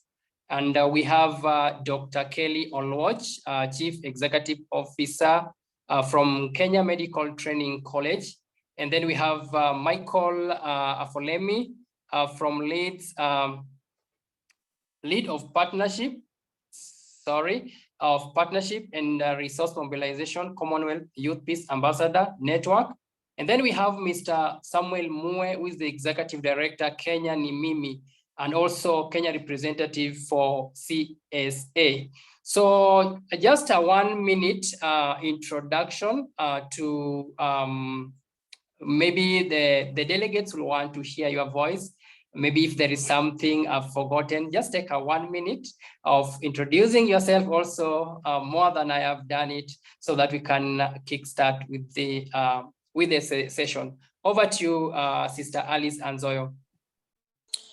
Good afternoon, Collins, and the MC of the day, Mr. Kaumba, and I hope everyone is able to hear me. Can you hear me? You are loud and clear. Okay, thank you very much. Allow me to keep my video off because I'm using the phone. The internet just collapsed where I am here, so I'm not able to use the laptop. And I'm a little bit amateur in navigating my way through the phone. So in order not to lose the gist, the forum itself, I would rather not tamper with other things, if you don't mind about that. This morning, I had the opportunity to introduce myself briefly as well, and hopefully other members in the forum or in the space are still here. My name is Sister Alice Anzoyo. I am the Director, Center for Leadership and Management. My professional background is in business finance, but from 2010, I have actually delved in the work of education, which I love very much because unlike finance, dealing with the money, you are touching the lives of people, and it's so enriching. And that's what I do at Tangaza University College. Thank you. Thank you so much, Sister Alice. Ladies and gentlemen, at this time, Farida, if you can hear me, maybe you can take a minute of introduction to test whether your microphone is okay. Over to you. Okay, I will also not put on the video because I think the internet is a bit unstable for all of us at this time. I'm not sure why, but can you hear me on speaker? Perfect. Okay. So yes, thank you so much for giving us this opportunity to be on the panel. My name is Farida Abbas. I've been with the Chamber for about 7 years, actually more than 7 years. And I'm delighted to speak about this very passionate topic close to my heart as well, around students and universities and the workplace corporates. So we'll be hearing more about it in the panel discussion. Over to you, Collins. Thank you so much, Ms. Farida. At this time, ladies and gentlemen, let me introduce Dr. Kelly Olwach. Dr. Kelly Olwach, are you in? Please unmute yourself.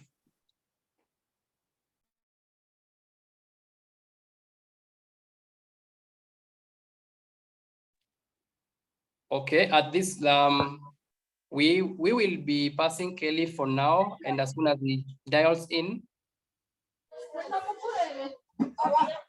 Okay.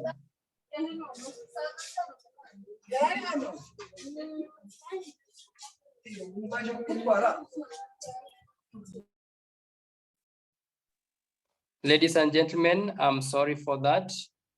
Sometimes technology misbehave when we find ourselves dialing things unknowingly. At this point, I would like to welcome Michael. Michael, if you can hear me, kindly unmute yourself and take a 1-minute introduction.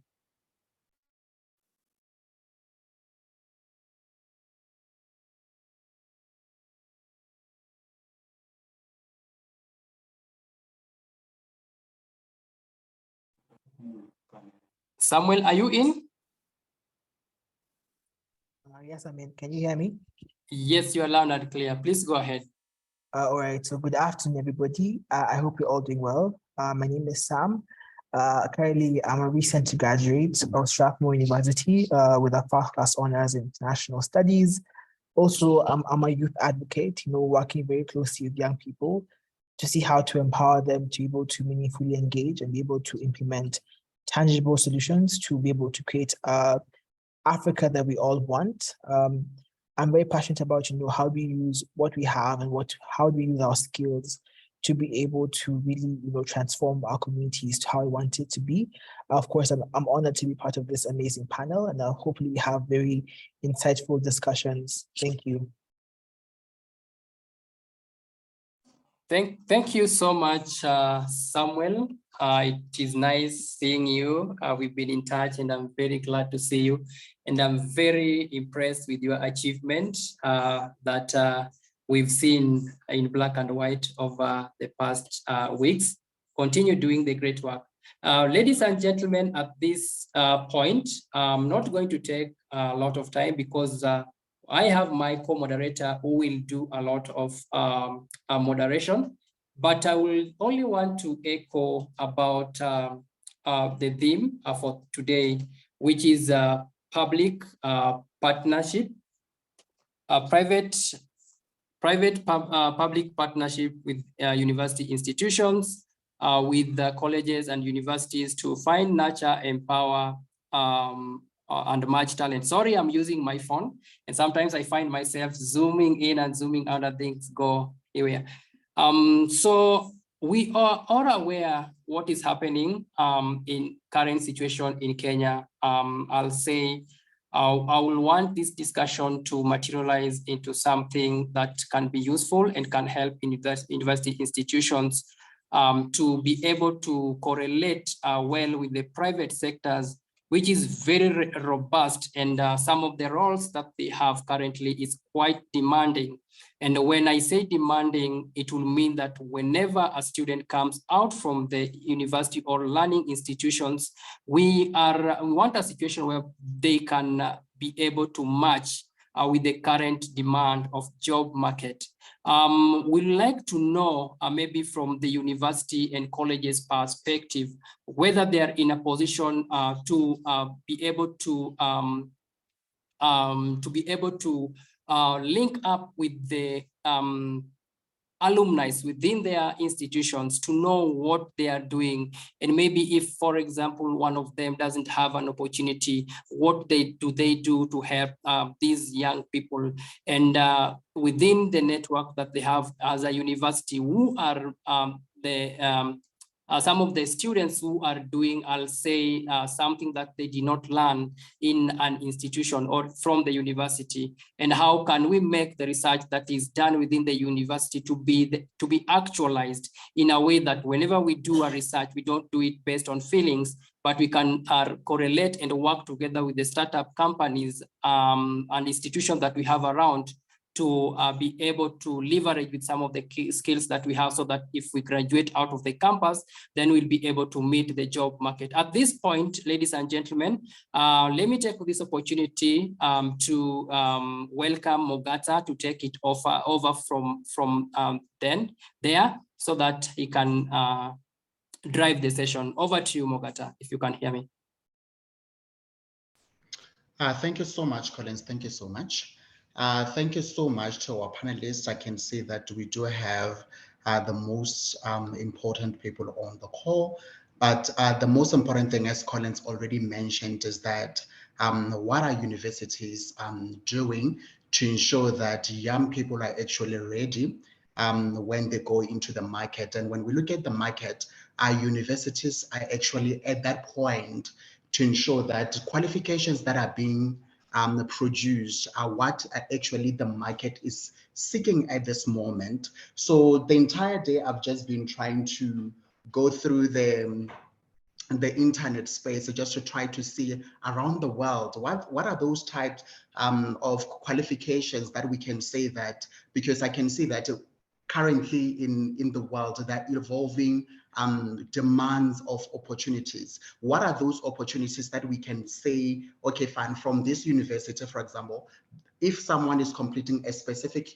qualification today, will that person actually get an opportunity to be employed tomorrow? Because there's still some of the qualifications that we believe that since fourth industrial revolution is being introduced, what are those qualifications we believe that public and private institutions, when they partner together, what are those opportunities we believe that they can be able to empower our young graduates moving forward? So right now I'm just gonna move to I'm not sure if Mr. Michael is here. Just that my screen is very, very short, so I'm not able to see everyone on the screen, but it's fine. I can just go straight to Sister Alice. I'm just going to come to you, Sister Alice, as you're the director of the Center for Leadership Management at Hangaza University College. So you'll understand exactly what is actually needed currently. So my question to you at this point is it's just around what can public-private institutes do to ensure that they are able to bridge the gap between what universities are actually offering and what industries are actually looking for. We know that universities are actually producing specific qualifications, but when it comes to industries, they might be looking for a specific qualification or a specific skill. So from you, Sister Alice, what can we do, or what can public-private institutes do to ensure that they're able to close such gaps? Thank you so much. Sister Alice, I'm not sure if you can hear me. Sister Alice? She must be on mute. If you can hear me. Oh, okay. Can you hear me now? I was muted, sorry. Oh, yes, I can hear you. Thank you so much, ma'am. I can hear you. You can go ahead. I'm not sure if you were able to get my question. All right, thank you very much, moderator, for that important question. And again, this conversation, as my colleagues had mentioned earlier, it's a very important one and timely also for our time. Leading in a learning institution at this point in time. Before I come to your specific questions to see specifically what we are doing to see to it that learners are actually connected to the private public sectors in terms of job creation and so forth, Let me start by stating two important points, which is universities or higher educations of learning, so to speak, if you allow me put it that way, provide the workforce necessary to run the public-private institutions. Without these learning centers, public-private institutions would not get the required or the skilled workforce they need. And so, secondly, learning institutions enable learners to develop and furnish innovative ideas to start new ventures. Those could be businesses or profit earning businesses or otherwise, that provide services to the community that you and I enjoy. We all need that. So basically, universities desire to contribute to the theory that provides the basis for practice in the private public institutions, for them to be able to generate ideas and take these ideas to the products, to the product level that you and I are able to consume, whether they are tangible products or goods and services we are able to enjoy. So there really has to be a noticeable partnership between universities and private public universities in order to actually make these two things work, because the private and public organizations or institutions share a symbiotic relationship with the learning institution, so to speak, particularly at the higher level, which is directly sort of concerned with skills training for learners and so forth. To come to your specific questions, what are we doing to enable that learners are linked to the private sector in terms of good job creation? Programs we run, at least as far as I know in Tangaza, and I believe it happens in other public universities as well. During the learning process, we endeavor to connect learners with the private public sector institutions through internships, through externships. Now, when I say externship, I know that term will sound new for a number of people, and I will not go into the dynamics of explaining what externships are. That's for another day. But, and then of course, during facilitation processes of learning facilitation processes, there is opportunity to bring learners to the private sector institutions in order to learn practical skills of how the industries are running their show and so forth. And so through some of these connections, it's we believe that learners sort of get connection with the industries and for their after work life. So to leave that aside, these partnerships are critical, I would say, between higher institutions of learning and private public sectors in our community, because today universities are faced with acute funding challenges. And why is that so? There is a reduced number of young people accessing higher education, and perhaps that speaks directly to the theme of this, this convention that we are having. Reduced number of young people seeking learning in higher institutions of learning. And even those who are already in the higher institutions of learning are faced with acute inability to complete their fees. So then what does this bring about? Funding challenges for private, for public and university education to fund their educational interest and so forth. This therefore makes it very imperative for the two to work in partnership. And you know precisely why this has become such a huge issue.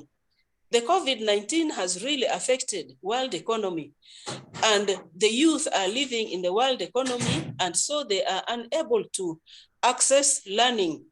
So this partnership with the private and public sector institutions would help the symbiotic relationship between learning institutions and public sector institutions in terms of funding and sharing resources. to enable learners be produced and generated in order to feed into the private and public sector institutions. Because without a skilled workforce and personnel, even their own production is at stake. I don't know, perhaps let me stop at that, but at a later point, I can still come in this conversation. Thank you so much, Sister Alice. Thank you so much. Definitely at a later stage, we'll still need you to engage further. So right now, I'm just going to jump into Mr. Michael Afulani. So Michael, maybe you can just share with us. So I do have a question for you here. So tell us, so what innovative approaches can be adopted to ensure that we empower and support students' personal and also professional development in ensuring that they are ready for the market? So I'm just going to repeat it again. So what innovative approaches can we adopt to ensure that we empower and support our students' personal and also professional development, ensuring that they are ready to be in the market? Thank you so much. Mr. Michael, can you hear me? It's in Michael is not in yet. Oh, it's not in yet. Yes, Okay. Samuel is in, so maybe can respond. Okay, so can we direct the question to the next candidate?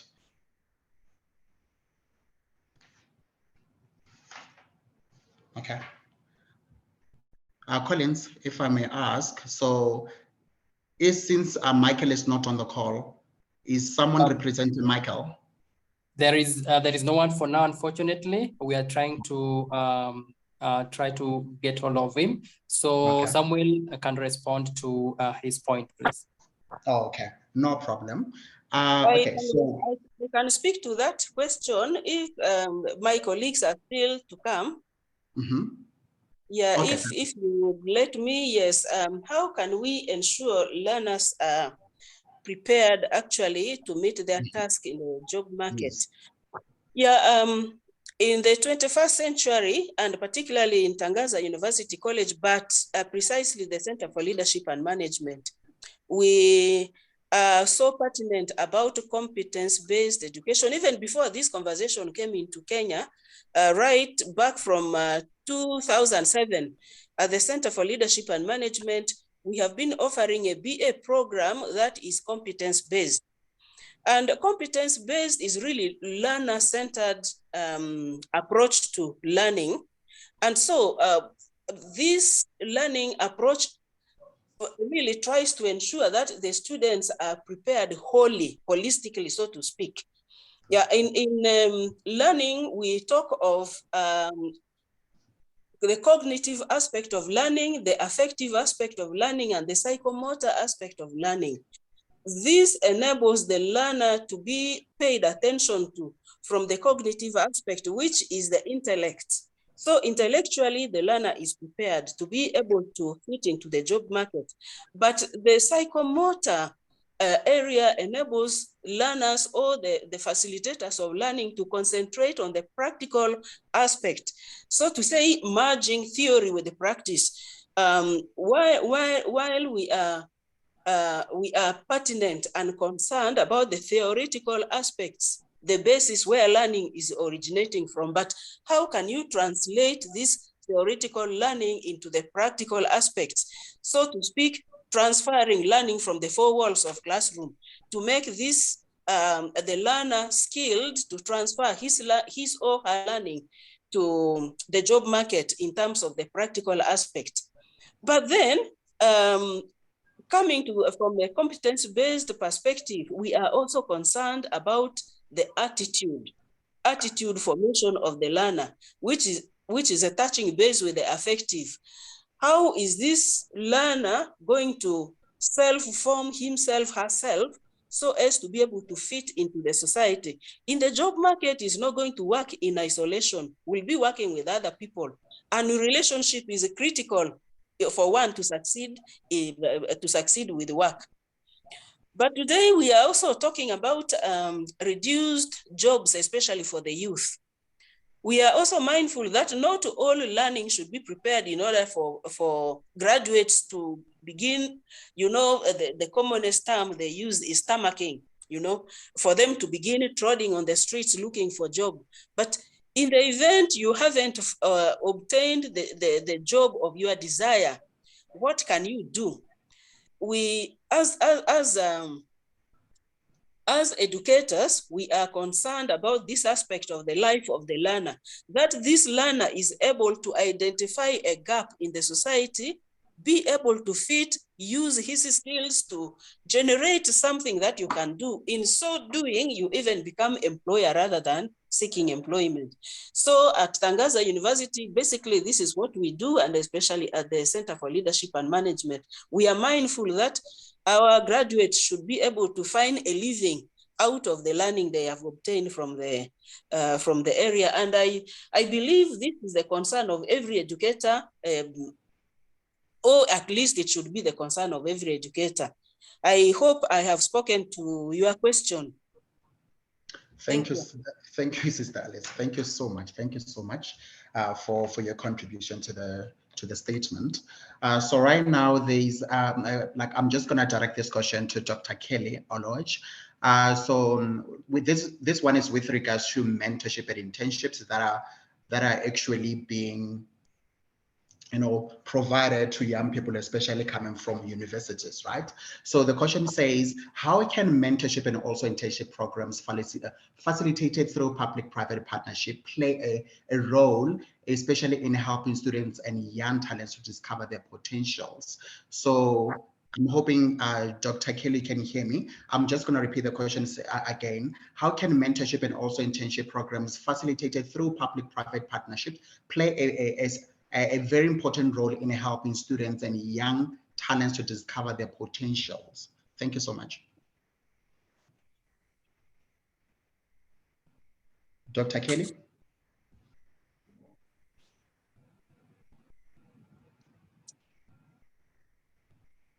Hi, if Dr. Kelly is not there, I'm happy to answer that question, but please yes, let me know. Yes, please, go ahead. You may go ahead then. Thank you so much. Yeah, great.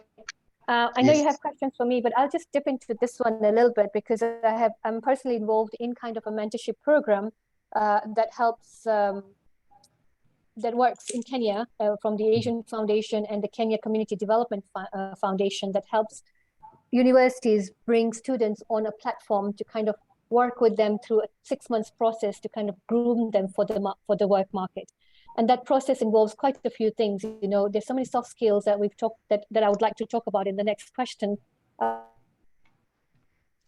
I know Sister Alice also mentioned a few skills like entrepreneurship, people skill, relationship building skills and all that. So I think mentorship would be really, really useful when it comes to that.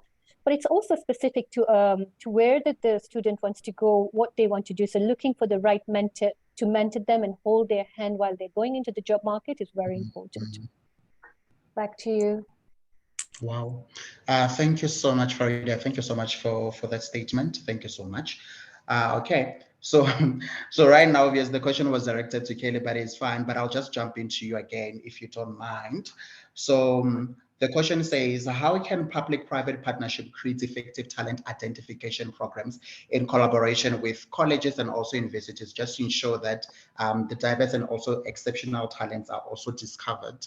I'm hoping you were able to get that question. I can just repeat it again. How can public-private partnerships? Okay, thank you so much.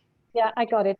Thank you so much. Yeah, I'm going to take a different connotation here. I'm going to take a different perspective. So allow me, and I don't mean to be disrespectful of any student or any job CEO or anything, but let me just give you a little bit of a synopsis of what I have come up with, and just to be, from my experience in the last 7 or 8 years with the chamber and working with different stakeholders. So the problem today, I think, if I may just say, is very few students who leave the university or colleges are not really prepared to go into the workplace or the work market.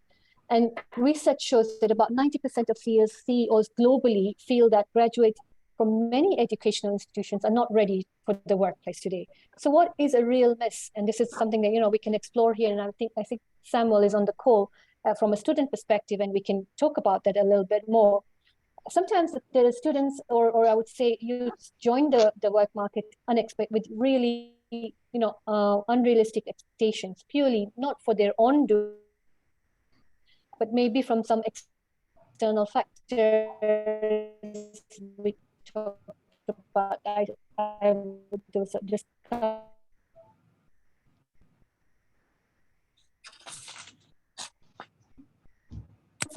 Farida, 3 is a tool set, and 4 is a real work experience bringing all this together. These 4 specific roles, and they go, they're specific to an industry, and there can be many variations. So, and it's defined by the employer and the industry and not by the institution. So the gap that we feel, is how does the institutions kind of work with the universities to bring some of these things together? And we'll talk a little bit more about that in a minute. So when it comes to mindset and skills, there's so many things and it's so wide, and they could be constituted as soft skills when you're looking at how self-aware are we as students or as the youth or even as the work people. How do we build credibility? How do we build strong relationships? How are we more productive and proactive? Like I said, these are some of the soft skills, but they are really, really important. And many organizations that I speak to say that there's a big gap, that when a student leaves university and they come into the workplace, there's a big gap in there. So that we need to, from this private public partnerships, we need to bridge that gap. And happy to go a little more deeper into that conversation as we go along. Over to you. Thank you so much, Farida. Thank you so much, ma'am, for your statement. Okay, so maybe we can just jump into Samuel. Samuel, I can, from Farida, as she mentioned that, so she mentions soft skills, she mentioned the gaps that we currently face, especially from universities, just to try to see how young people, they can actually be ready for the job market. So right now, I'm just gonna direct this question to you. How, because we know that the question just gonna go back to two different types of institutes, universities and also colleges, right? Looking at how universities, they produce, universities, their focus is on the theoretical part, and looking at colleges, most of the times they focus on theoretical part and also the practicality of it, right? So just looking at how organizations, our organizations, like most of the times when young people are graduates, most of the times they speak about experience. So looking at the gaps, especially for university graduates, what can we do to ensure that also universities, they actually produce graduates that are actually 100% ready, practically or they're able to ensure that they're able to demonstrate skills. Because when you look at graduates, most of the times they can't demonstrate skills, but they can only actually understand the theoretical part of it. So from you directly, Samuel, looking at colleges, what can university do exactly to try to adapt the same system? All right, thank you so much, Mangata, for the question. And I think just to echo a lot of what my previous speakers have talked about, I think we are at the same fundamental understanding that, having, as young people, sometimes getting the skills is hard. But I think maybe I'll answer your question in a two-pronged approach. And I feel like we're also leaving out a key actor here, who is the young people as well. Because, I mean, universities are universities, but they cannot be universities without young people in there. So let me begin here, first of all. Universities have a lot of work to do in terms of how do we develop the skills for the job market, and not just skills as well, but how do you develop relevant skills? Because you can give me skills, but are they actually going to apply to the current job market as well? That means that universities need to be dynamic. How they teach their courses need to be dynamic. They need to be able to kind of infer on what's happening in the global systems, right? Like right now, we know there's a lot of push for climate change, green jobs, green skills. How do we have universities prepare for that? Right? Because you cannot teach one thing and think you've given someone a skill, but that skill is not on demand, right? So I think that means, how do we shift our curriculums to have on-demand, learning about on-demand skills? Because when someone leaves, yes, you can have a degree, but it's useless if it's not relevant to the time and the context. So I think that's the first thing. Second thing as well is, how do you begin this conversation early enough? Because a lot of times you get to your final year in campus is when you think about, oh my gosh, I need a job. I have no CV. I don't have all these different things, right? So I think it's like, how do you begin this conversation early?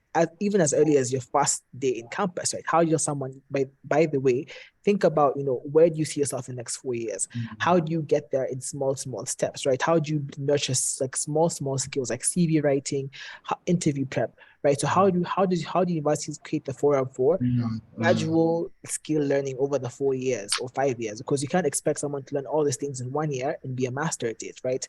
Thirdly, partnership and collaboration, right? Having, different organizations, different firms come and actually, provide this as Sister Alice talked about, this internship, this externships. How can they begin at the earliest level possible, right?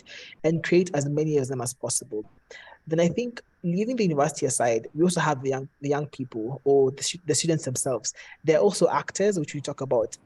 As much as a university can do all these programs and do the initiatives, if you as a student are not willing to take up that opportunity, then I think it's all a miss as well, right? So even as a young person, you also need to have the initiative to actually want to develop the skills and to actually want to be ready for the market and actually want to be relevant. So I think, as we talk about this as well, let's not forget that students have a role to play, because our university can have amazing programs, they can roll out all these great initiatives, but who's the audience? Who will actually consume all these projects, initiatives? It needs someone who is eager, someone who's willing to learn. So I think now from young people, what they need to be more proactive. They need to be more active and say, you know what, this is my future, and I want to make the most of it. For me, when I entered campus, I was like, okay, by the time I'm graduating, I want to be here, right? So what will I have to do to get there? So I think it's, how do we look at this issue from that two-pronged approach? The university or college as an actor, and also the student or person as an actor, like, why should they actually care about making skills? Maybe someone thinks, they'll be fine after they leave campus, something will magically happen, right? Or they think their parents will take care of them. So how do we also get them to think about, okay, how do I prepare myself as an individual to actually fit the job market? And actually, how do I nurture my talent? How do I grow what I have? Yeah, I think that's basically answers my question. Wow. Thank you so much, Samuel. You're actually taking me back to, is Farida, maybe I can just comment after Farida. Farida, I can see you raise your hand. You can go ahead, ma'am. Yes, Mogata, just to interrupt, Dr. Kelly is in now. Thank you. Okay, perfect. Okay, thank you so much. Thank you. Yeah, no, I just wanted to comment on that one thing that Samuel said. I think it's very important, and I think even Sister Alice talked about the attitude or the aptitude of the student or the individual as well in the workplace. I think that really, really does matter a lot. How do we now train our youth to come into the job market, not expecting that they're entitled, but expecting that, they need to do something to get somewhere. It's just not all given to them. There's also a generation kind of, Gen Zs and all that. There's a discussion to be had about that as well with many of us. So then the workplace is different and where they're thinking is quite different. But I just wanted to add that. And maybe just to end with this note, there are programs that we are aware of as well, including Mastercard Foundations and the Thrive platform and all, that help bridge this gap, that what you're talking about, Samuel, and what you're talking about with the other panelists, that kind of when you're leaving university, you kind of be in this program for about 6 months, and then you come into the job market. So you're ready to, on the ground, ready to go with some of those really important skills. That's it. Thank you. Wow. Thank you so much, Farida. Thank you so much. Okay. Before we allow Dr. Kelly to come through, we can hear from Alice.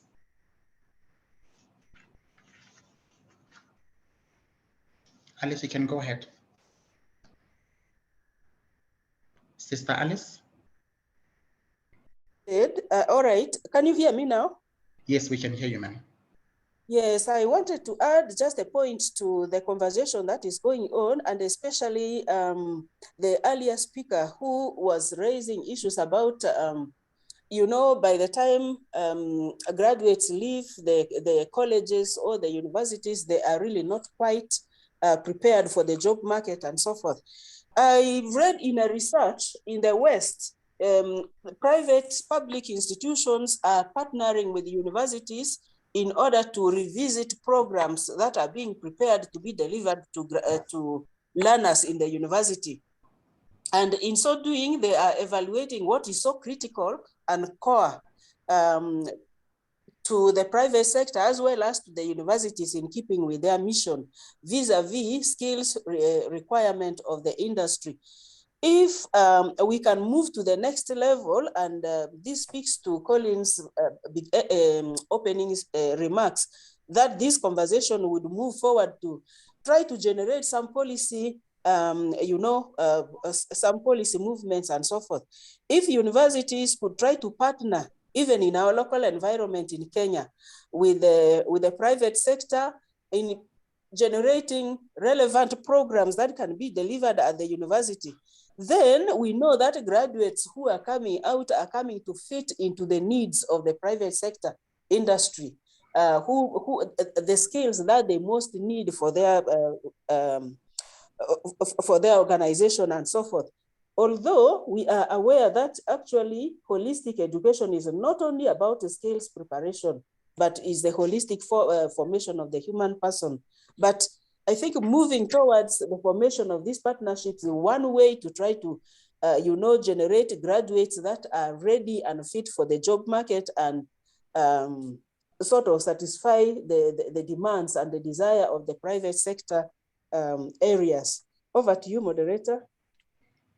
Thank you so much, Sister Alice. Thank you so much. Right now, we can just try to jump into Dr. Kelly. Dr. Kelly, I had a question, but you were not available at that moment, but I believe we can just jump in and just go back to the same question, because it will really, really be nice just to hear your opinion around this statement. So the question says, how can mentorship and internship programs facilitated through public-private partnership play a very important role in helping our students and young talents, just for them to discover their potential? I'm going to try to ask this question again. How can mentorship and internship programs facilitated through public and private partnerships play a very important role in helping students and young talents to discover their potential? Thank you so much. Thank you. And I'm sorry I was engaged in another activity that took a bit of time. And thank you for inviting me to contribute to this discussion and also to be part of this panel discussion. So I want to state that mentorship in government is guided through a policy. The Public Service Commission prepared a policy in 2023 that guides mentorship in government. Again, I want to say that in Kenya, we have two forms of mentorship. There's that one that is a mandatory mentorship program, professional internship programs, particularly for professional careers like doctors, and also for those who are pursuing courses like law or architecture. Then there are those which are internships, which are short-term through government initiatives, but they are voluntary in nature. Now, they do not have a proper way of being regulated. However, they are important as well. So mentorship plays a key role. The first issue that mentorship does is to enable mentees to identify careers. It is through mentorship that mentees are able to know, to make decisions about which careers they will be able to pursue in light of their strengths and their weaknesses. I also see mentorship as a way of propagating self-awareness, so that mentees get to evaluate opportunities against the strengths that they have, and also they are able to see how to take care of threats based on the weaknesses that they have, and convert some of those weaknesses into strengths that enable them to exploit their environment. Again, I view mentorship as a way of helping in terms of time management. There has been cases where mentees or people who ought to have been mentored that process does not take place, and then they end up choosing careers that they were in the first place not supposed to have taken in at all. And when they complete those careers in terms of training, they go back to do now what they have passions for. We have cases where parents, for example, have chosen careers for their children, and because of obedience, children go through those careers only to say that this is not what I wanted. And so they go back to start afresh. And so mentoring enables mentees to prepare for their future careers and make decisions that help them save time in terms of how to go about their future lives. Again, mentorship plays a very important role in terms of leadership skills and identification of challenges that come with those careers that the mentees are exposed to. Through mentorship, it is possible to identify gaps in leadership and so develop mentees with proper leadership acumen and attitudes that enable them to face challenges when they come. Again, I see mentorship as a way of enabling the mentees to take personal responsibility concerning their lives and to enable them to have problem-solving skills that then help them in the future in terms of career development. I also see mentorship as a way of developing morals morals and ethics among mentees. For example, in the medical field, there are those ethos that we espouse. Through mentorship, it is possible then to ensure that mentees are able to internalize the ethics that concern a career and be able to grow up in the career, having developed the proper mindsets and attitudes that are commensurate to the careers that they have chosen. Again, mentorship creates networks that then again help in future in terms of when it reaches a point when mentees have accomplished their career dreams through education and need to go into the field. Mentorship enables them to have a proper network in which they are able then to get referrals and be able to quickly get into the job market. Thank you. Thank you so much, Dr. Kile. Thank you so much for your statement.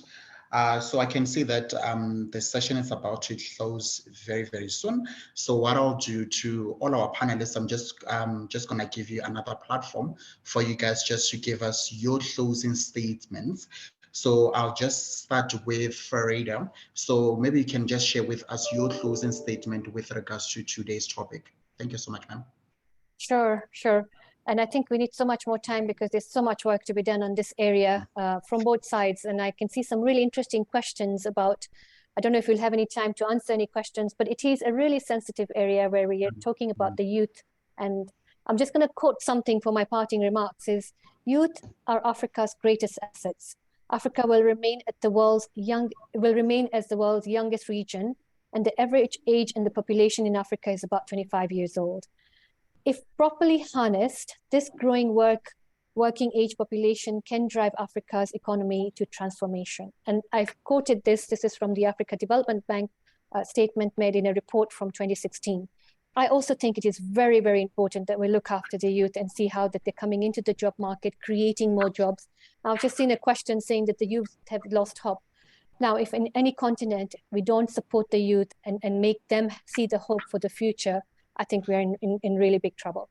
The other thing is, Collins, we're more than happy from the British Chamber of Commerce to carry on this conversation to see how we can impact it, how we can work and collaborate some networks and bring some of the stakeholders.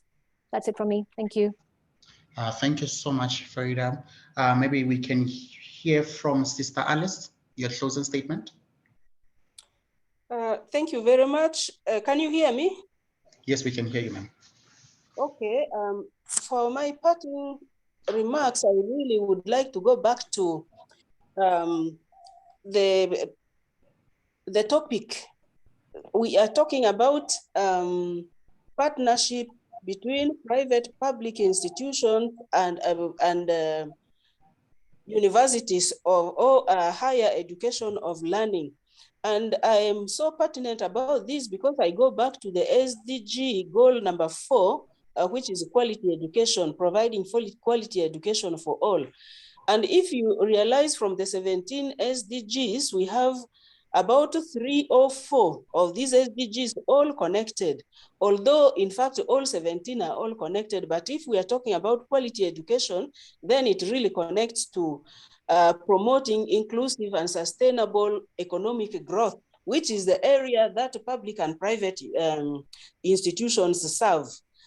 Without a quality education, we probably will not be able to realize goal number 8 of our SDGs, which is again connected to our goal number 9, which seeks to build resilient and sustainable infrastructure that promotes industrialization and fostering innovation for our own development, the development of our structures and so forth.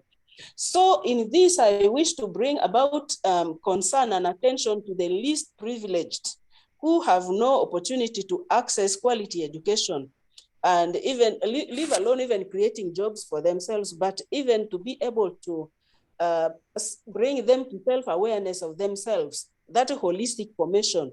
I think this conversation should inform policy in the relationship between university education runners as well as private sector educations, really to make this connection in order even to provide opportunity for the least privileged to be able to access education. And then, of course, the education that is market-driven, that universities can come together to generate programs that respond to their requirement. Thank you very much for having me in this conversation. And I was delighted to participate. Thank you. Back to you, moderator. Thank you so much, Sister Alice. Thank you so much. Now we'll move to Samuel.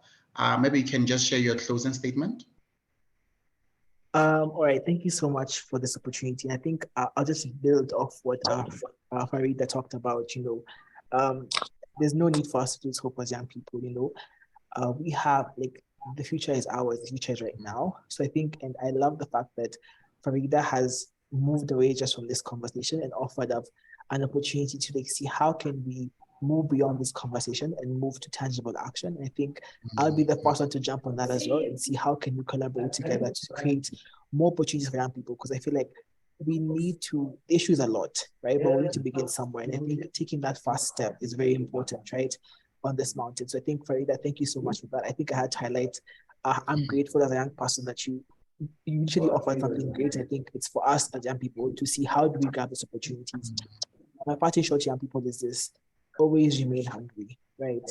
Don't lose hope, remain hungry, because we are the future. If the future is not, the people say we're leaders of tomorrow, we're leaders of right now. So own your future right now and make the most of it. Thank you. Wow. Thank you so much, Samuel. Maybe we can hear from, I know Dr. Kelly just spoke now, but maybe you can just share with us your closing statement first. Thank you so much. Okay, thank you so much. First, it is my opinion that mentorship should start early. That right from childhood, mentorship should be a process. And so it shouldn't come at the tail end of, let's say, high school, when already children have formed opinions about careers. They should start early, and then in mentorship, opportunities and available options should be discussed early with learners so that they're able to start forming opinions based on relevant, adequate information. Secondly, as I mentioned earlier, government already has a guideline through Public Service Commission in Kenya concerning mentorship programs in Kenya. However, what is lacking right now, which is a gap, is the fact that private sector organizations do not have a guiding policy about mentorship. Most of them are in-house made without a way of ensuring that there's uniformity and that there is quality out of the process of mentorship that is taking place.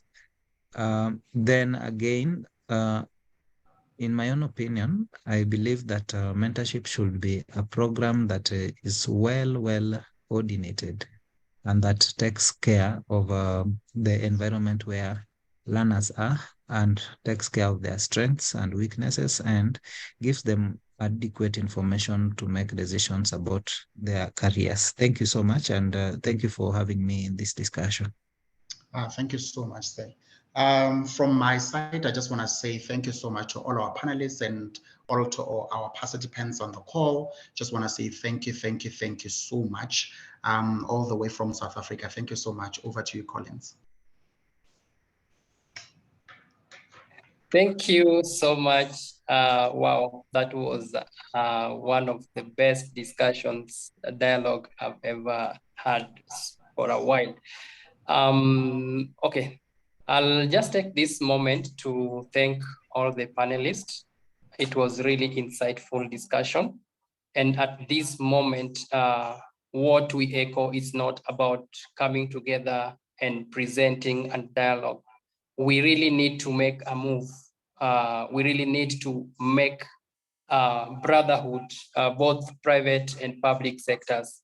So at the end of this, we'll try to reach out to different of institution, so that we see how best we can leverage and how best we can partner or bring in a conversation which will work so well in harmonizing the policies that we have in place. Like Dr. Kelly Oloch has said it is true that some of the policies that the government have, they are good policies, but they are in public domain. So what the gap which is there is now how to bring in private sectors so that they can work jointly in mentorship. If we do this jointly, we'll be able to have future generation. The future is now, the future is youth, and let's mentor the youth, and we'll be able to build a future that we want. Thank you so much, and enjoy the rest of your day now. We are moving to the next session. Maybe if you have time, you can listen. And the session that we will move into, it's in leadership, and we've leveraged leadership together with climate action, and now how the two, climate and health, can work together, because you realize whatever effects that climate action may have affect our health directly or indirectly. So at this point of time, I would like to appreciate our partners who have made this, help us make this day a success. And we really thank you so much for trusting in us and believing in us. And we believe if we come together, we'll be able to build sustainable, healthy community for the youth. So at this point of time, we'll have a break of 2 to 4 minutes, so that to kick-start our last session, which is on youth leadership towards sustainable, healthy climate action. So if you don't have a cup of water or you've just finished it, please have some time, get a cup, then come back so that we can dialogue together. And about the questions that have been asked here, we'll try as much as possible to share them with our panelists, so that during the time we are sharing the reports, you will get our response. Thank you so much.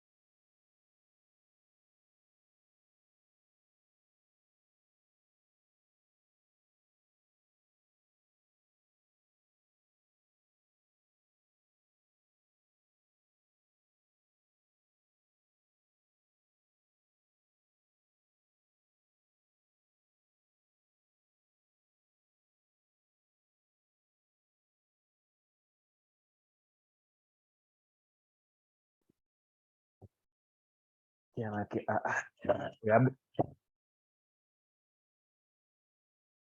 Hello. Yes, welcome back, ladies and gentlemen. And this is going to be our last action for the day. And so I want us to be a bit attentive as we make conclusions for the day. So the last session, as we can see from our screens, is going to touch on youth leadership towards sustainable, healthy climate action. Already we have some of our panelists with us here, and our moderator is also present amongst us, so that is Tony Olela. And so before we move further, there is a keynote address that is going to be given by Sister Margaret from Tangaza University College. So Sister Margaret, if you can hear me, kindly unmute yourself and then give us your speech. Thank you so much, Mr. Kauba, for this opportunity. And as I was listening throughout the day and also thinking especially about this particular session, I was wondering, where is the African Youth Initiative on climate change? But probably we can look for them later. I would like to share the screen, if you don't mind. Yes, sister. Yeah. Just a minute. No problem.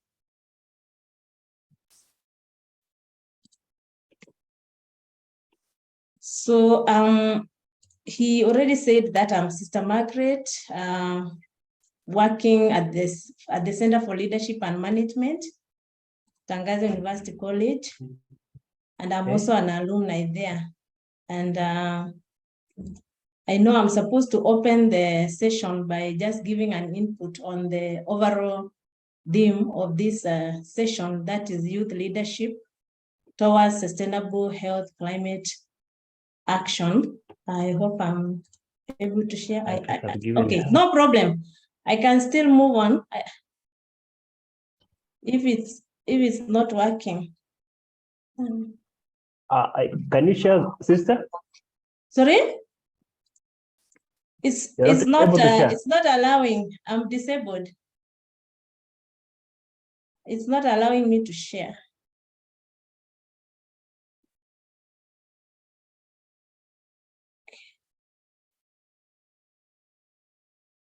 Or I sent the PowerPoint to Collins.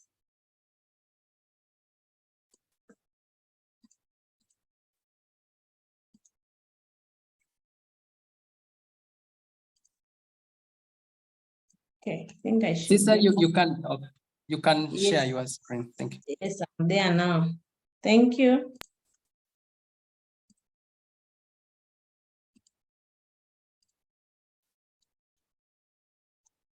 Thank you so much. And I appreciate that I've been given this opportunity, because personally, I'm very passionate about issues, climate, and the environment. And I was just wondering now, what do I share with the people? Because I know with Mr. Google, almost everybody knows everything. But I thought we cannot talk about climate change, issues of health and environment without touching on the SDGs, which in the 6 essential goals, we see a lot about climate change, a lot about health, issues of the human person and their health. And for sure, we cannot be healthy if the climate is not well taken care of. And that also goes to the African Agenda 2063. In the first aspiration, they are talking about prosperous Africa based on inclusive growth and sustainable development. And that is also captured more in the 7th goal, where they are talking about environmental sustainability and climate resilience, economies and communities. So you find that climate, environment, and our health, they are like married. And that's why, coming back to our current Pope Francis, he says that through the document he wrote about the care of the Mother Earth, the document is called Laudato Si. In number 70, he says that everything is interconnected. And for sure, if we don't acknowledge this and we don't take care of the environment, at the end of the day, it comes back to us. And that's why in another quote, he says that the earth is like protesting on the wrong we have been doing to it. So if the Mother Earth is crying, and as St. Francis would call it, Sister Earth is in pain. And as long as the Mother Earth is in pain, certainly we will not find peace, because we contribute to it. So the thing is, how are we taking care of this earth? How are we taking care of this climate, such that in response, the climate, the environment, the earth will take care of us? I know last month we also, in the news or wherever it was, whichever platform, that now Kenya has lifted logging ban, which has been in place since 2018. I will not engage any discussion here, but I just want to ask ourselves, what feelings does this reality elicit in us? Now that this has been passed, or this is happening, what feelings does this elicit in us? And this is not the only one. There are many more things that we could be reflecting about today, and I mean, around the topic of the day. And I remember in around 11 years ago, for those who can see my screen, that picture, I did not get it from Google. I took it from our land where I'm seated here now in Nairobi, Karen. And those trees you can see, they're almost or even more than 1,000, which I championed planting them in 2012. And so I was reflecting and asking myself, really what goes into doing all this, and how the environment can really respond to what we do to it. Because certainly if you do something good to the environment, you will see the response. The response will come back to you. And so in gratitude, I was just reflecting on this work and saying, I wish many more people could do the same, and we will see a difference in our environment. And I was asking myself, what could be done? What could we do so that we are able to take care of the environment, and at the same time, the environment takes care of us? Because as we have seen, and borrowing from the words of our Pope Francis, everything is connected. You do one thing to one. Sorry for interrupting, sister. You have 1 minute remaining. Thank you. Okay, so some of the proposals I am making is like incorporating climate and environmental matters in our curriculum, which already we are doing at the Center for Leadership and Management. We have some courses which are connected directly to the environment, for example, environment for managers and others. And then we could form environmental clubs or movements, encourage and facilitate the youth to enroll with the environmental movements, and also organize environmental events. Other things we could do are, you can see them on the slide, and I'm emphasizing more on the issue of partnerships. And as we can see, even in this conference of today, it cannot work without partnerships, whether it's an environment or whatever it is. Other things we've been able to do at Tangaza include partnering with some people like Equity Bank. We've been able to supply 1,000 seedlings for planting in one day. We were able to do it. And also we had some activities which were connected to environment. And certainly they engaged a lot of the youth in the school. Okay, I'm also proposing there's this Laudato Si action platform, among others, which people can join, and we will be able to join our hands to be able to do more together. And I conclude by borrowing the words of Wangari Maathai. We all know her as a hero, an African hero, and she remains my mentor. When she talked of environment and everybody was not listening, she said, however little she's contributing, she remains the hummingbird and she will do the best she can. So I just conclude by saying, let us do the best we can, and we will see the change we want to see. Thank you. Thank you, sister, for such a good keynote. According to what the pieces that have gathered from your presentation, it's that we all need to be accountable to the environment that we stay in. We all need to take care of our environment. By so doing, we'll be able to save lives. And I don't want to mention a lot because of time. At this point of time, ladies and gentlemen, my name is Collins Alan Dundo. I am the co-founder of Youth Initiative Development Program. I'm going to take a moment to hand over to Tony Olela. Tony Olela is a youth advisor panel for UNFPA Kenya. Mr. Tony Olela, if you can hear me, please, you can unmute yourself, test your microphone, because this is going to be hot. And people are going to learn, and we are going to take charge of our environment. Mr. Tony Olela, can you hear me?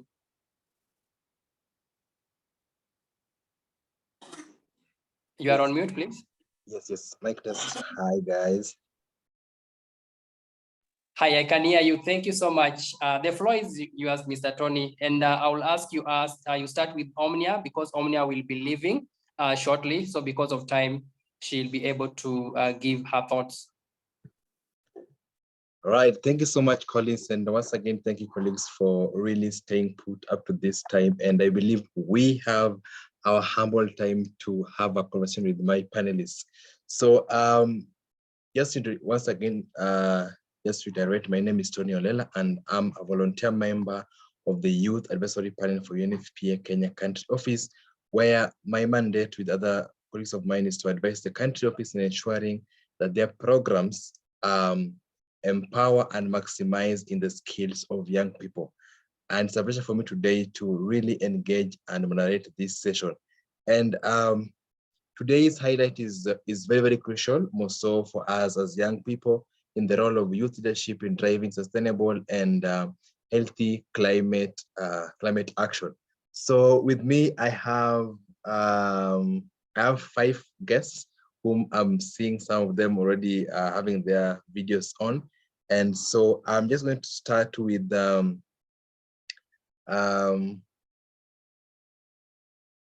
Omnia El Ombrani, right? Sorry, if I don't pronounce your name well, forgive me.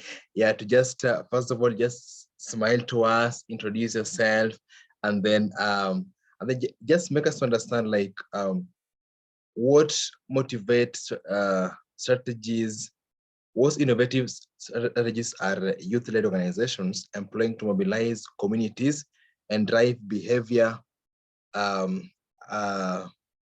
change towards sustainable practices that not only benefits the climate, but also improve public health outcome in the continent. Yes, Omnia. Yes, can you hear me well? Yes, yes. Yeah, okay. So first of all, thank you so much for having me. I'm Omnia Lamdoni. I'm from Egypt. I'm a medical doctor, and I've been working in climate change and health for the last 8 years. I'm currently working on mental health and climate change at Imperial College in London. And before that, I was also working as the youth envoy for the UN Climate Conference COP27 that was hosted in Egypt. So your question is so important because since I started my work as a second year medical student, I was working a lot at understanding how we as health students are the future doctors who will be the first line responders to the impacts of climate change on the health of our community. But we are also the trusted messengers that can drive the importance of how climate change is a health emergency that leads to, because of the increasing temperature, we can find a lot of heat strikes and heat stroke. Because of that, we are also seeing a lot of food and water insecurity, which is leading to malnutrition and impacting particularly the health of children, especially in our region in Africa. We can also see how extreme weather events such as flooding, hurricanes, as well as wildfires are increasing, leading to direct injuries, but also affecting the mental health of our people, especially the ones who are most affected. And these are all the important health emergency we're seeing because of climate change. And this is why we need to lead our own climate action, whether reducing our own carbon emissions, looking at the way that we are consuming food and reducing food waste, but also looking at the use of active transport, but also really advocating for governments and our countries to act on climate change and prioritize sustainability across government, sector, institutions, and so on. So one good example of what we did in my own student-led organization was really looking at our education and integrating climate change and sustainability in the curriculum of health students so that they learn about that in their core education and see how they can create solutions within their universities to creating environment-friendly hospitals, but at the same time reducing the carbon emissions that are coming out of healthcare facilities, reducing waste, and so on.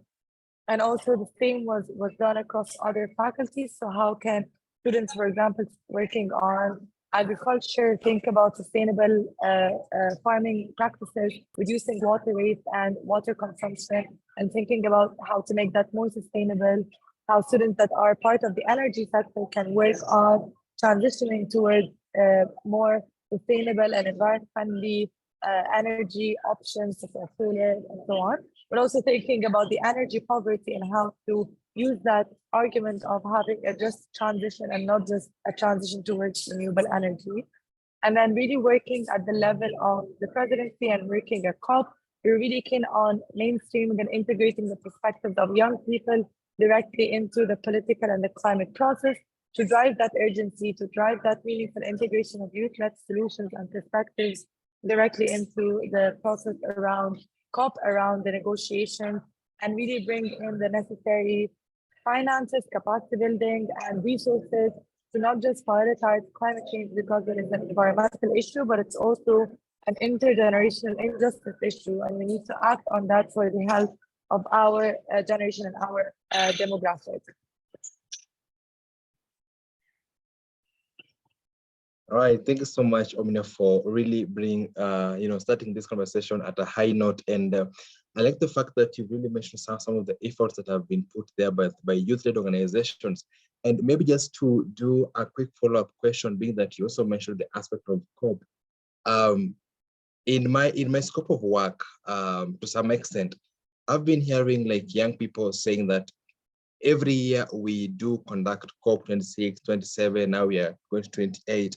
And what has been done so far in terms of the commitments that have been made in the previous COP summits, and what are the open doors for young people to really hold the key stakeholders accountable towards achieving these commitments? You're on mute. Sorry, that's a great question. So it's very important to understand that since the Paris Agreement in COP21, all countries were developing their own national climate commitments so that we make sure that the temperature does not increase beyond 1.5, which then we can see more catastrophic impacts on our health, on the environment. Right now, documents are done. Countries have adopted them, but they are not implemented. Right now, we are at over 1.2 degrees increase in temperature. And this is why right now we're seeing so many extreme weather events happening, high temperatures, more poverty, more food and water insecurity. And we are not doing enough. Countries are not doing enough, even when it comes to their commitments, even when it comes to reducing their carbon emissions. We can see further fossil fuel expansion. We can see less finance going to countries that are most affected, especially that they have contributed the least to the issue. So what COP does, and this year COP28 is about something called the global stocking, which means that all countries are going to be assessed whether their commitments are enough, are meeting their targets or not. We all know the answers in terms of no, we're not meeting it, and we need to increase the funding that goes into climate change. But this funding needs to reach the countries that are most affected. It needs to reach the young people that are doing all of these incredible work at the local level, really building the resilience of their communities, thinking of innovative solutions when it comes to energy, when it comes to agriculture, when it comes to health. And until now, these grassroots youth-led actions and solutions, they do not receive the funding, nor the support, nor the governmental focus that they need.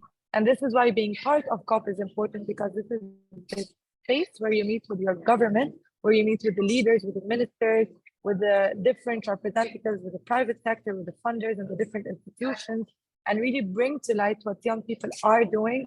And they need to be working together, and not just by giving us funding or giving us support or recognition, no, by working with us as partners, because we are shouldering the impact of climate change on our health, on our future, on our access to food, water, job opportunities, healthcare services, and so on. But until now, we are still not a key partner on what is being done, on what the discussions are being held. And we have the innovation and the determination and the urgency to really bring in climate change at the table, to really bring in, as you said, the accountability that is needed to implement the commitments that are being made every year back to our countries, because we understand that the countries have committed to that. And what we want is not just for them to implement it, but for them to do that with us. Right. Perfect. I'm really glad that you mentioned issues financing. You also mentioned issues, the gaps in accountability, because young people really have that energy to see how best they can really even knock at the doors of the high level stakeholders to ask questions. So I don't know what I don't know what you think about climate and conflict mapping around different affected regions or countries, but I'll come back to you just to discuss about that. So once again, guys, feel free to open your camera to really motivate us, plus my panelists, so that we can smile together. So just to read something about Nest for us, even as I go to Isha Isha Venkat. Isha, Nest Focus believes that advocacy is empathy, compassion, and community at work. And your team is very, very excited to share your perspectives on the role of youth in advancing equitable health outcomes and driving sustainable action against climate change at this point in time in life. So Isha, maybe just to probe you and even trigger you a little bit, even as you introduce yourself, how can young leaders like me and you effectively advocate for and influence policies that integrate climate action and public health goals by also promoting synergistic approaches to address both environmental and health challenges in Africa? I see so many questions within this one question, but I believe you can really manage. And the mic is on you, Isha. Awesome. Can you hear me? Perfect. Awesome. Thank you so much. Hi, everyone. First off, thank you so much to Mr. Collins and the YIDP for this wonderful speaking opportunity. I'm super excited to talk with you all today and share my insights from all the way in the United States. So I'm Isha, as Tony mentioned. I'm a 17-year-old first-year university student at Georgia Institute of Technology in Atlanta, Georgia, as well as the founder and COO of Nest for Us, the nonprofit which was formed as a philanthropic platform built upon kindness, generosity, and social good. And just a little bit of some background about Nest for Us. What once began as a really small project with just me and my sister 7 years ago is now a multifaceted global organization fueled by over 6,000 volunteers who've together contributed over $3 million in valued volunteer hours, impacting tens of thousands in over 30 countries across 6 continents, with the support of many partnerships at all levels. And over the past decade, I've contributed over 4,500 hours of service, advancing social progress worldwide on causes ranging from global hunger, social justice, health equity, to quality education, poverty, and climate action, which is the topic we are discussing today. And I know Omnia before me gave such a really good in-depth analysis of really the issues that are going on in the climate space thus far. So I kind of wanted to shift and talk about the different ways that we spearhead youth leadership in our organization, how we've seen that really take charge at the local level and how that's impacted the global level as well. So specifically through my organization, Nest for Us, I spearhead interventions centered around climate awareness through digitally accessible sustainability-based curriculum, as well as action-oriented trainings designed for learners and educators both. So that looks like anything from focus group discussions to professional development sessions, where we offer different community engagement opportunities around awareness and action proliferation. And all of these are youth-centric and delving into over 14 of the United Nations Sustainable Development Goals through many of our programs, all focused around hunger, quality education, and leadership. And now to your question about mobilizing youth activists to tackle these goals for climate and health action in an intersectional manner, that's probably one of the most important questions, like you mentioned, and there's so much to break down from just that topic. So I like to talk about 3 things and 3 goals, really, I think that kind of lie into youth leadership in these spaces. And really, I think the main goal should be to uplift youth voices and ensure that young people are given decision-making power in various facets of the community. And kind of like what Omnia said, right? It's not just giving the funding and leaving, it's really partnering with the youth and really listening to their ideas and working together in conjunction. And the invaluable role of community mobilization with respect to these issues is huge.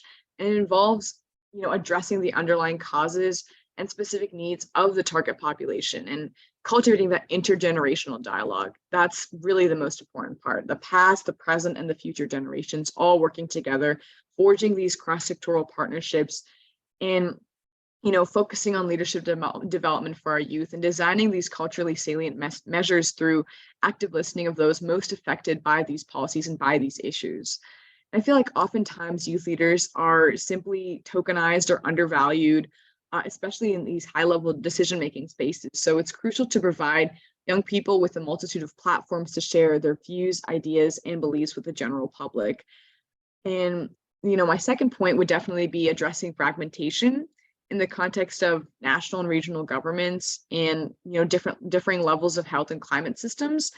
And the starting point of that is really utilizing technology. I think that's the second main point, is really, our generation, Gen Z, uses technology more than any other generation. So by, the constant provision of consistent quality education, with the investment of these local initiatives at the grassroots level, we can really make a difference, because I think truly listening to local voices leads to global and sustainable solutions. And lastly, has been the focus of this session and really this convention thus far, it's so important to acknowledge how interconnected these issues are. Climate, health, they seem so different and so far apart, but really they have so much interwebness and interconnectedness that drive them together. So I think focusing on these issues as interdependent and connected is so important in creating these innovative solutions that are going to last generations to come. So thank you so much for bringing attention to this pressing matter, and I'm excited to hear more insights from my fellow panelists. All right, perfectly said. And when you started, you said that you were 17. I was just asking myself, like, but when I was 17, where was I? Maybe I was chasing birds in the forest back in Kenya. I was even trying to ask, like, where was Collins when he was 17 years old? Maybe he'll tell us by the end of this conversation. So I really like the way Nest for Us is really engaging young people to be volunteers. And you've also bring up the element of uplifting the voice of young people. And this is indeed what we need, because for me, I believe like my voice is my power. But also, when you are keen with young people comment, they say they think like those in power, those in position really take advantage of young people with them volunteering. And there is no any transitional program or other plan for young people. Now, for me, for example, if I volunteer for like 7-10 years, what next for me? Yeah. So what are some of the challenges that you face as an individual? Because I also understand the fact that you've really evolved your engagement to maybe at the grassroots stage by engaging different women, girls and boys. So what are some of the challenges that you've faced when working with young people? That's a great question, Tony. And I think a lot of this stems from the point that I mentioned in what I just spoke about, being tokenized and undervalued as a young person. And I think other young people that I've worked with, my volunteer family as well, who are comprised mostly of youth, have also felt that, when we go about, we have these ideas, these fresh new takes on various issues in the world, but we just aren't seen as, people who should be prioritized with ideas by other adults or other organizations that may have been maybe at a global level, international level, governmental level, whatever it may be. We aren't looked at like our ideas matter, if that makes sense. So I think that's been one of the biggest problems for me as a youth leader, is that the fact that, other adults or other older organizations in the space don't think that we have anything to offer to the table.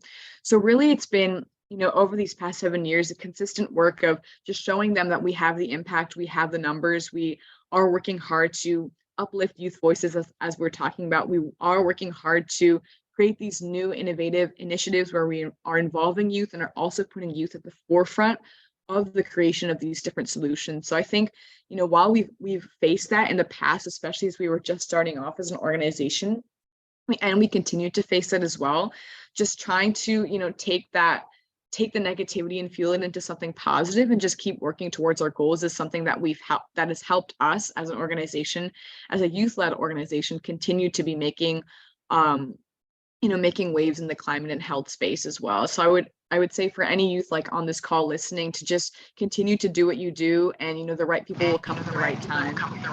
And even if you hear some no's, if you hear some negativity from other organizations or other stakeholders, just keep going. There'll definitely be, even if you get one no or one door closes, a bunch of doors open up. So just keep trying. So that's it.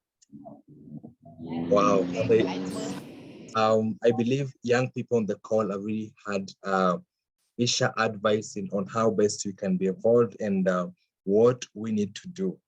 And Isha, there's this wanting issue more. So, every time we talk about collaboration, we talk about partnership with different stakeholders, and they believe like young people are key stakeholders. So maybe you can think over this as I jump into the next panelist, that is Gumit, Philora. Isha, do you think that maybe the policies of climate change haven't been pushed so hard by young people because we have been limited by the continental borders? And how best can young people really speak up together and break these continental pseudo borders? Think about that. So as I jump into Gumet Philora. Hi Gumet, I believe you are on speaker. Oh, nice to see you. Nice to see you. Hi. Tony. Hi. Thank you. Thank you so much. So Gumet, just to jump to you on the question, just picking it up from where I left Isha at, is the issue of collaboration. And this is a key element that we should really put so much energy into. So in your own understanding and context of sustainable health and climate action, how can cross-sectional sectorial collaborations between youth leaders, healthcare institutions, environmental organizations, and policymakers be fostered to ensure holistic and impactful initiatives? The mic is on you, Gumet. So just introduce yourself and then pick it on. Yep, thank you, Tony. And yeah, hello, everybody. I'm Gumit Philora. I'm a senior supply chain advisor with JSI, which is a consultancy and research, not for profit. We work in primarily in healthcare across a range of sectors, including supply chain, where I work, both in the United States and internationally. And yeah, I think to your question, Tony, yeah, I think cross-sectoral collaboration is very key. I think yeah, my previous colleagues, panelists have mentioned, you know, this integration is extremely important. And I think really sort of looking at yeah, as we move forward, signaling really that business as usual is just not good enough. You know, we need to change. And I think to do that, we need to take a very sort of systems thinking approach and look at the interconnectedness of how we operate in one organization or institution impacts other areas of the community, the economy, the environment, etc. So really looking at that interconnectedness. And I think for youth leaders, yeah, as Isha mentioned, you know, really being able to bring forward the energy and the skills of today and the future, really to offer these skills up, the energy, the expertise to fill the gaps and identify opportunities at the community level and wider that other organizations might need to fill. So really sort of recognizing the value that you bring. Yeah, and we've seen a lot in terms of AI, data, the Internet of Things, especially in the agricultural sector, you know, identifying potential damage to crops and things like that. So really, yeah, bringing these new technologies forward that can help environmental institutions, policymakers really identify these issues. And then, yeah, I think it's very much then seeing these new solutions to old or these emerging problems from a new lens and really bringing that value forward and looking for that synergy in the overlap, so filling the gaps and helping each other. And then I think education and training is really important. So I think a lot of the climate change work can be very jargony, a lot of acronyms, a lot of actors on the international scale and sort of all the way down to the community level. But you know, the climate science can get quite complicated, etc. But really sort of educating ourselves and then advocating and really raising your voice. So we saw that with the Fridays for Future movement. And there's a growing movement really to create climate ambassadors. So you might not necessarily have a climate change background, but educating yourself or receiving this training on how to communicate both the urgency of the issues and also the potential solutions and the value that you bring, I think could be very powerful. So I'll leave it there. Okay, thank you so much, Philora. And I really like the way you really brought it up. And guys, please feel free to ask any question on using the comment section, and we're going to read it out. So this year, back to you, Philora. This year, as we are commemorating the International Youth Day, and the theme is green skill for youth towards a sustainable solutions. So in the perspective of collaboration, do you think that we have young people who have some of the skills that need to be tapped in this process? And also, what are some of the gaps that really limit collaboration? Is it that different stakeholders don't trust young people? Yeah, is that a gap? So maybe, what do you say about that as an issue? Sorry, I think, yeah, limiting the collaboration, I would say, yeah, I don't feel that it's exclusion on purpose, if you like, or collaboration is limited on purpose. I think sometimes there is that sort of silo thinking, you know, if you take a hospital, perhaps that hospital is just focused on serving patients and might not, excuse me, appreciate the impact on the wider community, on the environment, the economy, but it is part of those systems. So yeah, being able to link up and really bring the value that you bring, and then yeah, identify gaps and opportunities and really come forward and suggest solutions. And I do think that youth do have the skills necessary and excuse me for to tackle climate change. And I think we're seeing a lot now on, as I mentioned, sort of AI data and things like that. So really powerful solutions that are coming from sort of grassroots startups, etc., and then being able to grow. So yeah, I think more and more integrating these aspects into curricula will be important. So really looking at what solutions are out there, what challenges are out there, what is being taught in universities, etc. I think that'll be key.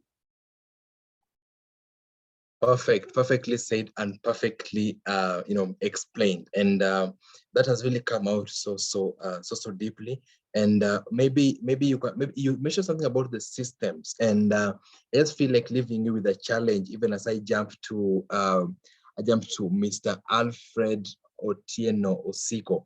So if we talk about systems, do you think that the existing systems in different parts of the country really allow and give space for young people to collaborate with the different sectors? So that I leave it to you. Think about systems, the existing systems. So Mr. Alfred, thank you so much for jumping in. I believe you are in the call, and I'll appreciate it if you can open your camera and smile to us. Yeah, so Alfred, okay, I see Alfred is still struggling. Perfect. Nice to see you, sir. Jambo. So, Mr. Alfred, we are in an era where technology is very, very important. And many young people are using the art of creativity to maximize in the existing digital space. And also, the same young people are being blamed of over maximizing of digital space. And in this context, what role can digital platforms, technology, and data-driven solutions play in empowering young leaders to monitor, track, and communicate the progress of their sustainable health and climate projects, driving transparency and accountability? So, Mr. Osiko, the mic is on you. Just introduce yourself and then take it on. Thank you, Tony, and thanks everyone for this event, attending and those organizing. Allow me first to say good morning, good afternoon, good evening, depending on where you are. Second, Tony, I think probably there's a confusion between, we have two Alfreds in the in the panel, but then it's all right. But I'll continue with responding to the question that you've asked. So from the GSMA perspective and what we do on a daily basis, we believe that technology has the power that if leveraged on, it makes the community more resilient to the impacts of climate change. And health is one of the issues. I liked what the founder speaker, I think that was Sister, she was speaking about everything being connected in the space where we work in. And so, yes, I totally agree with her that even the health issues and climate change, they are quite interrelated, and there are so many cross-sections that can be addressed through technology. And to your question, some of the leverages that technology brings to the various solutions that the youth are involved in include, one, being able to access markets given the solution that they have. Through this solution, they're able to access new and opening markets or new opportunities. For instance, draw your attention to the current conversations. Probably they've been there for a while. This is under climate finance and looking also at carbon credits. And I believe when you look at that landscape, there are solutions that speak to health, the health of the community, the health of the vulnerable groups, looking at our urban setup. And all those are new opportunities that the youth who are aware of technology and the potential of technology are able to leverage on. Something else, I heard somebody talk about collaboration and some of the challenges in collaboration. Now, technology presents the youth with a very good platform for them to collaborate with others and also to help monitor, track those collaborations and engagements. For instance, the youth are quite versatile when it comes to inventing and leveraging on the frontier technology, for instance. They come up with new new solutions that change the landscape of what the business has been or some of the sectors have been looking at. Now, when you look at corporates, they are very keen on such solutions. And for us, where we sit, we build and facilitate collaborations and partnerships between these small youth-led organizations and big corporates to help them reach out to a wider market, help them to deliver their solution to a bigger number of communities across different geographics.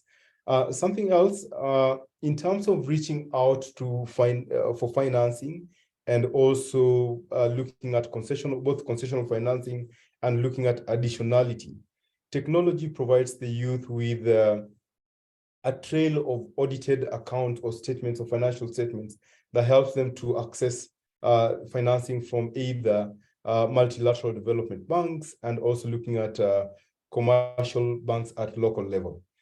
Something else we've seen that has been happening in this space, especially in the youth-led solutions or spaces, we have seen the youth are able to promote citizenry engagement in different aspects of our society and sectors. And when you look at the solutions they come up with, there are solutions that address challenges in the circularity space. There are solutions focused on reducing food loss and food waste. There are solutions focused on regenerative agriculture, climate finance, climate resilience and adaptation. And when you look at this entire landscape, they bring with them a business model that has an incentive to them. And this is a very nice way of having the citizenry engage or involved. And at the end of the day, it also helps them to look at how they are scaling these solutions. It helps them to understand how does it look when it comes to the sustainability of their finances, the sustainability of their business models, and the sustainability of their revenue flows, not to mention the social impact that is delivered to the communities and ESG in the operations they are in. Something else that we have seen that the youth are doing very well with technology is operational efficiency. Some of these solutions come with great essence and great value when it comes to operational efficiency. And I'll give you an example. When you look at the traditional circularity space, let's say waste management space, it's been so traditional with the brick and mortar kind of engagement. But what the youth have done and the innovations they're coming up with, they're able to organize these ecosystems so that throughout the value chain, all the players can see what is existing in there. from the collectors, aggregators, all the way to recyclers. And not to mention that this has helped a lot in terms of incentivizing the entire value chain and looking at how these solutions can be delivered effectively across different geographics. That will not go without saying that it is a way that has really promoted compliance and the growth of enforcement for regulations across different geographics that address the different sectors that the youth have been putting their efforts and unleashing the power of technology. Just to mention a few sectors: circularity, climate finance, carbon markets, if you've noted that, and looking at areas like regenerative agriculture and quite a number of sectors under climate resilience and adaptation. I think I'll leave it there for now. All right, thank you so much, Mr. Alfred Otieno Osiko. I believe now the picture you are seeing is now the real you. Thank you. Yeah, at least now the tech team has really ensured that I'm safe. My security is very safe. So I like the fact that you brought out the issue of technology very nicely, and I believe like we have so many young people on this call who are tech gurus, and they really feel like tapping in more into that space. And also there's this element of blaming young people to overusing technology to do the other things. Sometimes you wake up at late in the night, you find people live on TikTok, but what they're doing there, let me leave it just at that point. So I think we also need to really speak out on how young people can responsibly maximize on the tech. And this question I'll bring it back to you. How can young people responsibly maximize in the digital space to ensure that they are on the right course? So even as I jump to my next slide, that is now Alfred Sigo, please, Mr. Osiko, really brainstorm upon that question, and we'll come back to you. So Alfred Sigo, the founder and the CEO of Pwani Youth Network, I believe you are on the call and you can hear me. Can you please just turn on your camera, and then we get it on, Mr. Alfred Sigo. So Alfred Sigo, at a personal level, I work in different marginalized communities to address the issues of climate change and also address the issues of gender-based violence. And sometimes the people in the marginalized places, their voices are not being heard because of so many reasons which I can't mention. But now, being a founder of the Pwani Youth Network, how can youth-led climate health initiatives effectively address the unique needs and vulnerabilities of marginalized communities, ensuring that their voices are heard and their well-being is safeguarded amidst the impact of climate change? So Alfred Sigo, if you can hear me, kindly unmute and proceed.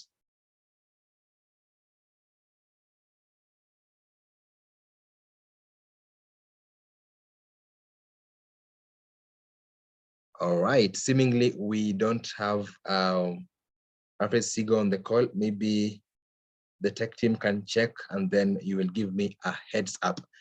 So even as we as speakers, as we still think around how can the marginalized community's voice be put in the forefront in addressing their needs, I'll go back to Gumet Philora, and I have a question to you, my brother.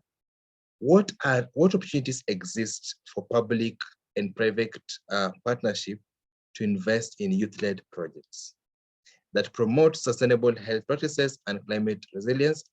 And how can these collaborations be sustained and scaled up for broader impact in Africa? Yeah, thanks, Tony. Yeah, I think this is a really important area. Yeah, we're seeing I think sort of in the area where I work, focused on humanitarian and health system strengthening, things like that, a very positive shift towards really focusing on not only sort of locally implemented projects, but projects that are designed, managed, implemented, funded, everything pushed down to the local level. And I think, yeah, the private sector really has an opportunity to empower youth-led initiatives, so making funds available and then intentionally seeking out and contracting with youth-led initiatives, and not as part of the kind of the negative greenwashing aspects, if you like, but very positively looking for the value that these youth-led organizations can bring, as we talked about it, in terms of access to communities, energy, expertise in technology and other areas, and really sort of bringing them into their operations. And in a similar way, the public sector, by making grants and funding available, tax incentives, and really sort of encouraging either directly with youth-led organizations or with the private sector. And I definitely like what Alfred said about the multilateral banks.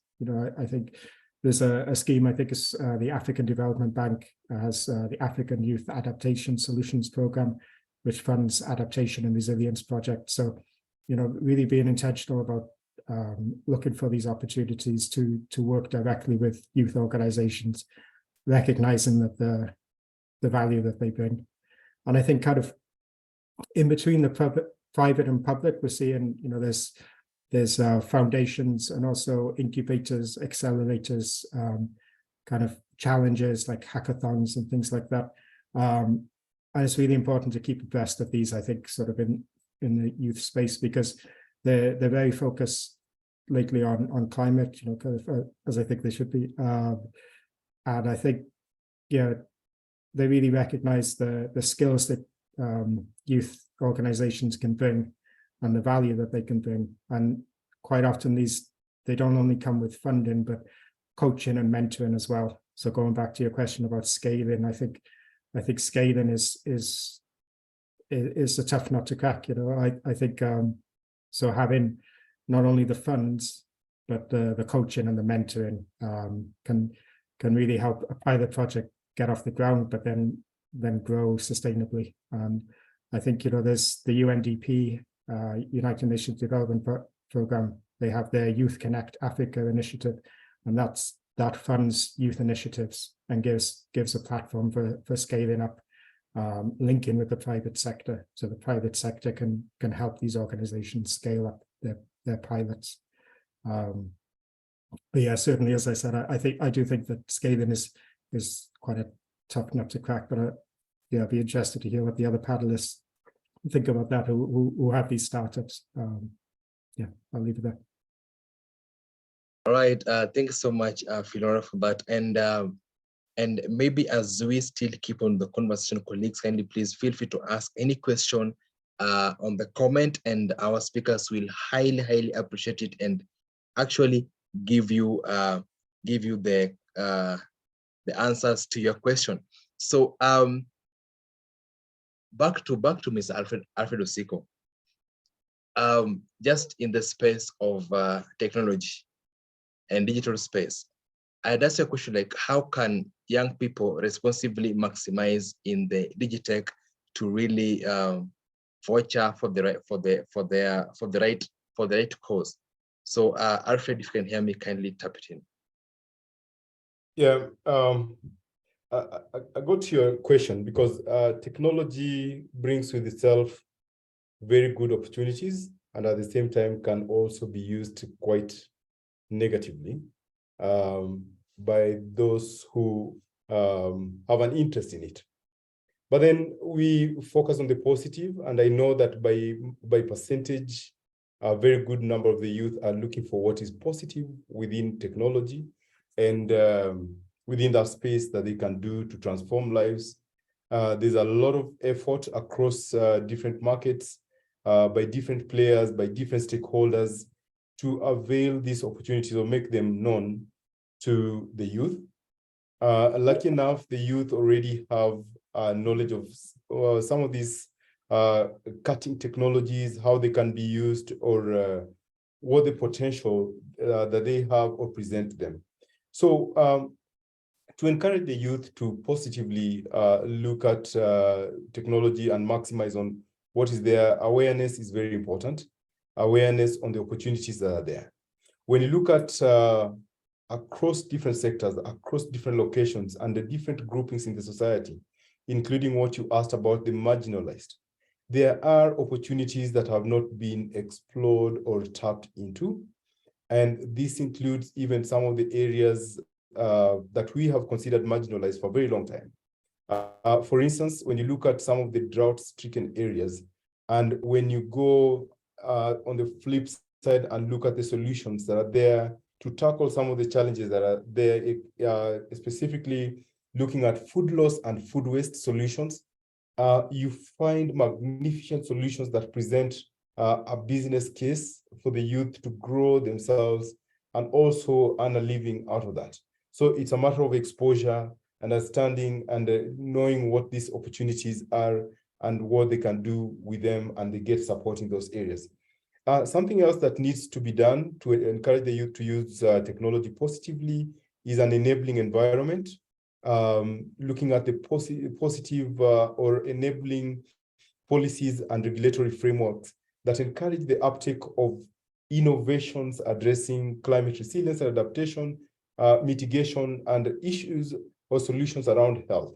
So somebody talked about incentives, yes, tax incentives as well, plus many other incentives that would help the youth come up with this or embrace these innovations or new directions.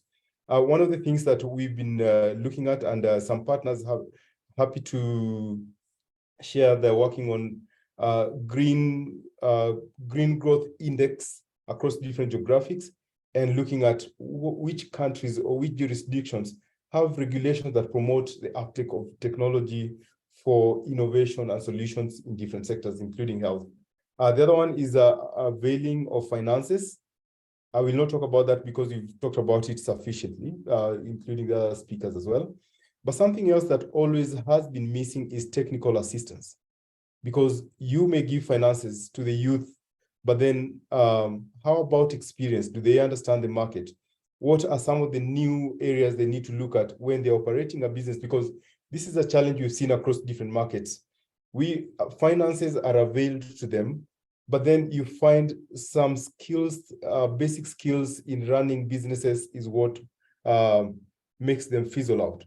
For instance, financing the financial skills, financial management skills, looking at developing marketing strategies, and many other skills that need to come alongside packaged as technical assistance to the youth. So I'm looking at those four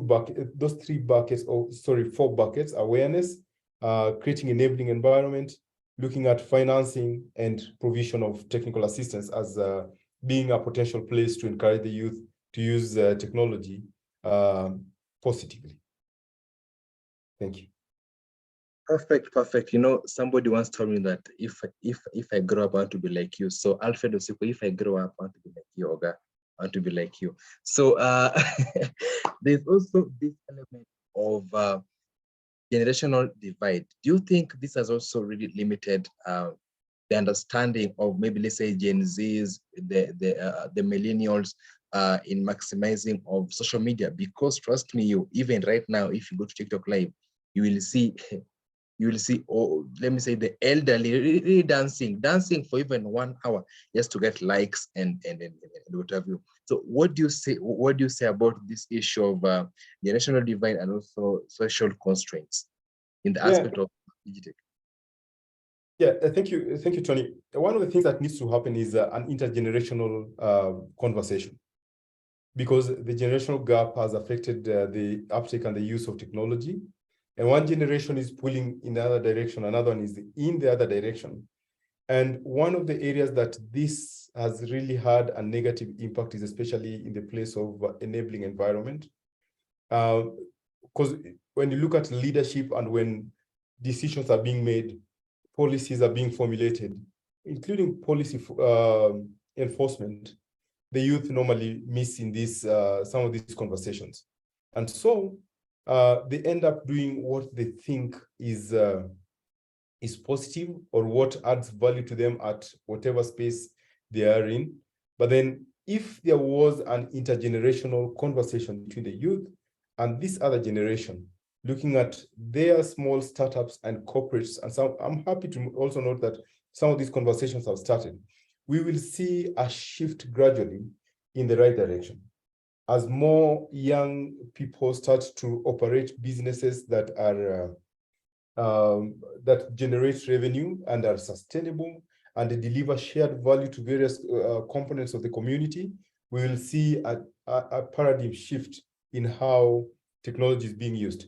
And I can, Tony, I know you're alluding to when you look at geographics, you'll see from different regions, the way they use even social media is different. And that informs you the need for awareness and enabling environment in some regions where probably dancing is the big thing, and showing off certain things is a big thing. We won't mention them here, but then that tells you across different geographics what kind of conversations go on and what kind of conversations need to happen where it has not happened. Well explained, well elaborated. So guys, we really need to be very responsible and have the right knowledge on how we can maximize in the spaces that we're having, more so on social media. Hi, Isha. Is Isha there? Perfect, perfect, perfect. So Isha, maybe just now back to you in regards to the pseudo borders just that have really limited the, you know, me coming to USA to work with you together, you coming to Kenya for us to work together. What do you think can be done? And also a question to you and also the all participants, and please, I expect this, guys, just giving the response on the chat. Do you think that young people are vulnerable? Do you think that young people are marginalized? So guys, please drop your comment on the comment section, even as Isha is telling us some about the pseudo borders. Isha. Yes, that is a great question. And I'll touch on the first one first, of course. I know Alfred talked a lot about technology and, you know, youth and operations and all of that stuff, which was really awesome. But for me, I think that's probably the biggest thing with, you know, the pseudo borders and kind of, you know, looking at nations and how to collaborate with other nations internationally is something that, you know, we've also worked on through NESFRS as well. And I would just like to say, you know, from the Gen Z perspective, we've truly made history as one of the most driven and diverse generations who really just as a collective believes more in actions than words. And I think, you know, youth engagement itself alone is not the answer, but neither is just adult involvement in order to devise these innovative solutions that are, you know, and these collaborations between nations as we're talking about, you know, as I've said earlier, you know, both the past and the future generations need to be highlighted as intergenerational dialogue really is the key to the future. And, you know, even just looking at the century, the 21st century is really a new era of civic transformation with those slow, gradual steps towards, you know, putting social engagement at the forefront of the implementation of these sustainable solutions that we need.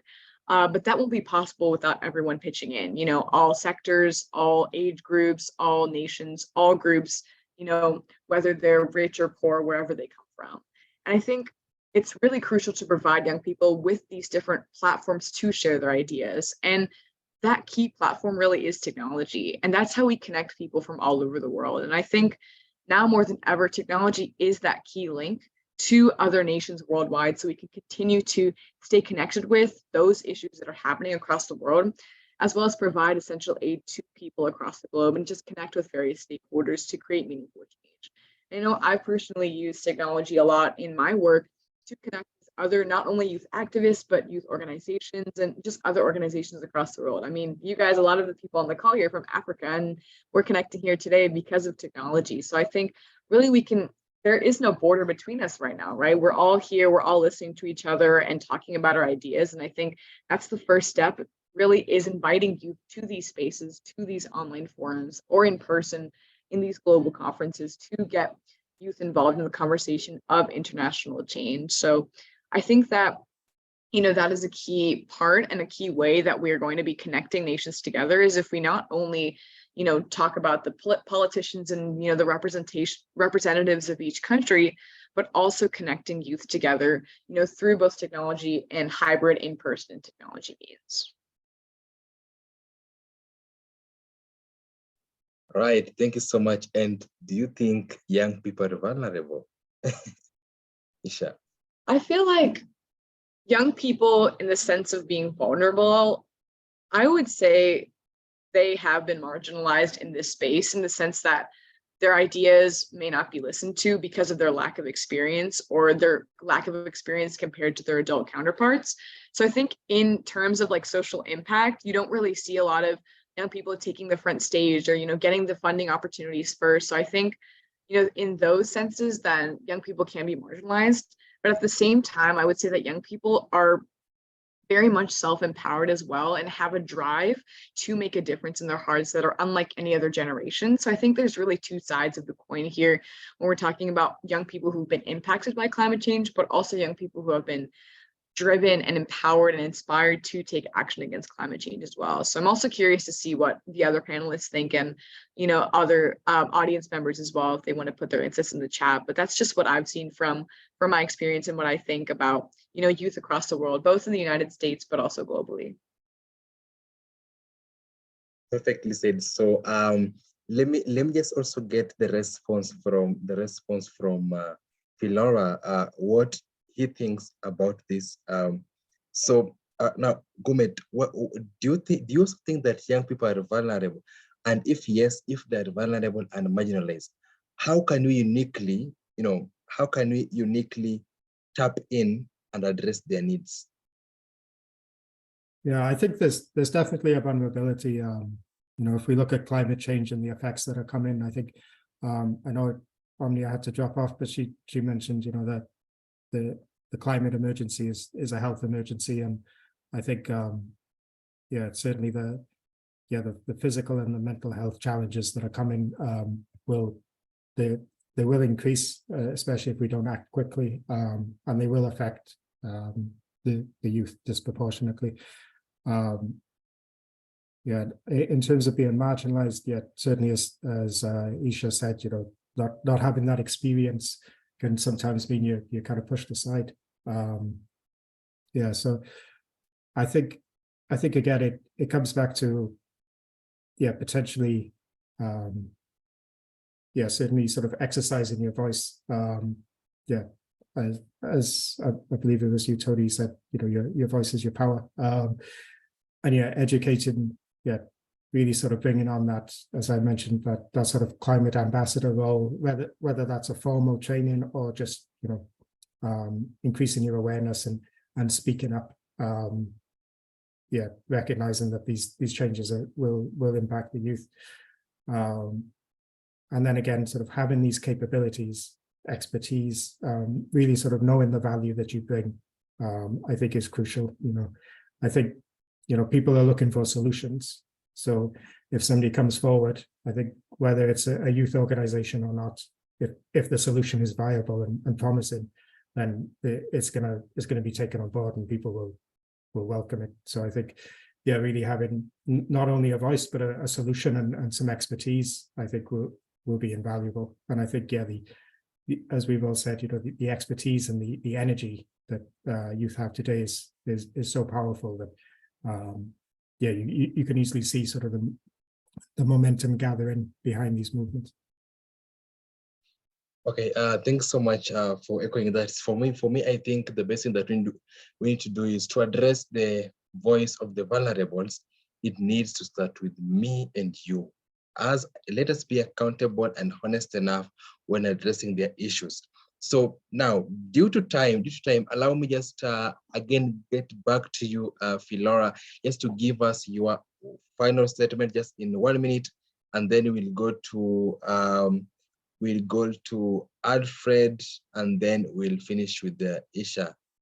I don't know if Omni is still on the call, or the Sigo is in the call, but Philora, can you please proceed?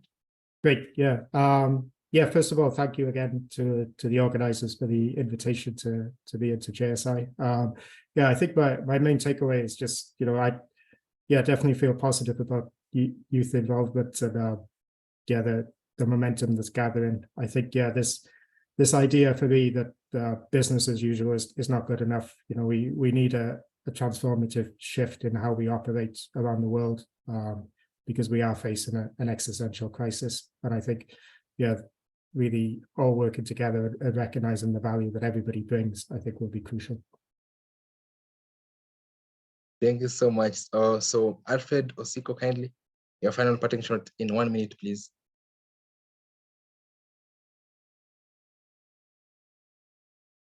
Alfred, if you can hear me.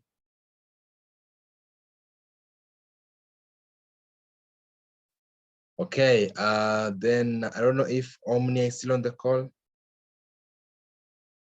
Omnia. Alfred Sigo.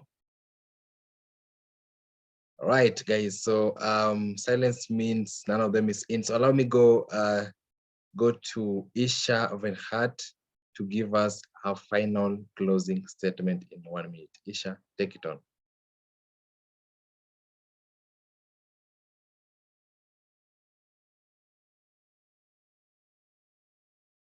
Isha, if you can hear me, you're on mute.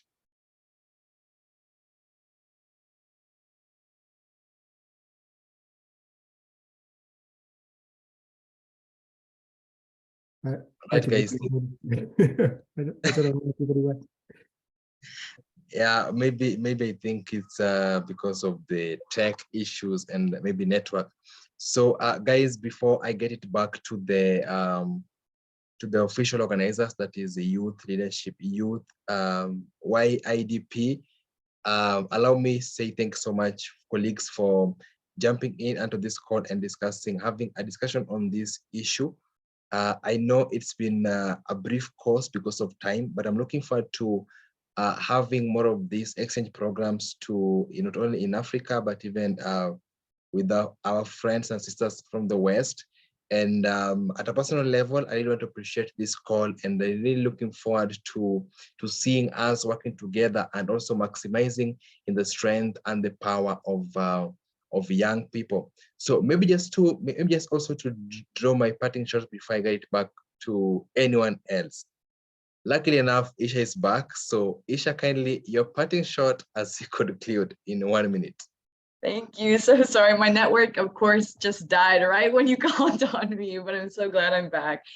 But I mean, just like Gurmeet said, I think my takeaway is really just, by not only amplifying youth voices, but also giving them those funding, those technological mentorship, and just opportunities for young people to be in those leadership roles and take them on strongly. I think society will really be able to prioritize the most pressing issues facing humanity today, climate action, health inequity, all these different issues, in order to build the best future possible. And I really think, it's not too late to really rebuild our world with, both youth and adults and all sectors working together, and all nations as well, by prioritizing these innovative solutions and, trading experience and energy together, and really putting empathy, peace building, and equity at the forefront. So I'm just really excited to be weaving the sentiment in as many communities as I can through Nest for Us, and hopefully, if any and all willing stakeholders on this call as well, to collaborate for the greater good off this call as well. So I'm just really grateful for the opportunity to speak with you all today. Thank you, Tony, for being a great moderator, and Mr. Collins and the whole YIDP team. Yeah, I can't wait to create sustainable change together. Wow. Thank you so much. Thanks so much for your parting shots. And also on my end, I want to really thank so much all my panelists for being the best and on the top window in answering the questions. And also all the participants for engaging and also listening in and taking in what our colleagues have really shared. So please feel free to connect with all my panelists on the social media handles. Also, please feel free to connect with me or in all social media handles. And I think we've connected with Isha. So guys, once again, I really want to appreciate you so much for this engagement. And to my parting shot, guys, we are the cause of climate change. And everything starts with us. Yes, we say time flies, but you are the pilot of your own time. Maximize on the knowledge and the time that you're having to give the best to your community. Life is too short. Everything depends on you. And you are the giver and you are the taker. Once again, a person is a person with other people. Without other people, you're no longer a person. Maximize on these spaces, network, collaborate, and let's work together. Otherwise, thank you so much and may God bless you. Back to you, Collins, on studio. Wow, that was great. That was marvelous. That was informative. That was incisive. I don't have enough adjectives to describe the session we just had this afternoon. It was quite enriching, quite engaging, quite informative. And so I hope this is we're just setting, just the gist of the matter. More is to come. Tomorrow we have the same sessions, different topical areas that we're going to unearth tomorrow with different new panelists. We request all of us to be here tomorrow as early as possible. By 8, we start 8:30 latest. Then we go through the day tomorrow so that we finish in good time. In a special way, I want to thank our sponsors. They have been with us before, now, and they're still going to continue being with us. We appreciate them very much. We just highlighted a few of them here. In a special way also, I want to thank our moderators for the day. Thank you very much, moderators, for the tireless work you put into this, the efforts you put into this. Feel appreciated. We cannot thank you anymore.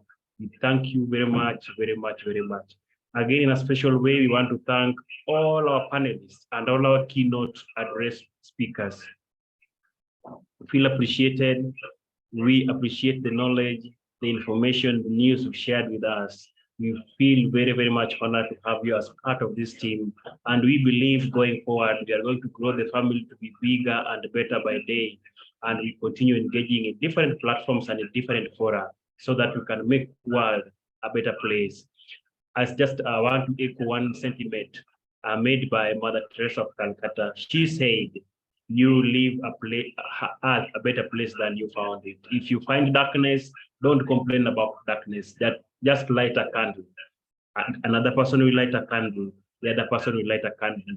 Lo and behold, we'll have light at the end of the day. She also said, don't complain that the environment is dirty. Just sweep your doorstep. The neighbor will sweep his or her doorstep. Lo and behold, we have a clean and healthier environment. I don't have enough words to thank everybody who has put on their efforts tirelessly. I want to thank our technical team who are working behind the scenes to put all this program and the project together. I want to thank the entire YIDP team for putting this together.